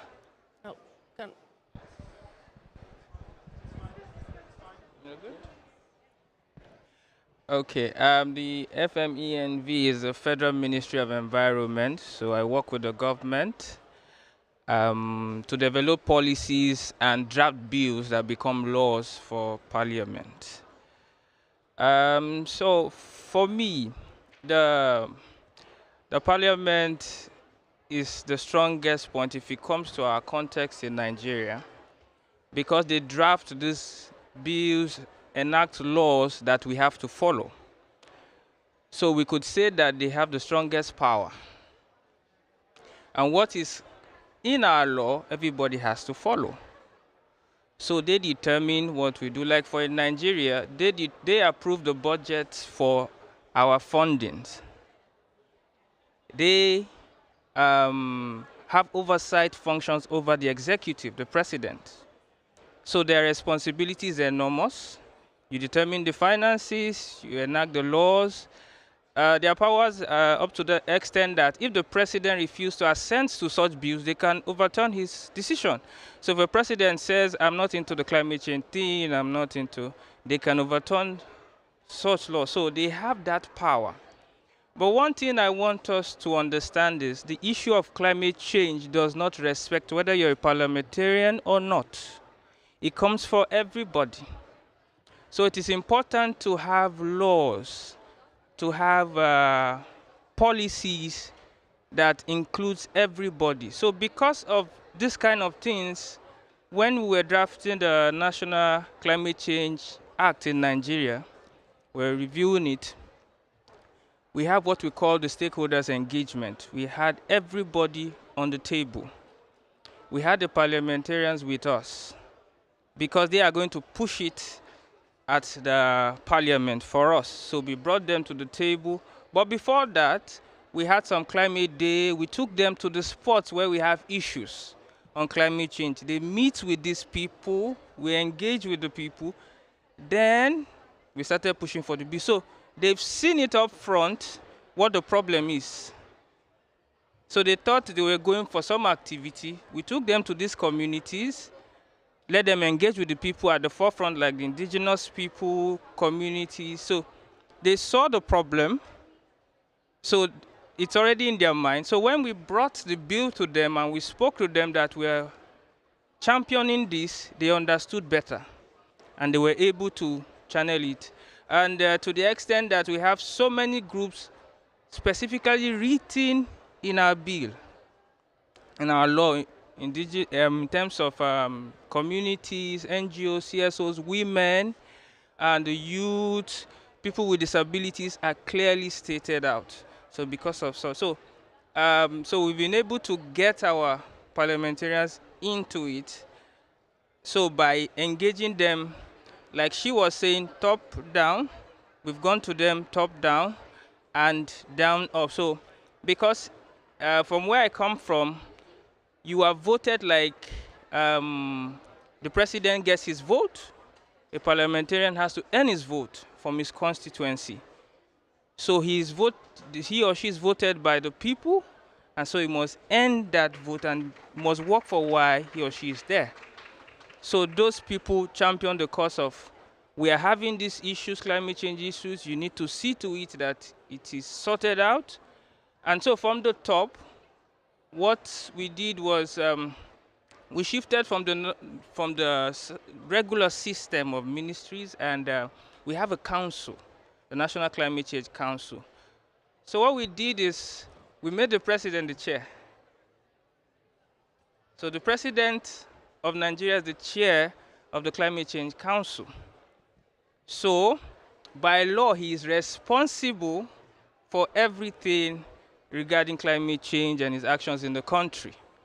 So being the chair, he is mandated by law to carry out certain actions that ensures that we don't suffer much effects from climate change. So that's why I said the parliamentarians are very powerful, because it is written in the law he cannot go against it, he must fulfill it. That's his mandate. Yeah, thank you. Yeah, thank you. Yeah, I agree with you that the legislation, it's a strong power. So I think we really should use it. And Jutta, you said that how the situation was so different in year 2014 compared to 19. And now, if we look at the latest elections, the European elections this year, it was totally different again. Nobody really talked about the climate and the climate action, even though we know that we need it more than 5 years ago or 10 years ago. So how we can change that? do the parliamentarians have enough courage to do the legislation which is strong enough, or and make sure that all the stakeholders are involved and everybody is keeping on around the table, and or what we should do, because also here now in Baku we know that the negotiations are not going so well, but then at the same time we have a lot of different stakeholders here who are showing what they are doing, and I think at the moment the governments are not the most ambitious ones, it's the other stakeholders, but still, like you said, the legislation and laws has the very strong power. So what we should do that we can make it happen, that it's in the legislation as well, that we really do the climate action. So we have a round, so please. Yeah, I'm happy to pick up on this, because Frederick and I have something in common, which is that I just want to briefly mention the way in which the Nigeria's Climate Change Act came into being. It was actually because there was a member of parliament who was a Senate president, Bukola Saraki, who came to Paris. It was his first COP. He came as a president in Globe, Nigeria, and he had not really given much thought to these issues. But he went on a journey of self-awareness while he was at COP in COP29, in Paris. And so he came back and he was inspired by the example of all of these countries which had climate legislation. Not all of these countries had framework climate change laws, but they had. So he went back and he thought to himself, well, I would like to do this in Nigeria. And so he set that in train, and the law that you're talking about, the sponsor, of course, you know, is Honorable Samuel Igbo, who led it to fruition. But coming back to your question, it is not just about continuing to have legislation formed, because we have the legislation in droves. The legislation is there. It needs to be. The challenge is what happens when you try and enforce policies and measures. So I'll just give one example. Sweden has been extremely successful in a very uncontroversial way in reforming its energy system, where now you have most homes which have heat pumps. It's not an ideological issue whether you should have heat pumps or not. Yeah, it's just this is what you do in an extremely cold country, and you have a very efficient supply of relatively, cheap energy source. So in countries like the UK and others, these simple things become highly charged political issues. So it's these policies and measures, we have to be able to deliver them with the consent of the population. And where we don't choose to have the consent of the population, where these discussions become too far removed from people's everyday lives and concerns, they backfire. And that's really what's happened in the United States. Yes, I also like to pick up on this, and it is very true that the district heating for Sweden was a very successful reform. It was one of the biggest decoupling of the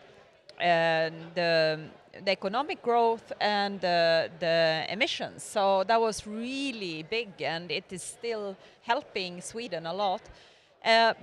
And I also agree that the polarization, extreme polarization that we have now is not good for the outcome in the election movements and then for the parliamentarians to do the job.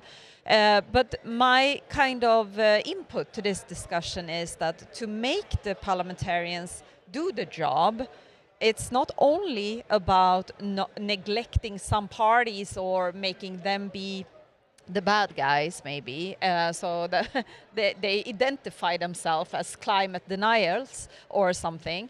It's not only about that, it's also about having a positive push for climate where the parties need to take it into their reform for the next mandate.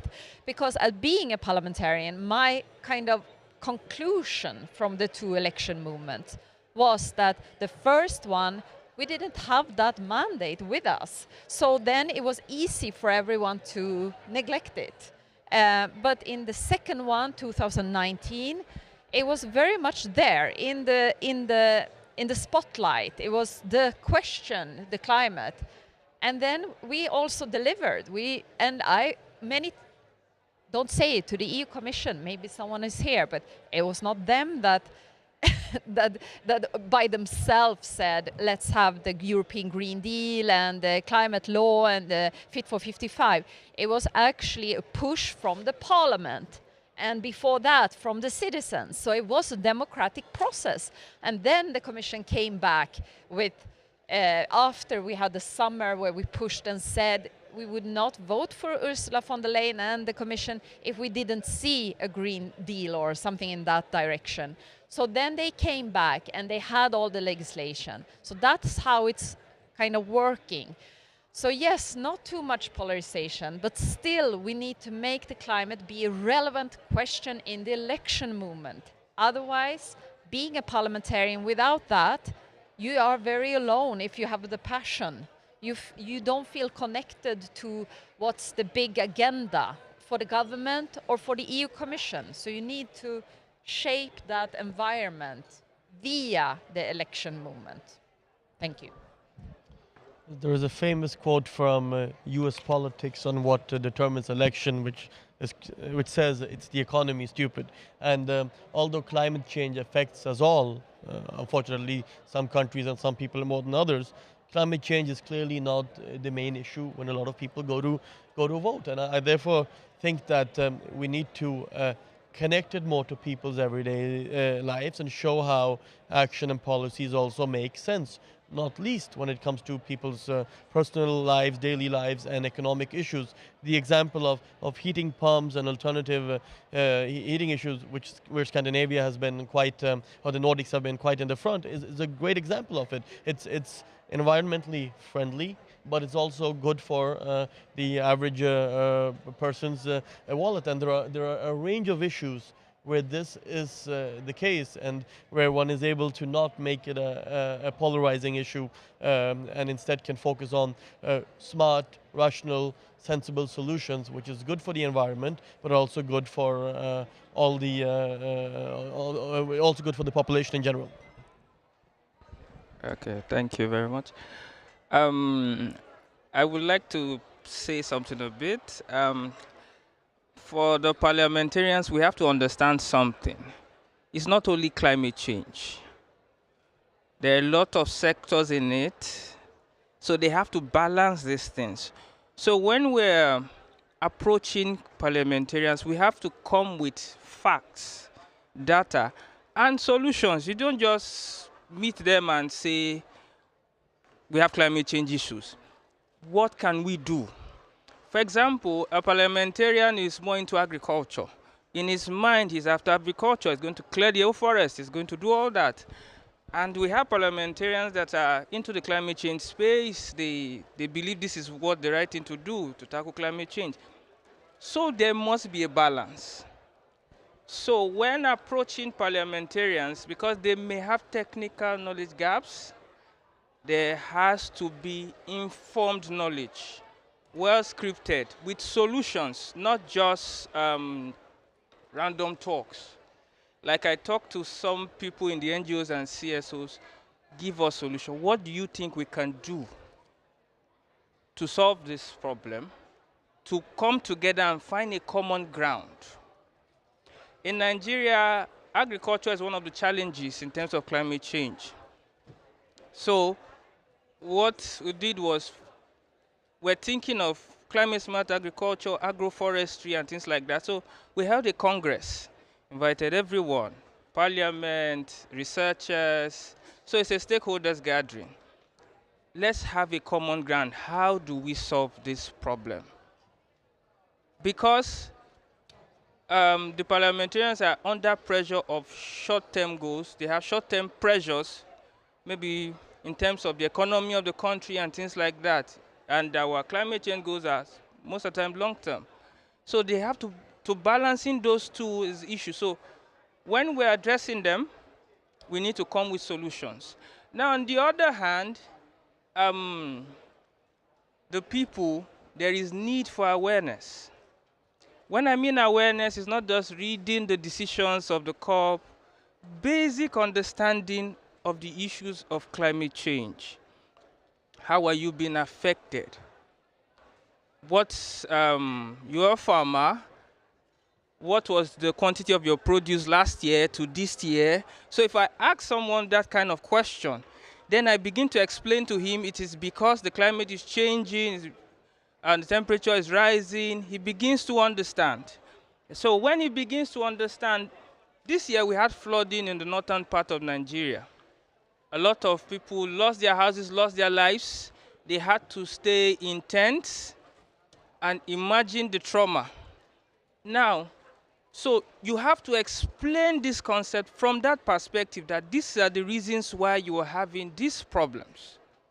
So if you're able to do that, when people that want to contest for election come, they could ask, what is your agenda for climate change? What is your agenda tackling climate change? So if you ask a parliamentarian that doesn't know anything, you will know this is not a person to vote for, that does not have an agenda to tackle climate change in their community. So I think that's the way to balance it. Thank you. Yes, I think you brought a very good aspect here that, well, of course, you need to solution to offer for the parliamentarians, but it's a question, it's not the question of climate, it's a question, or the question of the climate affects everything, the food security, the clean water, the health, and so on.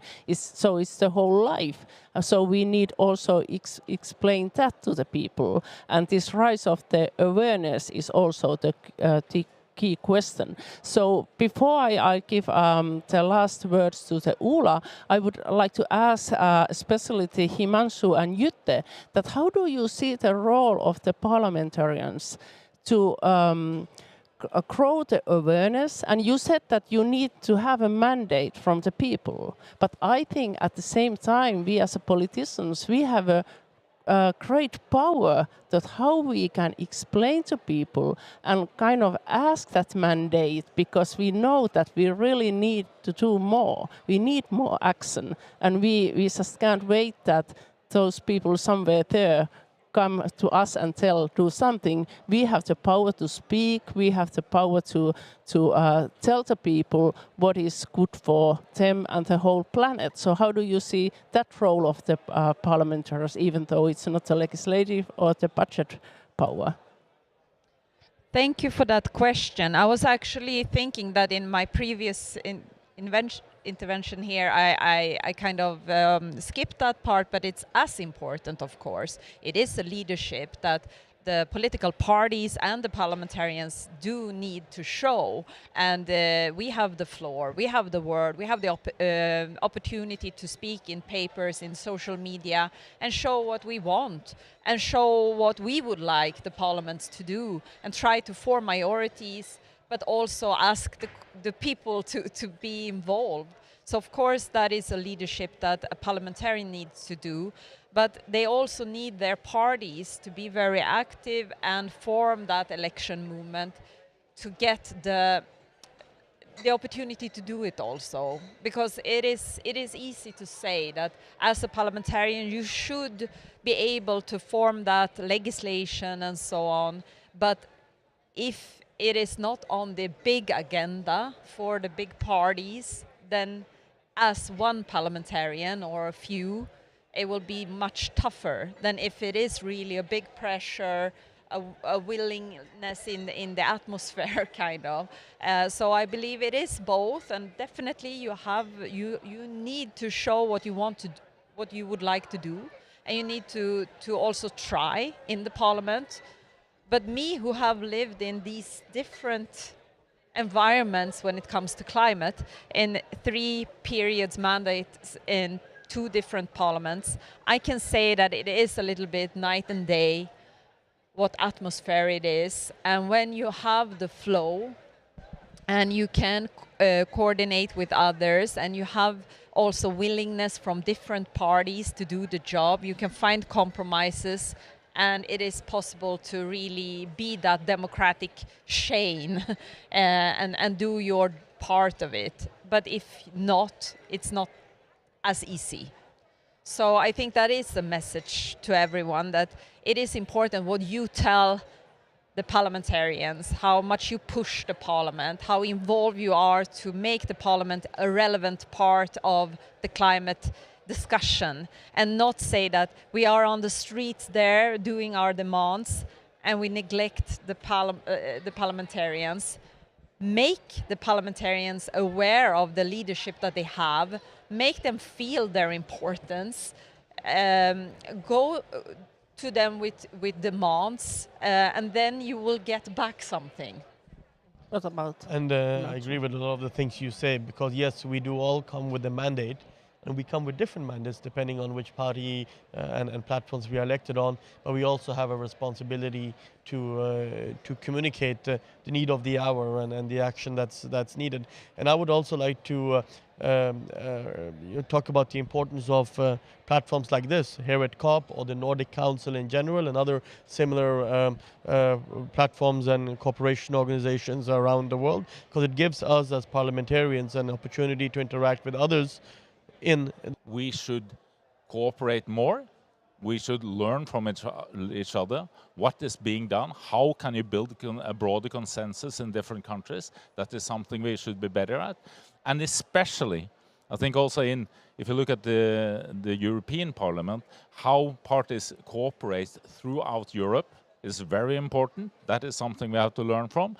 But if there's one thing we should be better at, is to have cooperation amongst parliamentarians on the beyond the issues that often divide also the discussion in a COP like this, and that is between developing countries and developed countries. There's way too few arenas where we meet from Europe or other places with parliamentarians for the Global South.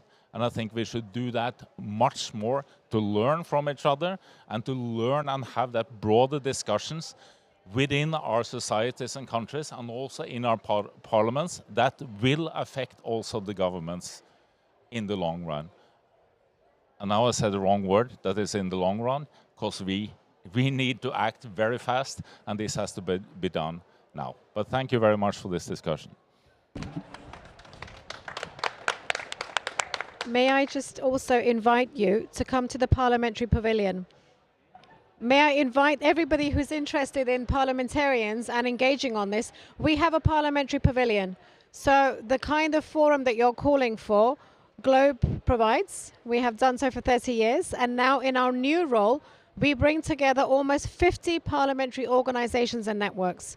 So all day long we have these conversations. So you are more than welcome. We're not that far. Thank you.